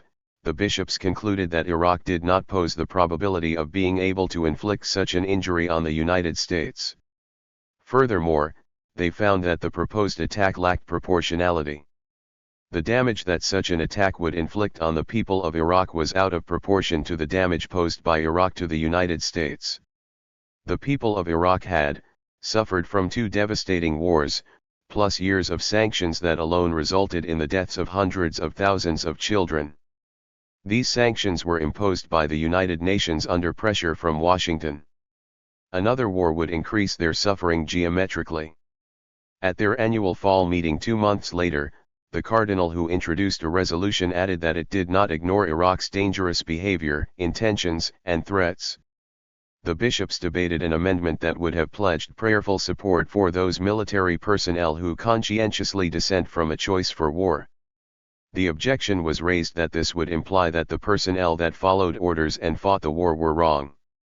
If the bishops had adopted this amendment, they would have taken a step in the direction of the path forged by Archbishop Romero of El Salvador when he forbade the military of that country to obey orders to commit atrocities. Instead, the bishops chose to compromise on this issue. They express support for those who seek to exercise their right to conscientious objection as well as those who risk their lives in the service of their nation. Degree the bishops claim that Iraq presented no clear and adequate evidence of intending an imminent attack on the United States was supported by the CIA. The agency granted that Iraq's efforts to acquire nuclear weapons and to the bishops' claim that Iraq built its arsenal of chemical and no clear and adequate evidence of illogical weapons were a serious tending an imminent attack on the concern. In a letter dated October 7, United States was supported by the CIA 2002 address to the chairman of the Senate Intelligence Committee. The director of the agency also expressed the view that Saddam Hussein's likelihood of using weapons of mass destruction grows as his arsenal grows.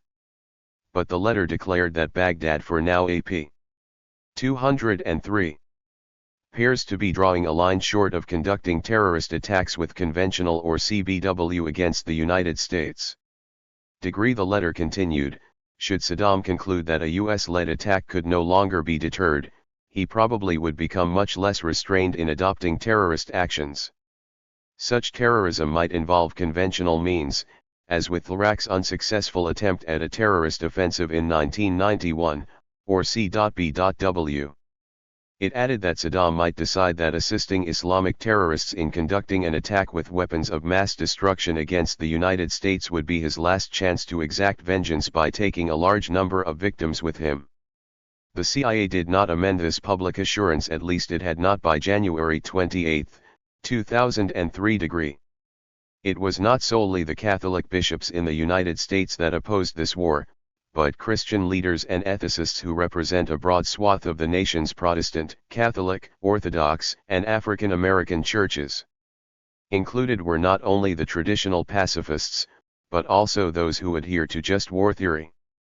Religious leaders who opposed the war greatly outnumbered those who supported it. The former included leaders representing the Catholic, the Episcopal, the Evangelical Lutheran, the Presbyterian, and the United Methodist churches, as well as the United Church of Christ, the Evangelical Lutheran Church in America, the National Baptist Convention, the American Baptist Church, the Church of Christ, Greek, Syrian and Coptic Orthodox churches in America, and some Muslim and Buddhist groups registered. Their leaders were not convinced that the war was just, necessary, or wise. Exceptions were some large ministries, some conservative evangelical and Pentecostal groups, and the president of the Ethics and Religious Liberty Commission of the Southern Baptist Convention, who argued in a letter to President Bush that the war against Iraq was justified because it would be a defensive action against a nuclear or biological attack from Saddam Hussein. Jewish leaders were divided on the issue, with some of the Orthodox supporting a preemptive war even without a United Nations sanction. Religious opposition to the war was not confined to the United States. Both the heads of the Church of England and of the Catholic Church of England faulted Prime Minister Blair for claiming that the invasion of Iraq was morally justified. They declared that his claim lacked moral legitimacy. Archbishop Tutu raised his voice in opposition to the war as well. But religious opposition to the war included Pope. It was the Pope who emerged John Paul I.L., and the heads of the Church of as the foremost international England and the Catholic Church of England. Moral voice against the proposed war. He also came out against the war against Iraq in 1991. In his annual address to scores of diplomatic emissaries assembled in the Vatican, he said, "No to war." He said this in an exhortation in which he mentioned Iraq by name twice. Registered degree wondering aloud about what to say about the threat of war which could strike the people of Iraq, he added, "War cannot be decided upon, even when it is a matter of ensuring the common good, except as the very last option, and in accordance with very strict conditions, without ignoring the consequences for the civilian population both during and after the military operations." This was followed by an article that appeared in La Civiltà Cattolica, a Jesuit magazine that is reviewed before publication by the Vatican's Secretariat of State and is said to reflect Vatican thinking. Registered it contained a point-by-point refutation of Washington's stated reasons for a military strike, arguing that none of them held up under close inspection. It gave as the real reasons for the military strike the interest in Iraqi oil reserves and the sense of a messianic vocation to democratize humanity. The 204. The War on Terrorism. Consumption of petroleum by the United States was outstripping what Saudi Arabia could provide, and thus the need to assure access to a supply from Iraq. A point of concern for the Vatican was that Washington would initiate war without the approval of the United Nations. Archbishop Jean-Louis Touron, the Vatican's foreign minister, argued that this would open the way to the politics of the jungle. Registered. The Pope met with Deputy Prime Minister Tariq Aziz of Iraq and several days after that with Kofi Annan, the Secretary General of the United Nations. The meeting followed a month-and-a-half campaign in which the Pontiff and Vatican officials repeatedly expressed opposition to a war against Iraq. This campaign included a visit from Joschka Fischer, the Foreign Minister of Germany. After the meeting, the two held a joint press conference in which they expressed their concern about the situation. Some 3 weeks before this, the Pope called a meeting at the Vatican of the religious leaders of the world. They represented Christianity, Judaism, Islam, Hinduism, Buddhism, Jainism, Zoroastrianism, and Sikhism. Registered. They appealed to the believers of all faiths to work to avert a conflict in Iraq. World public opinion and the war. It was not only the churches, the ethicists, and specialists in international law that opposed the war, but world public opinion as well. There were demonstrations against it on the 5 continents of the world. Appearing on Xpan June 6, 2003, the political activist Arundhati Roy estimated that 10 million people had participated in an estimated 10 million these anti-war demonstrations. That these demon_people participated in antistrations indicated that world public opinion opposed war demonstrations. The war is consistent with the findings of worldwide polls conducted by the Pew Research Center for the People and the Press before and after the war. By contrasting world public opinion on various issues as it existed before the war with this opinion after the war, the organization provided a way of judging the impact of the war on these issues. The nonpartisan organization polled 38,000 people in 44 countries in the summer and fall of 2002, followed by post-war interviews of 16,000 people in 20 countries and among the Palestinians. The Pew Center's director commented, "The war has widened the rift between Americans and Europeans, further inflamed the Muslim world, softened support for the war on terrorism, and significantly weakened global public support for the UN and the North Atlantic Alliance." Favorable views of the United States declined in nearly every one of the countries surveyed, from 60% to 43% in France, from 60 to 45% in Germany, and from 61 to 36% in Russia. On the other hand, the American view of France plunged from 79% favorable to 60% unfavorable. 7 countries still had a favorable view of the United States, but even in most of these nations this view had slipped. Dislike for the United States spread in the Muslim world. The populations in 7 of the 8 Muslim countries polled felt that their countries might be threatened by the United States. They voiced the fear that Islam itself might be threatened. A large percentage of the Palestinians, Indonesians, and Jordanians expressed at least some confidence in Osama bin Laden. Those who expressed these unfavorable views toward the United States added that their views were directed mostly at Bush, not at America in general. Another casualty of the invasion of Iraq was the war on terrorism. Majorities in Western Europe and Australia still backed it, but at reduced levels. Support dropped 15% in France and 10% in Germany. Washington's 420s. Staunchest allies in this war were, in order, Israel, Italy, Australia, and Canada. In Muslim countries there was little support, fewer than 25% in Indonesia, Pakistan, Turkey, and Jordan, and only 10% in Morocco.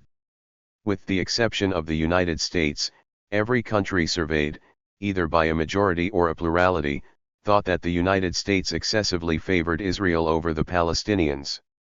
Even 47% of the Israelis thought so, while 38% saw this policy as being even-handed. Operation Iraqi Freedom. On March 19, 2003, the Third Persian Gulf War got off to an unexpected early start after a spy in Baghdad reported that Saddam Hussein and his 2 sons were attending a meeting in that city. The word of the meeting and its exact location were immediately passed on to President Bush, who gave the order to bomb the location where the meeting was hopefully still in session. Whether this assassination attempt succeeded was not known, neither was it known whether Saddam was alive or dead. Thus started the Third Persian Gulf War, which the Bush administration insisted on calling Operation Iraqi Freedom. The military phase of it ended on May Day 43 days later, according to President Bush. Bush made this assertion in a 20-minute speech aboard the aircraft carrier Abraham Lincoln after a short flight in a Navy refueling plane, with a Navy pilot at the controls most of the time. In this carefully choreographed episode, the president was dressed in a Navy fighter pilot uniform, complete with helmet as he walked across the flight deck. White House officials later admitted that they were mistaken when they told reporters that the president used the Navy plane rather than a helicopter because the ship was too far offshore for the helicopter to make a safe flight. They admitted that he used the plane because he wanted to. It was revealed also that the ship slowed down, so that the coastline would not appear on the TV screen as the president addressed the nation. In fact, the ship made lazy circles in the sea to avoid arriving too soon. This was the same day that Secretary of Defense Rumsfeld declared in Kabul that major combat operations in that country had ended. But major combat operations continued in Afghanistan, just as military operations continued in Iraq. The war was originally planned as a blitzkrieg that would use shock and awe to achieve an immediate victory. Although this strategy failed, organized resistance by the main body of the Iraqi army was short-lived. The war was actually a mixed match, the world's greatest military power against a country that was facing its third war in a quarter of a century, after 12 years of a crippling worldwide embargo, and almost a quarter-century rule by a cruel dictatorship. The casualties of the coalition forces were kept low, although in its aftermath the number continues to rise. 138 Americans were killed in the period ending May 1, 2003 when the war was said to have ended. The number of Iraqi casualties is not known, either military or civilian, although it is probably in the tens of thousands. The U.S. government has refused to count them. On the American side, the war was a technological wonder, presented in a sanitized manner by the American media. Some 500 reporters were embedded in the armed forces, and a host of ex-generals and lesser officers crowded the airways. Few religious leaders, ethicists, or experts in international law were invited. Audiences in other countries, notably Arab and Muslim ones, received a different picture thanks to the Arab language network, Al Jazeera, with the blood and guts of war exposed. 206. The War on Terrorism. In search of weapons of mass destruction. Of the three reasons offered by the Bush administration for the invasion of Iraq, Iraqi possession of weapons of mass destruction, Iraqi ties to al-Qaeda, and the need for regime change, only the last has been achieved. A New York Times editorial of May 26, 2003 remarked on the scantiness of the evidence unearthed by the military weapons inspectors contrasted with the fearful claims made by the administration before the war.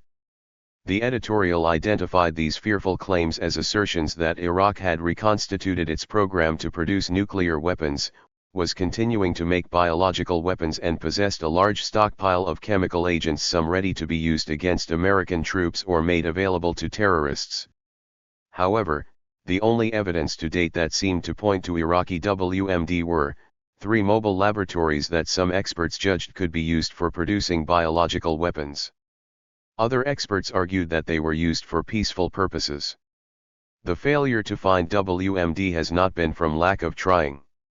The Exploitation Task Force, the first organization that searched Iraq for the weapons of mass destruction, investigated over 900 sites. The great bulk of these were suggested by Washington's intelligence agencies the year before as areas where weapons of mass destructive were likely to be found. None were found.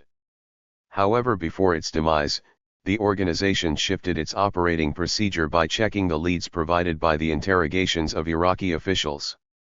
This is the procedure to be followed by its successor organization, the Iraq Survey Group, and one that the administration advertises will be much more productive. The new group was to have 3 times the personnel of its predecessor. Several prestigious newspapers in Europe were less kind in their criticism of the Bush administration than the New York Times. In a front-page headline about the failure to find chemical and biological weapons in Iraq, the French newspaper Le Monde asked, "Did Bush and Blair lie about the Iraqi weapons?" It answered its own question in an editorial that asserted that the insistence by Washington and London that Iraq had such weapons amounted without doubt to the biggest government lie in recent years. In a similar vein, the Financial Times assailed the Bush and Blair administrations. "It's time for a reality check," adding, "We have been deceived." After stating that to date no weapons of mass destruction had been found in Iraq, the Frankfurter Allgemeine Zeitung asserted that the Bush administration's justification for the war had crumbled and that American credibility had been weakened. What looked more and more like an intelligence fiasco led the CIA to conduct a review of its pre-war intelligence on Iraq. Intelligence officials revealed that several CIA analysts complained that senior Department of Defense officials and other officials in the Bush administration pressed them to produce reports favorable to the administration's position on Iraq. Several current and former members of the agency were upset by the politicization of the intelligence concerning Iraq. The establishment of a special intelligence unit under the Undersecretary of Defense for Intelligence created a furor in the intelligence community. It did not gather intelligence itself, but it reviewed the intelligence gathered by the intelligence agencies. The unit was established because some of the senior aides to Secretary Rumsfeld believed that these agencies were too dismissive of reports from Iraqi exiles and others that suggested that Saddam Hussein had programs to develop weapons of mass destruction and that he had ties with al-Qaeda. CIA analysts pointed out that the unit was staffed by ideological 207 conservatives eager to offer the Bush administration an alternative view to the one provided by the CIA. The notion that Iraq had ties to al-Qaeda has come to be viewed as another example of the politicization of intelligence. This was a prominent finding of a special intelligence group set up by the Undersecretary of Defense for Policy, Douglas Feith, after the 9/11 attacks. The purpose of the group, as stated by Feith, was to search for terrorist links around the world that Washington intelligence agencies had overlooked. He denied that its purpose was solely to find terrorist links with Iraq. Other defense officials argued that very soon after its founding the group did concentrate upon these later links. Intelligence analysts elsewhere in the government complained that this group provided a hardline interpretation of Iraq's behavior that Secretary Rumsfeld used in meetings with President Bush and national security officials. The charge by the Special Intelligence Group of the links between al-Qaeda were contested both by the CIA and the Defense Intelligence Agency. Defense officials also claimed that this intelligence group had a special relationship with the Office of Special Plans, a unit established in October 2002 responsible for preparing for a possible war with Iraq. Abram Shulsky, a neoconservative, was appointed to head it. In his State of the Union address in January 2003, President Bush asserted that Iraq had purchased uranium in Africa. This he offered as a way of buttressing his argument that Saddam Hussein had an active nuclear development program and was a threat to the United States.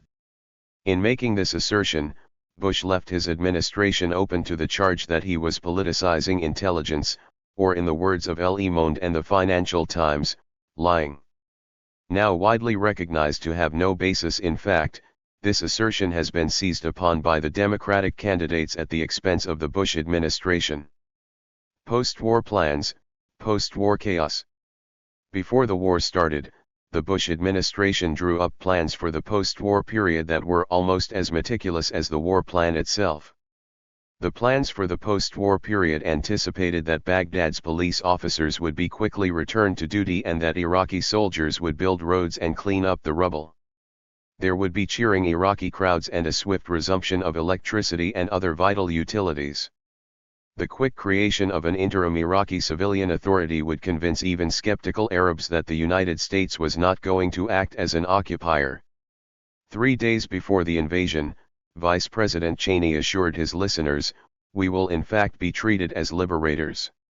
The plans assumed that the war would remove Saddam Hussein and his associates from power but leave civic structures in place. But these structures did not survive the war, and chaos and anarchy ensued. The Bush administration tried to put the best face on the situation. Secretary Rumsfeld offered this explanation: freedom's untidy. And free people are free to commit mistakes, and to commit crimes. In late January 2002, Secretary Rumsfeld nominated General Garner to head the Office of Humanitarian and Reconstruction Assistance, an agency that was to serve as the provisional government of Iraq. A neoconservative with impressive business credentials, the general had served in northern Iraq in 1991. He also happened to be a former president of S.Y. Coleman, a defense contractor that helped Israel develop its Arrow missile system, and was undisputedly pro-Zionist. His job was to oversee relief, reconstruction, and civil administration, with 208. The War on Terrorism. The goal of turning over his duties in stages to the Iraqis. He was to report to General Franks, who was responsible for security. Gathering a group of 200 specialists together, Garner left Washington in mid-March. But by early April he was still cooped up in a Kuwaiti hotel, able to make only day visits to Iraq because the Central Command deemed it unsafe to do otherwise. When he did move his office to Baghdad, he had only a tiny staff that lacked telephones, email, and the minimum of security. When it left the office registered degree, the general arrived in Baghdad on April 21, 2003 and made a low-key address to a gathering of doctors at Yarmouk Hospital that was without electricity. Too much of Baghdad was also without electricity and TV, making it impossible for most Iraqis to know that the general had arrived. In the meantime, the administration in Washington decided on a new policy, to accelerate the transfer of power to an Iraqi civilian authority. The administration also decided to replace General Garner, which also indicated that Washington had decided on a quicker transfer of power to the Iraqis.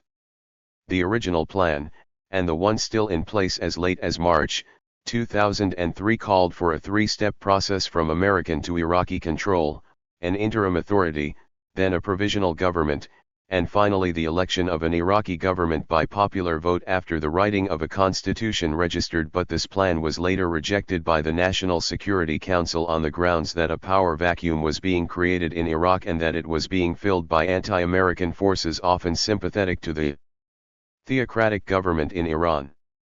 The new plan called for the creation of a transitional government, not an interim authority, to be done within a month, by the end of May.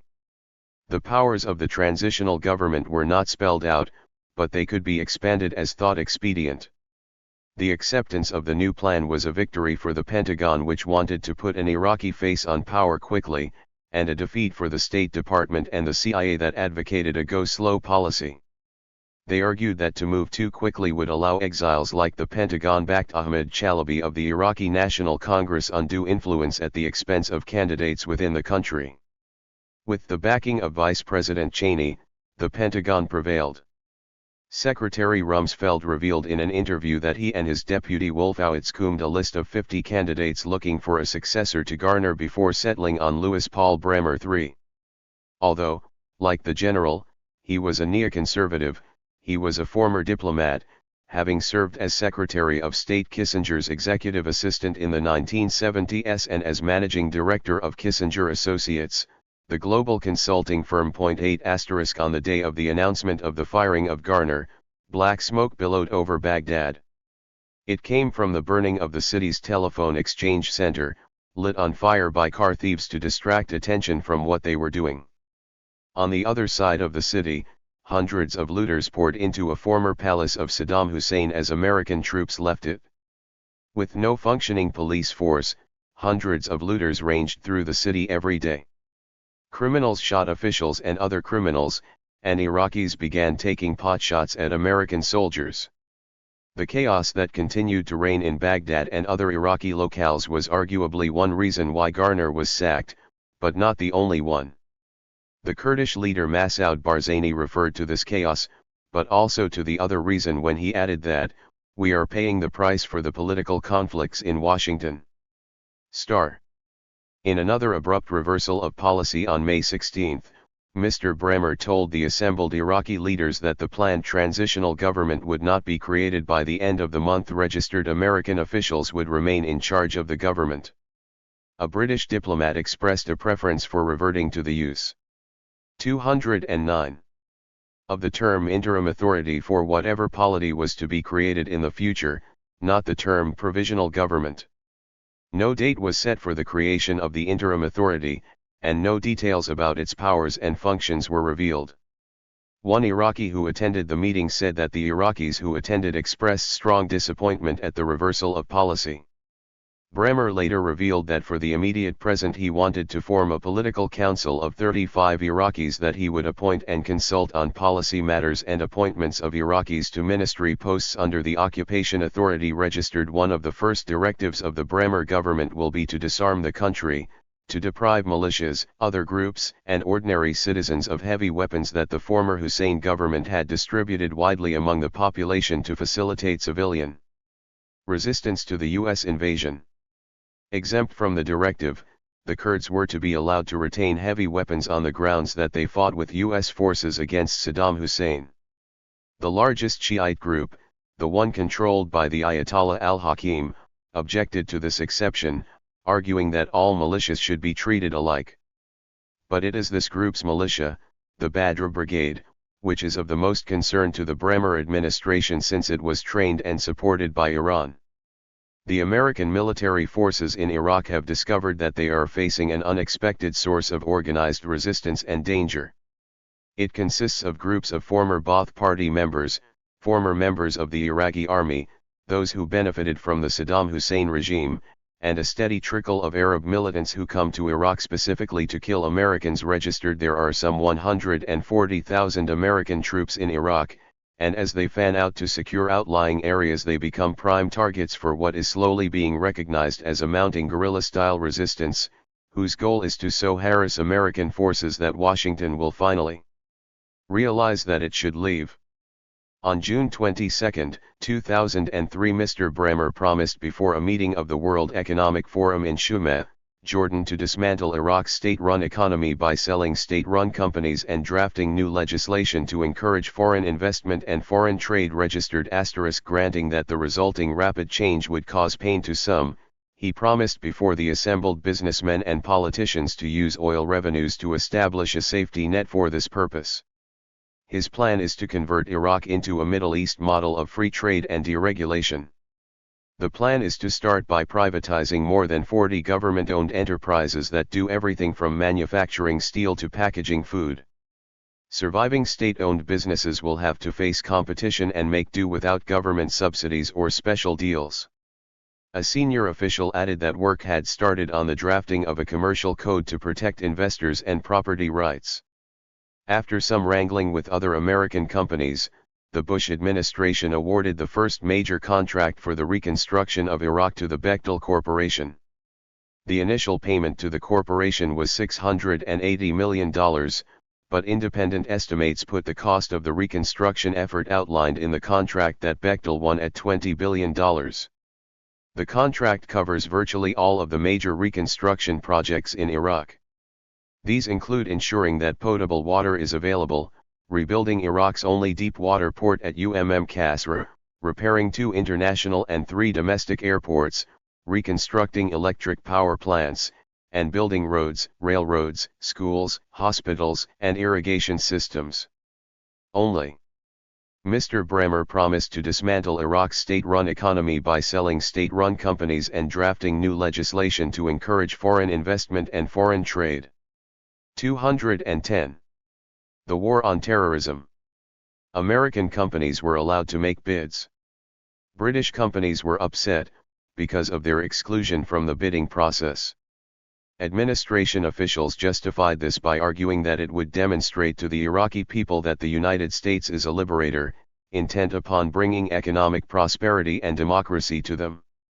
With some 47,000 employees worldwide, Bechtel is a huge corporation that took in $11.6 billion in 2002. It has deep and long-standing ties with the power centers in Washington. Its chief executive serves on President Bush's Export Council, and a Bechtel director, George Shultz, was Secretary of State in the Reagan administration.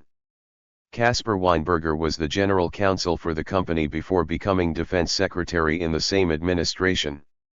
A New York Times editorial commented, awarding the first major contract for reconstruction in Iraq to a politically connected American company under restricted bidding procedures sends a deplorable message to a skeptical world. Registered degree. Domestic casualties of war, state and local government. The initial appropriation to pay for the cost of the war was some $80 billion, to be followed by more appropriations. This has come at a time of recession and in the midst of federal tax cuts favored by the Bush administration.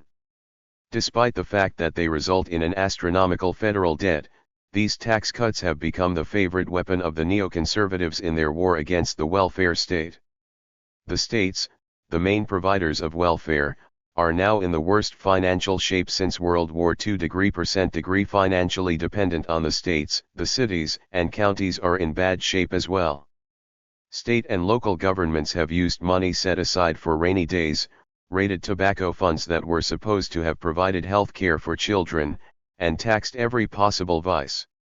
They have laid off employees, closed libraries early, withdrawn health care for the poor and mentally ill, dismissed teachers and state troopers, trimmed city police forces, and other services long taken for granted.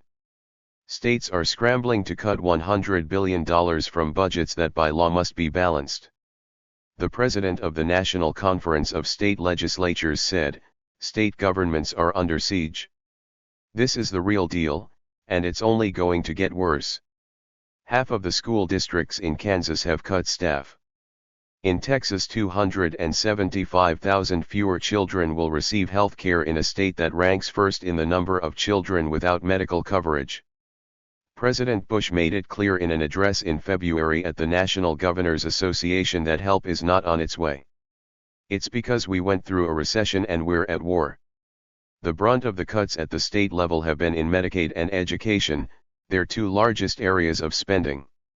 These cuts are in accord with the ideology of the neoconservatives who would cut holes in the welfare state. Ironically, the third largest area of state spending and cuts is for prisons, cuts not in accord with the neoconservative emphasis on physical security. Nor are the cuts in local police forces. These cuts have not only reduced security against crime, but also against terrorism. Local police forces have been called the first line of defense against terrorism. Facing a budget deficit of $3.8 billion, New York City cut its police force by 4,000 and the budget of the police department by $250 million. Registered at the same time, the department has assigned 1,000 of the reduced force to counter terrorism at a cost of $150 million. State governments are under siege. This is the real deal, and it's only going to get worse. 2il. Counterterrorism, the root doctrine gets a facelift. While at this writing, the U.S. has not yet launched actions against other axis of evil nations, the extension of its counterterrorism activities that are already taking place and continue to reflect the basic premises of the root doctrine merit brief attention. The aid and support that Washington currently gives to states to wage the war on terrorism has features in common with the aid and support previously provided to states that practiced state terrorism during the Cold War. This parallel is scary. The record leads to the fear that Washington is still loyal to the root doctrine and that current recipients of Washington's largesse are violating human rights or practicing state terrorism, or will do so in the future. Chapter 1 indicated that during the Cold War, it was the CIA and special forces that were the main agents that taught counterinsurgency warfare, which served as the major means used in committing state terrorism. Both institutions, more often U.S. Special Forces than the CIA, have been busy in the war on terrorism teaching what now is called counterterrorism, the rebaptized version of counterinsurgency. Both forms of violence seek to improve the intelligence capability of the receiving states and their counterinsurgency capability. The newly formed Army of Afghanistan is being trained by American Special Forces. The Philippines, a country that is to witness the largest deployment of U.S. troops since 9/11 aside from Afghanistan and Iraq, is scheduled to receive more than 600 troops, 160 of whom are Special Forces. Their primary job is to train the local soldiers in their war against the Abu Sayyaf rebels, but they will serve on patrols in rebel areas and will be authorized to fire in self-defense. A measure of the importance accorded the mission by the Pentagon is the fact that the head of Special Operations Forces in the Pacific was put in charge of the training operation. Aid to Uzbekistan and to the warlord General Abdul Rashid Dostum was described above. 3 other countries merit particular attention as counter-terrorism proliferates. The aid and support that Washington currently gives to states to wage the war on terrorism has features in common with the aid and support previously provided to states that practiced state terrorism during the Cold War. Russia and the Chechens. Chechnya, a part of the Soviet Union whose inhabitants were subjected to Soviet terror, did not attain its independence as so many other ethnic groups succeeded in doing when the Soviet Empire dissolved, and it has resorted to violence to attain this objective. The sad fate of this ethnic group provides the first example of the triangular relationship forged during the war on terrorism. Violence in the period from 1994 to 1996 resulted in Moscow's granting a large measure of independence to Chechnya, but the violence erupted again in 1999. Estimates of the number killed vary, but the numbers range from 90,000 to 200,000. It was reported in the early part of October 2002 that Russia had stationed some 85,000 troops in the area. They man checkpoints by day, but retreat to their bunkers at night when violence reigns. Both sides in the war have been guilty of terrorism, and President Putin has made it a point of honor to suppress the rebellion. In early 2000 Russian jets. 212. The war on terrorism leveled Chechnya's capital Grozny and then occupied the city. Amnesty International reported that Russian police and soldiers have committed serious violations of international human rights and humanitarian law in Chechnya. Trademark years of abuse by Russian soldiers have been documented by organizations such as Human Rights Watch. This abuse and these violations have alienated Chechen youth and have provided a fertile field for the recruitment of more guerrillas. Early on, Putin promised support to Washington in its war on terrorism, and Washington has reciprocated by shifting its attention from Russian oppression and terrorism, and focusing on the terrorism of the Chechen rebels. On October 24, 2002, some 40 of these rebels seized and held as hostage over 750 in a theater in Moscow less than 3 miles from the Kremlin. This seemed to give the lie to Putin's claim that the Chechen rebellion had been all but crushed. Wearing masks and camouflage and heavily armed, they stormed into the crowded theater and wired themselves and the music hall with explosives. They declared that the purpose of the action was to free Chechnya. Putin responded by dispatching Russian special forces, commandos from the country's elite Alpha counter-terrorist squad to the scene. The siege lasted for 57 hours. A few shots by the rebels were mistakenly interpreted to mean that they were killing hostages.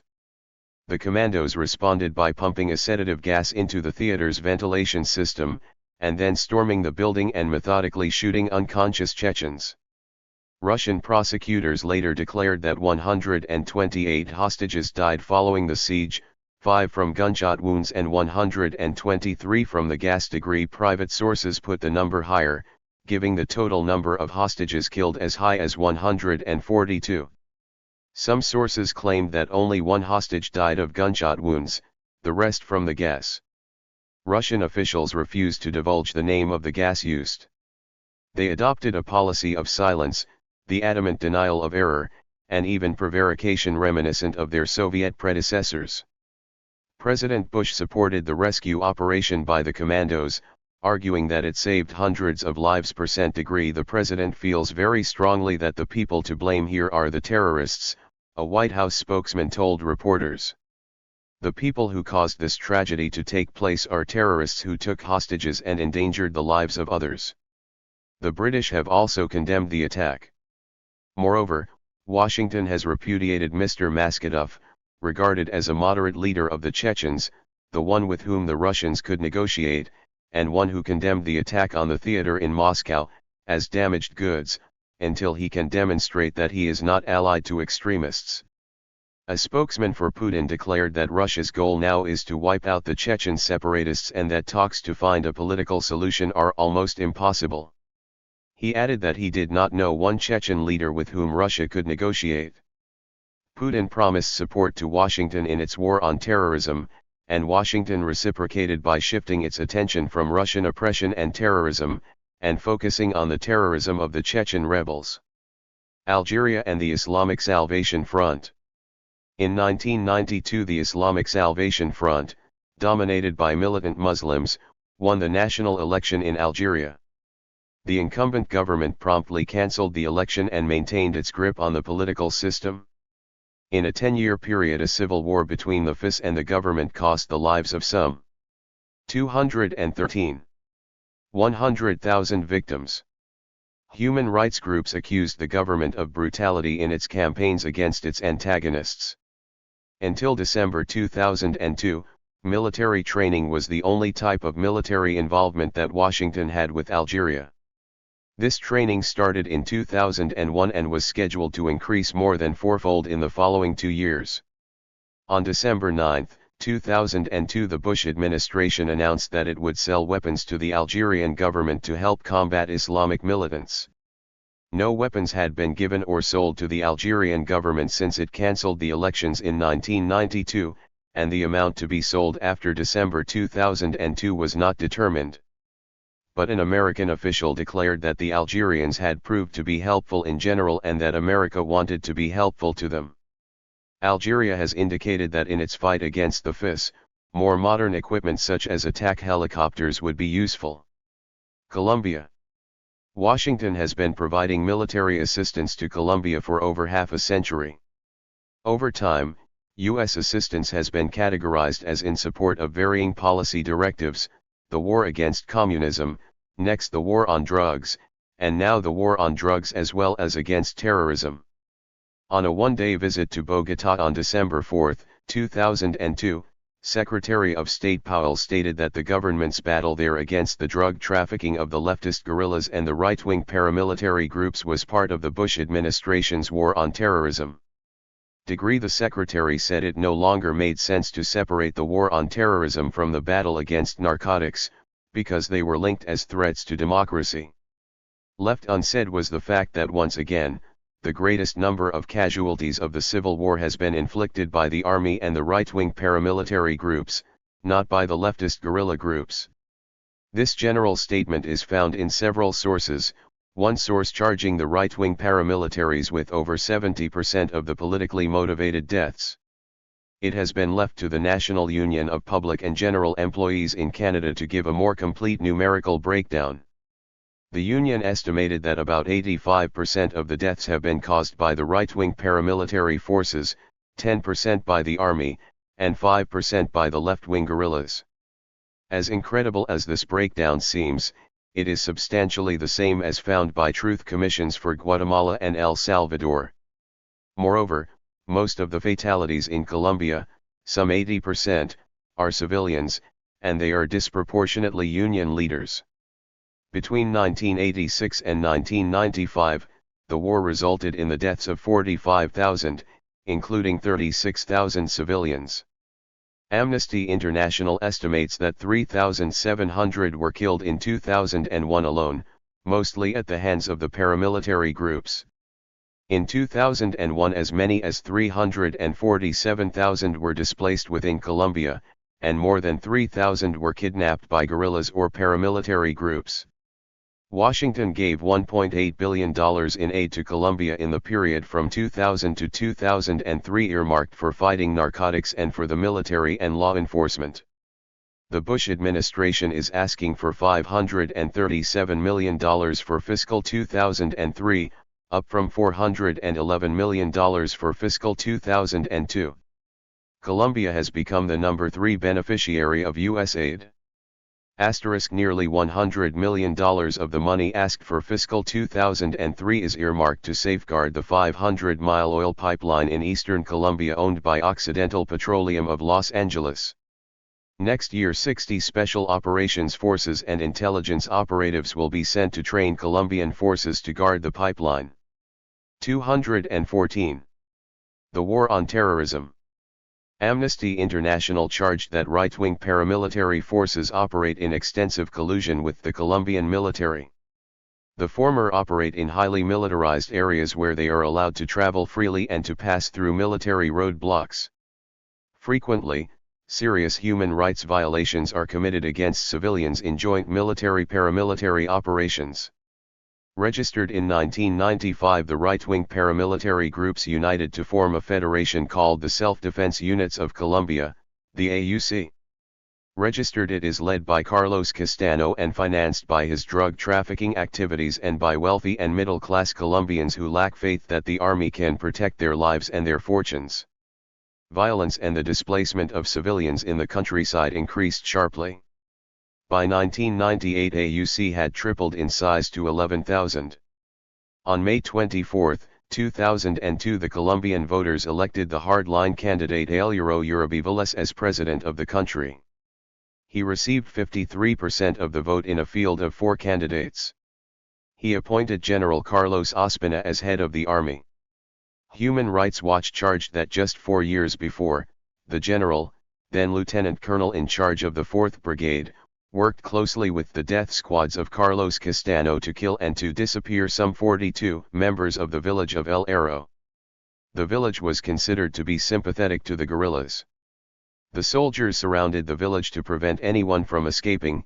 After that, the death squads went about their business.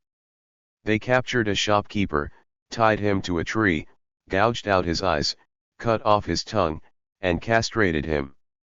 Next, they mutilated and killed 11 villagers, including 3 children, burned the church, the pharmacy, and most of the houses, and smashed the water pipes.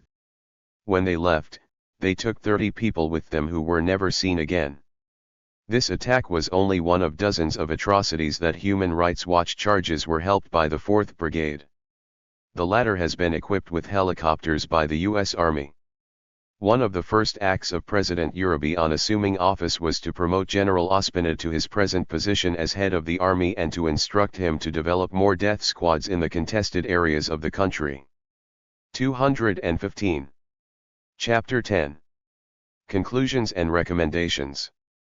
This, the concluding chapter, finds that the evidence of the preceding chapters indicates that Washington was an accessory to state terrorism during the Cold War through its counterinsurgency and other support programs, and promises to continue to be so in its newly launched war on terrorism, albeit with one striking difference: the willingness of Washington to take the U.S. itself to war against governments it deems enemies. The major findings of the study. The charge leveled by Archbishop Tutu that Washington supported some of the world's worst dictators has been proved to be true in the 6 detailed country studies and in other evidence presented in the preceding chapters. These dictatorships followed policies of wholesale state terrorism, organized campaigns of deliberate acts of a physical and psychological nature designed to intimidate or coerce their victims by causing them intense fear, anxiety, apprehension, panic, dread, and horror. A mark of this terror in South America was the forceful disappearance of the victim. He or she was not only tortured before being killed, but the body was disappeared so that a proper burial would be impossible and the family would be denied closure. In Chile, victims' bodies were burned or thrown from helicopters into the sea. The Truth Commission for Argentina was able to identify 8,960 such victims, desaparecidos, whose mortal remains could not be found. The vast majority of the victims of state terrorism were not only innocent of acts of terrorism, but even of the vast majority of the victims of state-aid to guerrilla organizations. The terrorism were not only innocent of acts Truth Commission appointed by the of terrorism, but even of belonging to GU or United Nations for Guatemala guerrilla organizations. Charged the governments of that country with committing genocide, while the Truth Commission appointed by the Archdiocese of Guatemala City accused these governments of genocidal activities, and left it to future research to determine if genocide actually had been committed. The Vatican's foreign minister charged the Indonesian forces that invaded East Timor in 1999 with genocide that did not spare the Catholic Church. The first sentence of the report of the Truth Commission for Argentina probably expressed what must have been a common reaction of many of the readers of this study. Many of the events described in this report will be hard to believe. These readers by now are probably convinced that the Truth Commission reports were indeed encyclopedias of horror, accounts of grisly, inhuman actions committed in great part by terrorist governments. Some 80,000 South Africans were arrested by apartheid governments and detained without habeas corpus or a trial. Many of these, especially African youth, were tortured. According to a United Nations task force, the invasion and subsequent atrocities committed by the evangelical racists in surrounding countries resulted in the deaths of an estimated 1.5 million people, half of them children. The estimate is that the 216 conclusions and recommendations campaigns of terror waged by the Indonesian government resulted in a like number of deaths. The Truth Commission reports for Guatemala and El Salvador agree that some 95% of the atrocities committed during what were touted as guerrilla wars were committed by the governments of these countries. The American chairperson of the Truth Commission for El Salvador was so startled by this finding that he said that he wished that the guerrillas had committed more atrocities in order to have made the findings of the commission more credible. The comparison of the brutality of the terrorist states with that of their guerrilla enemies throws some light on the thesis of Professor Kirkpatrick, who hypothesized that the brutality of communist regimes far exceeded that of authoritarian regimes. The comparison in this volume is not between the brutality of governments, but between that of authoritarian governments and guerrillas. The latter were sometimes communist, sometimes not. But the brutality of the authoritarian governments examined in this study greatly exceeded that of the guerrillas. The African National Congress even signed the Geneva Convention on the Conduct of Wars of National Liberation and made a conscious effort to conduct its armed struggle within the framework of international humanitarian law. The crimes of the state terrorists were the more egregious in that their perpetrators, with precious few exceptions, enjoyed immunity from prosecution. Even General Pinochet, who during the height of the repression in Chile met every morning with General Contreras, the architect of Chilean terrorism, to go over what was planned for the day, was not extradited by England as requested to stand trial in Spain for having killed Spanish citizens during the repression. The reason given was the general's ailing health. The findings of 5 Truth Commission reports were the major sources used for convicting the governments of El Salvador, Guatemala, Chile, Argentina, and South Africa of state terrorism and of having committed many more atrocities than the guerrillas. These reports in turn were based on thousands of interviews, mostly with the victims of terrorism. 28,000 interviews provided the governments knew of the evidentiary base for the report on South AF military inferiority of the Insurreca. 8,000 of the interviewees gents, but exaggerated there were applying for amnesty, the other 20,000 capabilities in order to scare the war victims or witnesses to the atrocities. Middle and upper classes into the United Nations Commission for Guad accepting state terrorism. Mala stressed the same theme as the study, arguing that the response of the governments of that country to the guerrillas was totally disproportionate to any threat they posed. The governments indicted in the current study knew of the military inferiority of the insurgents, but exaggerated their capabilities in order to scare the middle and upper classes into accepting state terrorism. As this study demonstrates, the countries which perpetrated the terrorism upon their own citizens were supported by Washington. Father Bourgeois is correct that it is at the School of the Americas that the killing starts, that soldiers from Latin America learned counterinsurgency warfare there. Thousands of its graduates and those from other similar schools supported by Washington learned the techniques of state terrorism, or techniques which, when slightly modified, could be so used. 2 of the 3 dictators who ruled Argentina during the Dirty War were educated at the School of the Americas. True, the typical military government practicing terrorism did not receive the huge subsidy received by El Salvador, which received $6 billion in aid. 217. From Washington in the period 1979 to 1992. But U.S. aid was often military, and often dispensed when, by all estimates, Washington knew that the terrorism was taking place. In the case of Chile, the CIA has verified this fact, reporting that U.S. military assistance and sales grew significantly during the years of greatest human rights abuses. In the case of Indonesia, Washington was afraid that General Suharto lacked the courage to go forward against the Communist Party and its allies and sympathizers. The bright prospect of witnessing the physical destruction of the Communist Party of Indonesia led Washington to encourage the slaughter that followed. U.S. support of Israel, which practices state terrorism against the Palestinians, has been massive, to the current tune of some $3 billion per year. Support for the former Shah of Iran took the form of the sale of the latest weapons to this oil-rich country.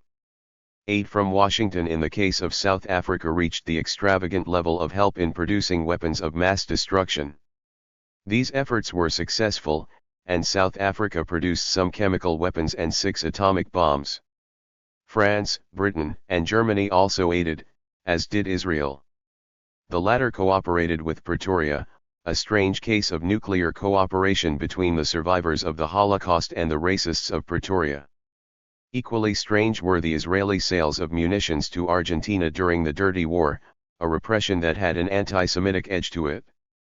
Washington and its Western allies helped Saddam Hussein develop WMD, and Washington maintains a stony silence in the face of Israeli possession of nuclear weapons. Washington's support for right-wing dictators was bipartisan, but with the Republicans being more supportive than the Democrats.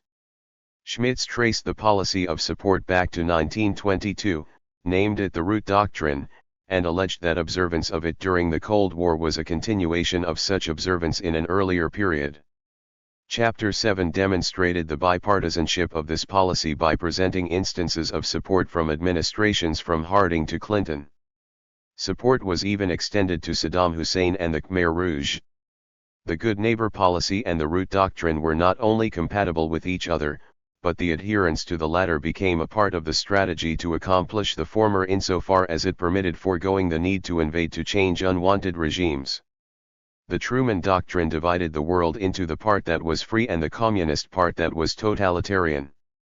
The Truman administration then put right-wing dictatorships, if anti-communist, in the free world camp. President Kennedy befriended Mobutu, a dictator who ruled and plundered the Congo for 32 years. President Johnson invaded the Dominican Republic, overturned a regime that had been democratically elected, and helped install a dictator who ruled there for decades. President Carter supported the Shah of Iran. A major theme that runs through the study is anti-communism, the ideology that supposedly fueled Washington as well as the right-wing dictatorships it supported. Also significant was Washington's concern to maintain stability in the country's given support so as to promote trade and investment opportunities for American business.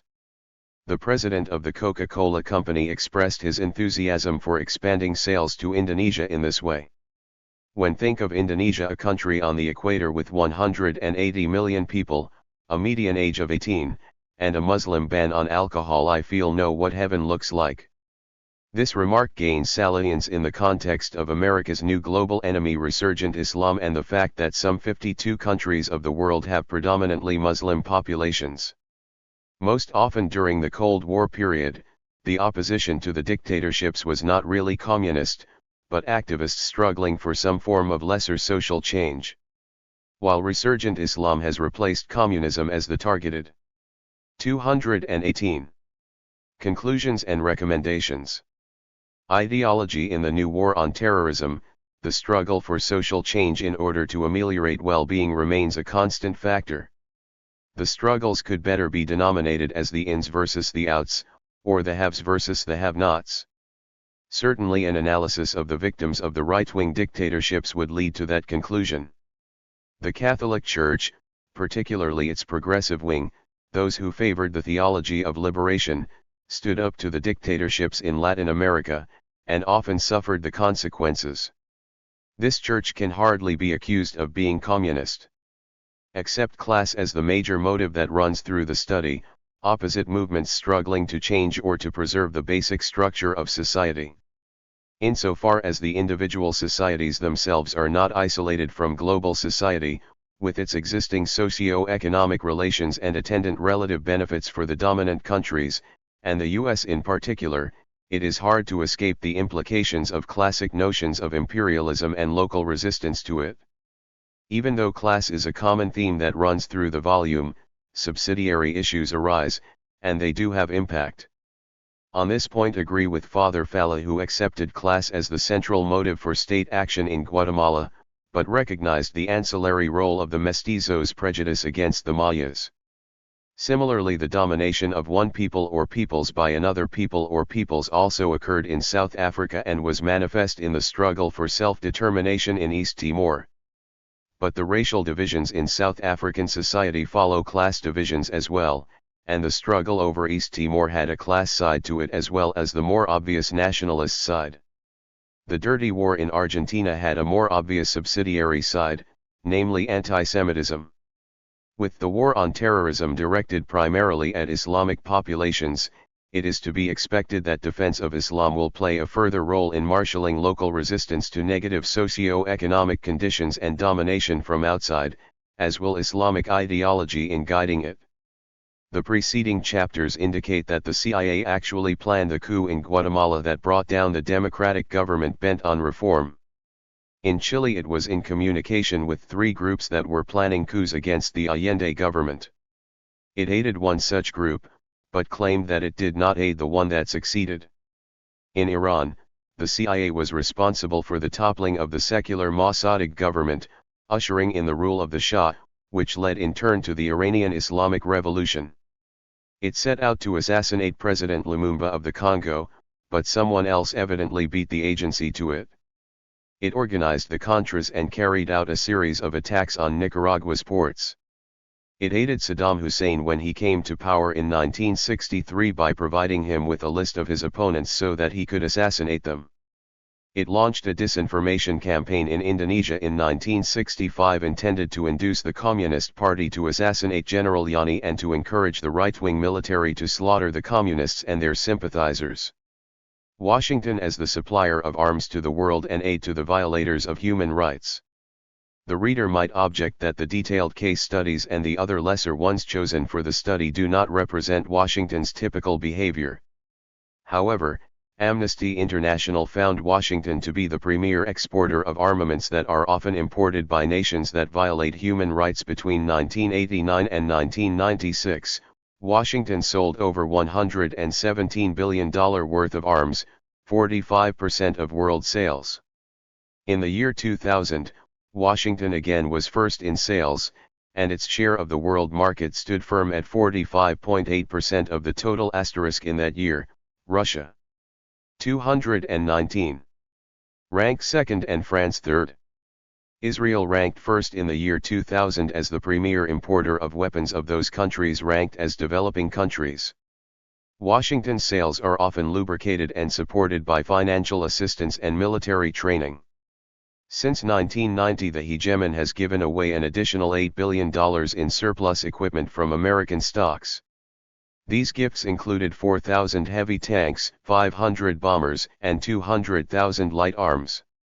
In September 1997 Washington released figures on exports of rifles, small arms, and riot control weapons, the dual-use materials that can be used for police protection or for the violation of human rights, including the practice of state terrorism. The figures showed that these exports were increasing rapidly. In the opinion of Amnesty International, they were exported to countries where human rights violations by governments were persistent and severe: Bahrain, Bolivia, Colombia, Egypt, Israel, Mexico, Pakistan, Saudi Arabia, and Turkey. From September 1991 to December 1993 the U.S. Commerce Department issued over 350 licenses for the export of such items as thumb cuffs, thumb screws, leg irons, and shackles. The exports were to 57 countries, many of which had poor human rights records. Over 2,000 licenses were issued to 105 countries under another program for the sale of electroshock batons, cattle prods, shotguns, and shotgun shells. In addition, thousands of military personnel are trained by Washington either in the homeland or overseas. Over 100,000 from more than 100 countries have been trained under the International Military and Education Training Program since its establishment in 1976. A larger number receive training under the auspices of the Foreign Military Sales Program. More than 150 facilities in the United States and overseas are maintained for this purpose, such as the infamous School of the Americas, mentioned above, whose graduates have become notorious for their gross violations of human rights. Quantifying the relation of military aid to human rights violations. 3 quantitative studies statistically verify the relationship between aid from Washington and the observance or non-observance of human rights by many receiving governments. The first tests this relationship for the 23 nations of Latin America for the fiscal years 1962 to 1977. The other 2 add countries from other regions, periods, and administrations. The second adds the Carter administration, the third compares the Carter and Reagan administrations. The human rights tested for in the first study were torture and other forms of cruel, inhuman, and degrading treatment, including prolonged detention without trial. These violations include some forms of state terrorism. The problem of determining the level of observance or non-observance of human rights was left in this study to the composite judgment of 38 experts from Western non-communist countries who had published widely on the subject or who had occupied key positions in non-governmental or governmental human rights organizations. The experts' mean evaluation of human rights violations for the 23 Latin American countries served as the dependent variable. Chile was judged to be the greatest violator, Costa Rica the least. The independent variable was aid from Washington. The correlations between the level of human rights violations and aid in the first study were found to be uniformly positive, indicating that aid has tended to flow disproportionately to Latin American governments that torture their citizens. Aid has tended to flow disproportionately to Latin American governments that torture their citizens. 220. Conclusions and recommendations. In addition, the correlations are relatively strong. 8 of the 18 coefficients in Table 2 are plus 0.40 or greater. The 7 countries that received little aid from Washington maintained a relatively high level of support for human rights, while the 16 that received comparatively large amounts of aid had a low level of respect for these rights. Colombia was the only major deviant from this pattern. The positive correlations persisted when account was taken of the marked differences in populations that characterize the countries in the region. When account was taken of these differences, the findings suggest that the United States has directed its foreign assistance to governments which torture their citizens. Registered, the positive correlations reoccurred when poverty was controlled for. Of the poorer countries, those that placed at the higher level of human rights violations received more aid. The positive correlations were even higher if military aid was related to human rights violations rather than total aid. This was the case because Washington favored with lethal aid the very repressive governments of Argentina, Brazil, and Uruguay, but also because the non-repressive governments received almost no military aid. The findings of the second study reinforce those of the first study, but add to them. For its field of inquiry, it used 10 Latin American countries plus 10 other countries from outside the region, 8 from Asia plus Egypt and Israel. It extended its period of coverage to include the Carter administration. It faced the same dilemma as the first study in that, as it stated, there existed no reliable quantitative data on state violations of human rights and state terrorists' activities. Registered governments have not been eager to advertise their infractions. As shown above, they minimize their infractions, while exaggerating those of their opponents. This study did not depend on the composite judgment of experts to estimate the observance of human rights by the states examined. Rather, it used the ratings of 3 organizations, the U.S. State Department, Amnesty International, and Freedom House. The second study found again that during the Nixon and Ford administrations, U.S. foreign assistance was directly related to human rights violations. The more violations, the more aid received. This was found to be the case if the ratings of the 20 countries were subjected to Skult's statistical technique, which was designed for testing interval data, or if a technique designed for ordinal data was used. Moreover, no great changes were found from the end of the Nixon-Ford period to the time of the Carter administration.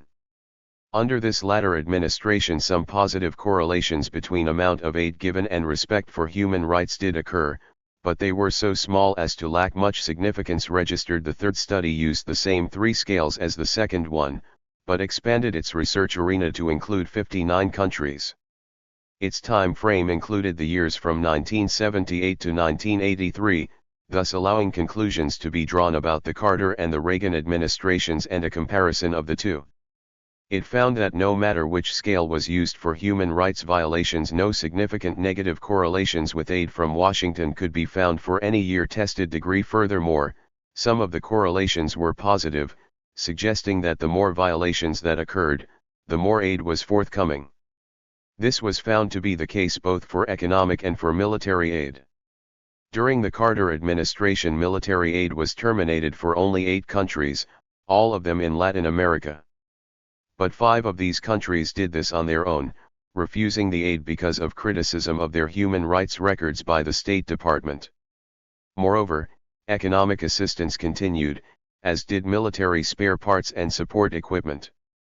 The article concluded that the best way to predict U.S. foreign aid disbursements 221 for a given year is to use as a basis for prediction the foreign aid pattern of the previous year, indicating the consistency of aid patterns over time, whether in the hands of Democratic or Republican administrations. The article made 2 major points. The first was that the Reagan human rights policy regarding aid distribution did not differ significantly from that of the Carter administration. The second was that the human rights policy of neither the Carter nor the Reagan administrations appeared to significantly to influence the distribution of United States foreign assistance, whether it be military or economic aid. The authors charged that Carter's policies did not match the standard set by his rhetoric, but they added that his rhetoric might have mitigated the loneliness felt by the victims of human rights abuses. A more cynical view, of course, would be that the initiative was simply another of many efforts to provide a more pleasing facade to the brutal realities of U.S. foreign policy, in this instance specifically tailored to compete with the allure of communist rhetoric. The similarity between the aid patterns of the Carter and Reagan administrations would probably come as a surprise to the general American public, as would the Carter administration's financial support for dictators that violated human rights. Washington's policy toward the International Criminal Court. By April 11, 2002, 66 nations had ratified the treaty establishing the International Criminal Court, thus assuring that the court would become a reality. This is the first permanent tribunal established by the international community with the power to try individuals no matter their nationality or the scene of their crime for genocide, crimes against humanity, and war crimes. Following the terms of its constitutive treaty, its jurisdiction went into effect on July 1, 2002. The ICC is a great improvement over the long-established World Court that can try cases only among states and cannot try the culprits, the individuals, who actually commit the crimes. The new court also represents a great improvement over the international criminal courts established for the former Yugoslavia and Rwanda. Washington played a leading role in the establishment of the International Tribunal for the former Yugoslavia and the International Criminal Tribunal for Rwanda, and these tribunals' jurisdictions were restricted solely to their specific situations. The new court is the appropriate court for trying those accused of terrorism, including those accused by Washington of this crime. As indicated below, however, in all likelihood, this is not to be. The International Criminal Court has been broadly welcomed by democratic nations, human rights organizations, and American lawyers' associations. Most democratic nations have ratified the treaty that established it, including all members of the European Union. The Secretary-General of the United Nations welcomed its establishment, exclaiming, "The long-held dream of the International Criminal Court will now be it will be necessary to visit pariah status _realized. Impunity has been dealt upon any nations that persistently refuse a decisive blow." He added that to become parties to the international its establishment constituted a criminal court. Richard J. Goldstone giant step forward in the march towards universal human rights and the rule of law. Richard J. Goldstone, the former chief prosecutor of the United Nations International Criminal Tribunals for the former Yugoslavia and Rwanda, declared that, it will also be necessary to visit pariah status upon any nations that persistently refuse to become parties to the treaty. 222. Conclusions and recommendations. That established the court. His statement, if taken seriously, would require that pariah status be visited upon Washington. Washington's seat at the birthday celebration of the court was empty. This was symbolic not merely of the Bush administration's refusal to become a member of the court, but also of its hostility to the court.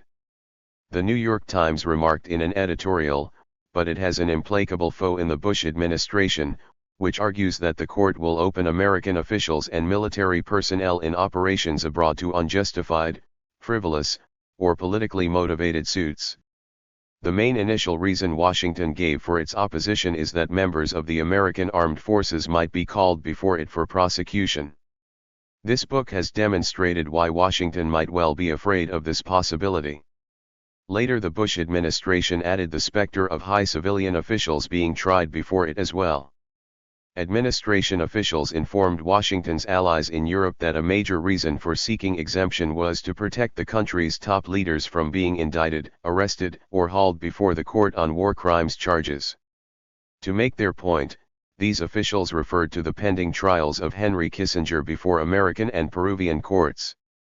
The former Secretary of State is accused of aiding the coup that brought Pinochet to power and of supporting the ensuing dictatorship.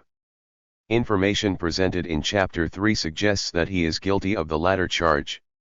The officials said that at the heart of their concern was the fate of President Bush and Secretaries Rumsfeld and Powell. Congress demonstrated that it is a foe of the court by passing a law forbidding Americans at all levels of government from cooperating with it, even as Washington seeks to have Americans exempted from its jurisdiction. The administration informed the Security Council that Washington would not take part in any peacekeeping operations unless its personnel are exempted from the jurisdiction of the court. Some 2 weeks later, on June 30, 2002, Washington's delegate vetoed the extension of the peacekeeping force in Bosnia, giving as its reason the danger faced by American soldiers of frivolous and politically motivated suits from the International Criminal Court. Registered Kofi Annan argued that the action of the American government put the entire peacekeeping system of the United Nations at risk. The problem was temporarily solved, or at least put off, when it was discovered that in the Rome Treaty there was provision for immunity from its jurisdiction for 1 year for peacekeeping personnel from those countries that do not accept the court. Then Washington opened the war against the court on another front. It concluded pacts with Romania and Israel whereby these countries agreed not to send American personnel to the court for prosecution. Registered later, Tajikistan and East Timor signed on as well. The agreement with Israel was a two-way instrument. Washington also agreed that it would not send a new anti-terrorism law permits Washington to Israeli personnel to terminate all military aid to those countries that court for prosecution. Upon becoming members of the ICC, do not pledge Deputy Chief of Mission at not to deliver Americans for trial by the court. The Israeli embassy in Washington claimed that Israel shared America's concerns. It fears that its troops could be tried for actions taken against the Palestinians. An anti-terrorism law passed in early August 2002 provided Washington with teeth in negotiating such bilateral agreements. By its terms, the administration can terminate all military aid to those countries that upon becoming members of the court do not pledge not to deliver. 223. Americans for trial by the court. Members of NATO and other very close allies of the United States are exempt from this provision, but many more countries are included. As a Pentagon spokeswoman declared, practically every other country except those referred to above and those on the list of countries accused of aiding terrorists receive some type of military aid from the United States. Pursuant to this act, aid to 35 countries has been suspended. Another provision of the anti-terrorism law allows the President to free any American who is in the custody of the court by any necessary and appropriate means, including the use of the military. The European Union reacted to this policy by warning those nations wishing to join the organization to resist signing such agreements. This in turn resulted in a strong response from Washington. At the time of this writing, it appears that those nations that wish to join NATO might be caught between the conflicting policies of Washington and Europe. The Bush administration also unsigned the Rome Treaty, a most unusual procedure. In its last days, the Clinton administration signed the treaty with no intention of presenting it to the Senate for ratification. On May 6, 2002. The Bush administration sent a letter to the Secretary General of the United Nations declaring that the Clinton administration's signing of the treaty establishing the court was no longer legally binding on the United States. Ironically, on the same day that the Bush administration sent the letter, Slobodan Milosevic, the former president of Yugoslavia, was being tried at The Hague by the International Tribunal for the former Yugoslavia. He was indicted by this tribunal on May 27, 1999, charged with having planned and engaged in a campaign of terror and violence against civilians of Albanian origin in Kosovo. The former president was being tried on 60 counts of genocide, crimes against humanity, and war crimes, the very crimes for which the International Criminal Court has jurisdiction. Goldstone refuted Washington's stated excuse for not supporting the establishment of the new court, the allegation that some renegade or malicious prosecutor might someday initiate unfounded political prosecutions against United States citizens as virtually impossible because of the safeguards already set forth in the Rome Treaty. These include the requirement that a panel of 3 judges approve of each prosecution and the exemption from the court's jurisdiction of cases in which the country of the accused person has conducted a good faith investigation of the alleged crime. Washington's preference for situation-specific international criminal courts should be viewed in the broader context of its policy of exposing and calling for the punishment of those states regarded as its enemies that violate human rights and practice terrorism, while covering over and excusing from punishment its allies and friends for committing the same offenses or worse. Washington's policy with respect to these courts is generically the same as that illustrated in the previous chapters, exposing and calling for punishment for the communists and their allies that violate human rights and practice terrorism while covering over, supporting, and excusing from punishment friendly right-wing dictatorships. This policy violates the principle of universality, a norm that Goldstone argues is the essence of justice. He put it this way: a decent and rational person is offended that criminal laws should apply only to some people and not to others in similar situations.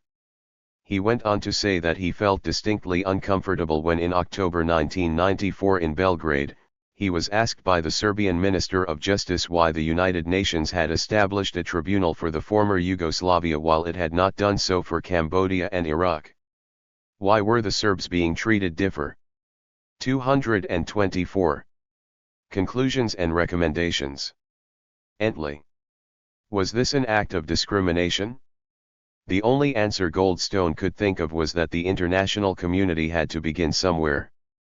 However, if there were no follow-through and if other equivalent situations in the future were not treated comparably, then the people of the former Yugoslavia could justifiably claim discrimination? Obviously, the Bush administration has no intention of using the International Criminal Court to prosecute suspected terrorists.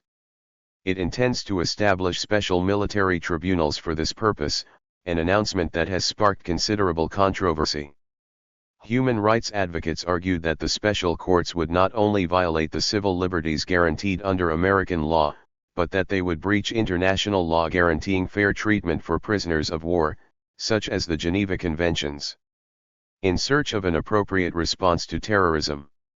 A general conclusion to draw from the past history illustrated in this book is that the war on terrorism should be modified and recast so that it does not result in the creation of more terrorists as a response to practices by states themselves that overshadow in magnitude and cruelty the very actions they purport to prevent or forestall.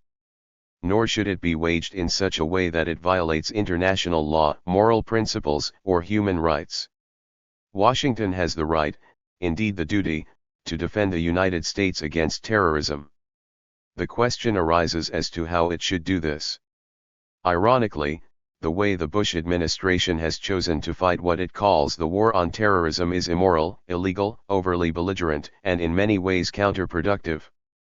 The irony arises in part because what the administration declares to be a war against terrorism is a partial war against the retail, lesser variety of the phenomenon. The much more lethal and horrible state terrorism is not only exempt from being targeted in the conflict, but it is given support as witnessed by the administration's aid programs for state terrorism in Colombia and Algeria. It is also ironic that the enemies in the two wars that the Bush administration has chosen to fight so far have been the past beneficiaries if not the past co-belligerents of previous administrations. The Mujahideen, from which both Al-Qaeda and the Taliban originated, received billions in aid from the Carter and especially the Reagan administrations. Washington and its Western allies aided the Saddam Hussein regime in the First Persian Gulf War against Iran, a war of aggression by a regime practicing state terrorism, to the point of helping that regime produce WMD. This possession was later used as a principal reason/excuse for invading Iraq, starting yet a third Persian Gulf War. The Reagan administration joined Saddam as a co-belligerent in his oil war against Iran by sinking half the Iranian navy and by putting the American flag on Kuwaiti vessels to protect them so that Kuwait could help Saddam finance his war against Iran. The following are a few suggestions on the way Washington should defend itself against terrorism. Washington should convert its partial war against private terrorism to a program of opposition to terrorism in general by including state terrorism.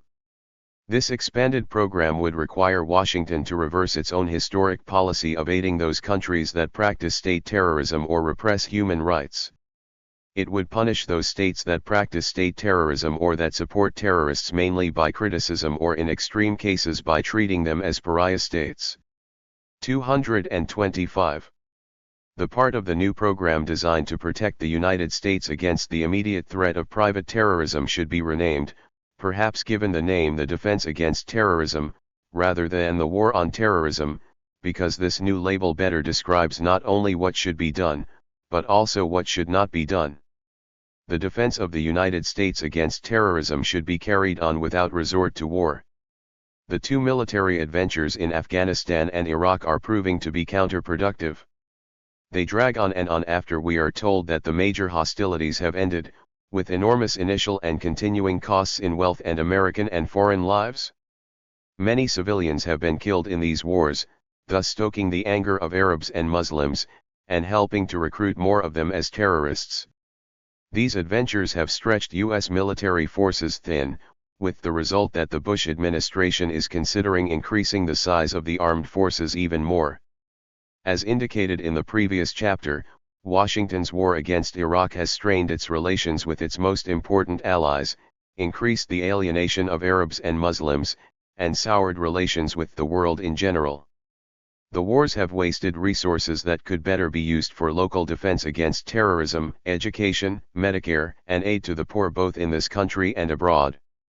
This has happened at a time when the Bush administration is successfully implementing its neoconservative program of crippling the welfare state by implementing federal tax cuts that favor the rich but impoverish state and local government, undermining their ability to protect their citizens against terrorism. The defense of the United States from terrorism without recourse to war has been called the criminalization of the conflict, i.e., treating the terrorists like criminals. 2 degree their actions should be conceptualized as crimes, not acts of war, to which the proper response is criminal investigation and prosecution within a rule of law and legally mandated measures for preventing and deterring similar crimes. Degree this approach has appeal in that it would require that Washington adopt a defense against terrorism that does not involve the waging of war. But the downside is that it could demean the position of those who are fighting for a just cause and who do not target civilians. They would be treated as ordinary criminals. To treat them as prisoners of war would be more just. The Geneva Conventions provide a number of important protections for prisoners of war, among them the prohibition of psychological torture and the limiting of the information that prisoners need give to their captors to only their name, rank, and serial number. Washington has violated these standards. Secretary Rumsfeld has declared that the prisoners of war on Guantanamo Bay are being kept there mainly for the information that can be obtained from them. On the other hand, these conventions allow the keeping of the prisoners until the end of the war. We are told that the war on terrorism could last many years. The prisoners on Guantanamo are not given the protection afforded ordinary criminals by the Criminal Law Code of the United States. They are not allowed the right of habeas corpus, and they are held without charges being made against them. This is the typical behavior of dictatorships. A scrupulously just system for these prisoners and others in like situations should be established. Washington should realize that the world is watching, including terrorists and those thinking of becoming terrorists. The terrorists that Washington is hunting for are not ordinary criminals, typically they are highly motivated, religious people. The defense program adopted by Washington should include the willingness, when possible, to negotiate with these people. The refusal to negotiate, the demand for unconditional surrender, not only prolongs struggles, but it is based on the false premise that one side is. 226. Conclusions and recommendations. All right, the other all wrong. To the bold affirmation by the Bush administration that we do not negotiate with terrorists, the response is that you already have. During the hostilities in Iraq, the Central Command negotiated with the People's Mujahideen, a group designated as terrorist by the State Department. An issue that could be negotiated is Washington's relationship with Israel, a close relationship that has fueled much of the hatred that the terrorists hold toward the United States. The military aid to Israel would certainly have to be stopped in any event if a policy of not aiding state terrorism were to be adopted. The Defense Against Terrorism advocated here would adopt many of the programs adopted by the Bush administration, but it would cast them in an international mold, with scrupulous regard for human rights, and with opposition to, not support for, state terrorists. Those adopted would include such measures as expanding and reforming intelligence agencies, creating and strengthening federal and local anti-terrorism agencies and programs, improving the security of airports and seaports, increasing the regulations on the transfer of money from country to country, cooperating in the sharing of intelligence about terrorists with other countries. To strengthen and to legitimize the defense, international institutions would be used, especially the International Atomic Energy Commission and the rest of the United Nations system. Terrorists would be tried by the International Criminal Court or similar international courts to be established. Convictions by such courts would lessen the hatred that will follow convictions by American courts, especially if they are military courts and especially if they use the death penalty. The Bush administration should join the International Criminal Court and stop the campaign it is waging against it. This campaign is prima Washington's campaign against the ICC is facie evidence that the members prima facie evidence that the members of the administration believe that the administration believe that they themselves and some of their selves and some of their subordinates could be convicted in legitimate legal proceedings of war crimes, crimes against humanity, or war crimes, crimes against genocide, humanity, or genocide. A serious attempt should be made to raise the standard of living of the world's poor, including the providing of alternate education facilities for the poor Muslim boys who attend those madrasas that teach hatred of non-Muslims. The hatred referred to here must not be confused with the legitimate opposition to Western policies implemented at the expense of the Muslim and Arab worlds. The reference is rather to commands like those of Osama bin Laden, kill Jews and Americans. Preemption and counter-proliferation, the open espousal of aggression. Containment, deterrence, and non-proliferation served the country well during the Cold War. Their declared purpose was not to attack the Soviet Union or those seeking to produce WMD, but to deter the Soviets from attacking, contain their expansion, and prevent the spread of WMD peacefully by persuasion and pressure.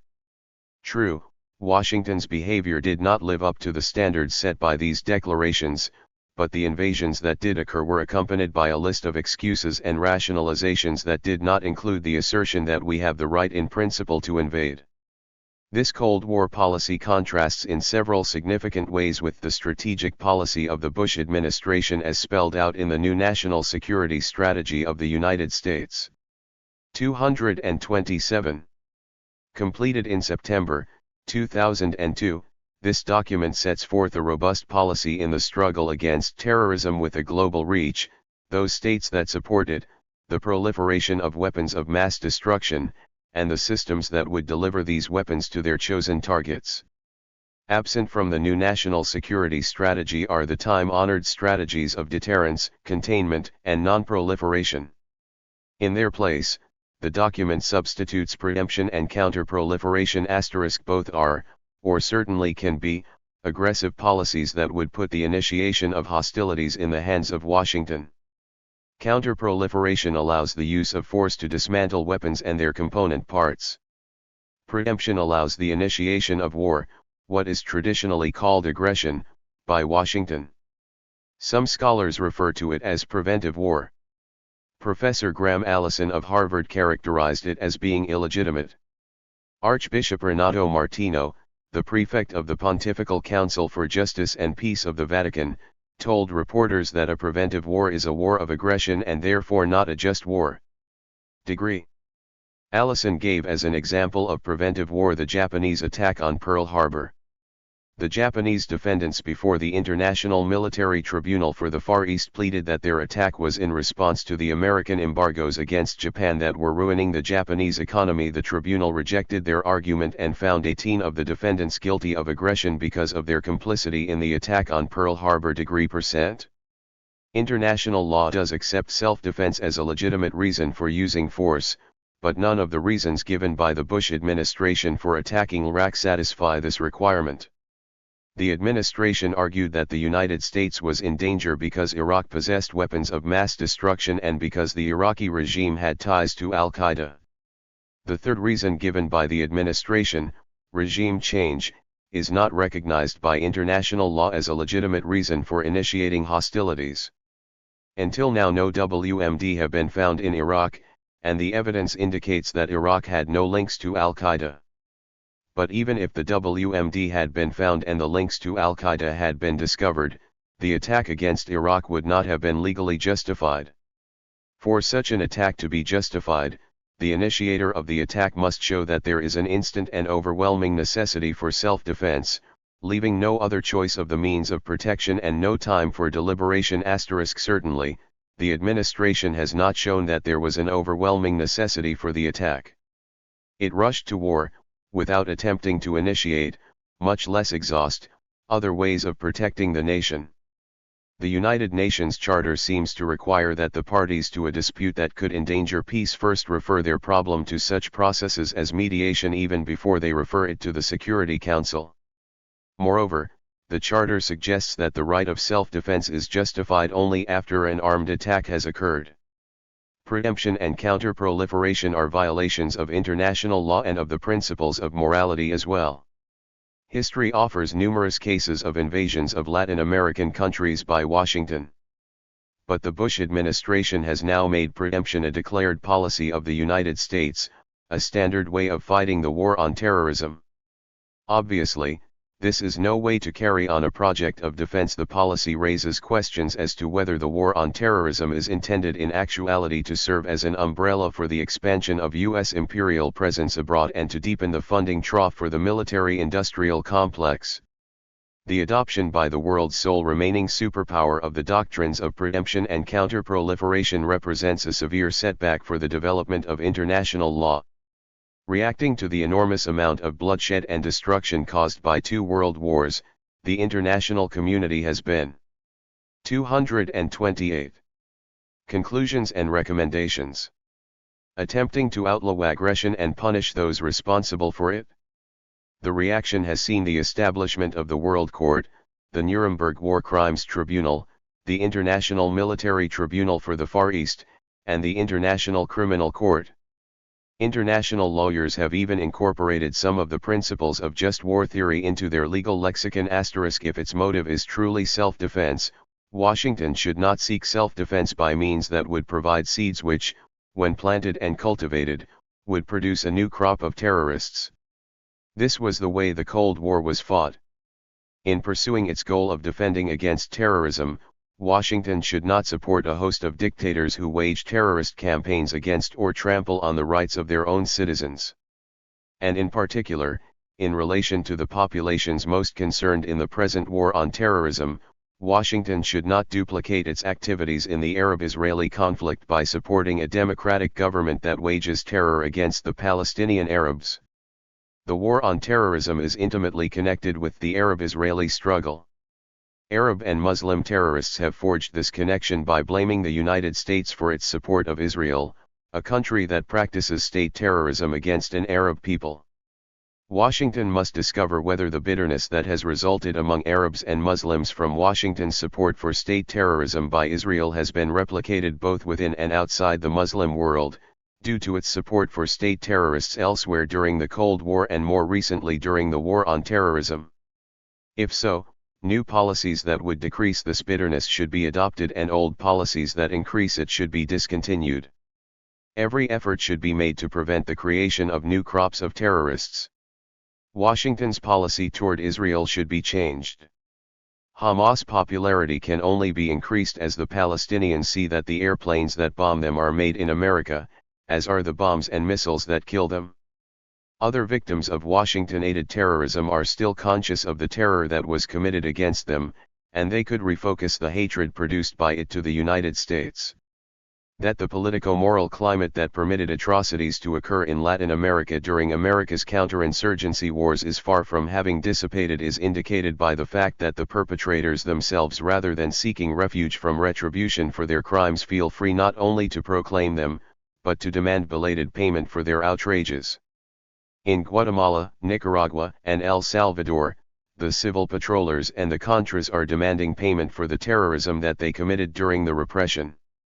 The American public should lend President Alfonso Portillo of Guatemala every effort to force Washington considering paying the civil patrollers in that to adopt policies to ameliorate the country $2,600 apiece they have main suffering and to soothe the anger taint their structures and assassinations and bitterness of these victims.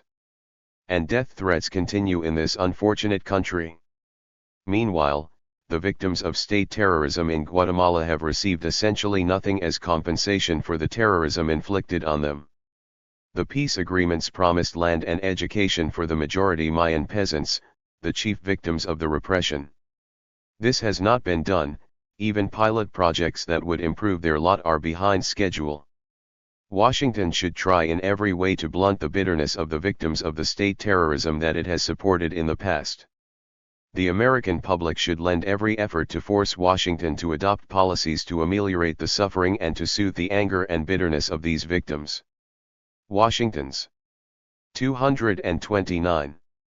Actions overall to forestall or eliminate movements and even democratic governments committed to ameliorating the poverty of their citizens has raised the question whether it owes the poor some compensation for supporting military governments that prevented social change. Certainly Washington's culpability exceeds that required for conviction under the Torture Victim Protection Act of 1992.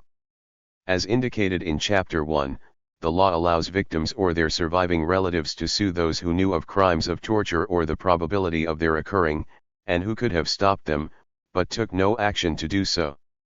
2 retired generals were tried and convicted in Florida under the Act for State Terrorism that occurred during their dictatorship in El Salvador. Undoubtedly, at minimum, many more could be similarly tried.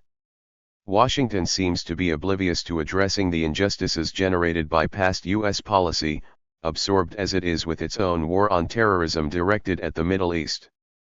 President Bush's resolve to capture the terrorists and bring them to justice is compartmentalized and exclusive. It does not include the members of the death squads in Guatemala, nor Generals Pinochet and Suharto and the other military officers, former state terrorists, who are enjoying their retirement with their families in their own countries or in the sunshine of southern Florida. They will not be hunted down to be caught dead or alive, or even brought to justice. In fact, their terrorist activities will not be exposed by Washington unless its policy changes. This exemption from justice could reasonably be presumed to increase the resentment and bitterness of the surviving victims of state terrorism against their former rulers and also against the United States in the many cases in which Washington served as an accomplice to the state terrorists. This exemption by definition is ironic, but more importantly, it is unjust, and it could be the source of future terrorism against the United States. Would target, at least for purposes of investigation, exposure, and possible trial, the wholesale state terrorists for the purpose of attaining justice and so as to prevent the possible creation of more retail terrorists who would terrorize the United States. A Truth Commission for Washington. The American public is generally unaware that Washington aids state terrorists, an ignorance somewhat similar to that of the publics in countries where right-wing dictators practiced state terrorism.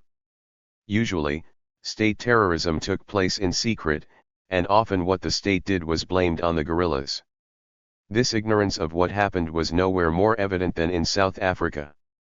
As Archbishop Tutu pointed out, the townships that housed the blacks were usually out of sight of the whites who lived in their affluent suburbs. It was inconvenient for whites to visit a black township. Some did, but the great majority preferred to remain in their privileged, segregated suburbs. The geographic distance that separated these whites from the black victims of state terrorism is nothing like that which separates the American public from the victims of the state terrorism supported by Washington. Nonetheless, the levels of ignorance of these whites and the American public were similar until the publication of the Truth Commission report for South Africa. The existence of the free press in the United States has not made up for the lack of a Truth Commission nor obviated the need for the establishment of such a commission. The ignorance of the American public is fed by Washington's narrow, self-serving definition of terrorism that excludes state terrorism from coverage. This definition is picked up by the media, applied to the news, and distributed to the American public. 230. Conclusions and recommendations. Another factor is the widespread belief in the myth of American exceptionalism, a central feature of the socialization process in the United States, that the U.S. acts in the world not out of selfish interests, but as a force for good. During the Cold War, this myth was used to find a congruence between Washington's interests and human rights observance, or as usually put, with democracy. Those regimes that promoted the interests of Washington's elites, the anti-communists, were by definition, democratic, or at least, purported not to be tyrannical. Firm believers in the myth find it hard to believe, as an instance, that the elites in Washington tried to initiate the massacre of the Indonesian Communist Party and its sympathizers, that these elites did everything in their power to encourage Suharto to commit this barbaric act. Not a single one of the officials in Washington or Jakarta questioned the policy on either ethical or political grounds. Quite the contrary. Some 21 truth commissions have been established in different parts of the world. Degree in these cases post-terrorist governments, the United Nations, the Catholic Church, or some other institution has sided with the ideologues of memory, who would have us remember the crimes committed by terrorist governments. Those who established these commissions disagree with the partisans of oblivion who, on the contrary, bid us to forget. Their logo is forgive and forget. The logo of the partisans of memory is remember so as not to repeat. A preliminary step, they remind us, is to find out what happened. The truth commissions have been established to find out the truth, to find new truth, to lift the veil of denial about widely known but unspoken truths, or, more cynically, to narrow the range of permissible lies. Degree am suggesting the establishment of yet another truth commission, because the American public needs to know what has been done in its name. The proposed Truth Commission should include a number of academicians with a knowledge of the subject matter. But public hearings should be held and other means employed so as to publicize the activities of the Commission and its findings. The Commission's work should not become an essentially academic exercise, as seems to have been the case with Germany's Commission. It should have access to the relevant documents and the needed resources, necessary for the extensive research it would be required to undertake. Its findings should be well publicized. The public should be educated as to what its governments have done. What is needed is full disclosure with adequate ventilation of the bleaker side of Washington's policies and actions since 1945, exposed and repeated so that the American people will realize what has been done in their name. Knowledge is the first step toward contrition and the determination not to repeat and to prevent others from repeating. It is the first step in deciding to change directions for oneself and thereby providing greater legitimacy for one's insistence that others do so as well.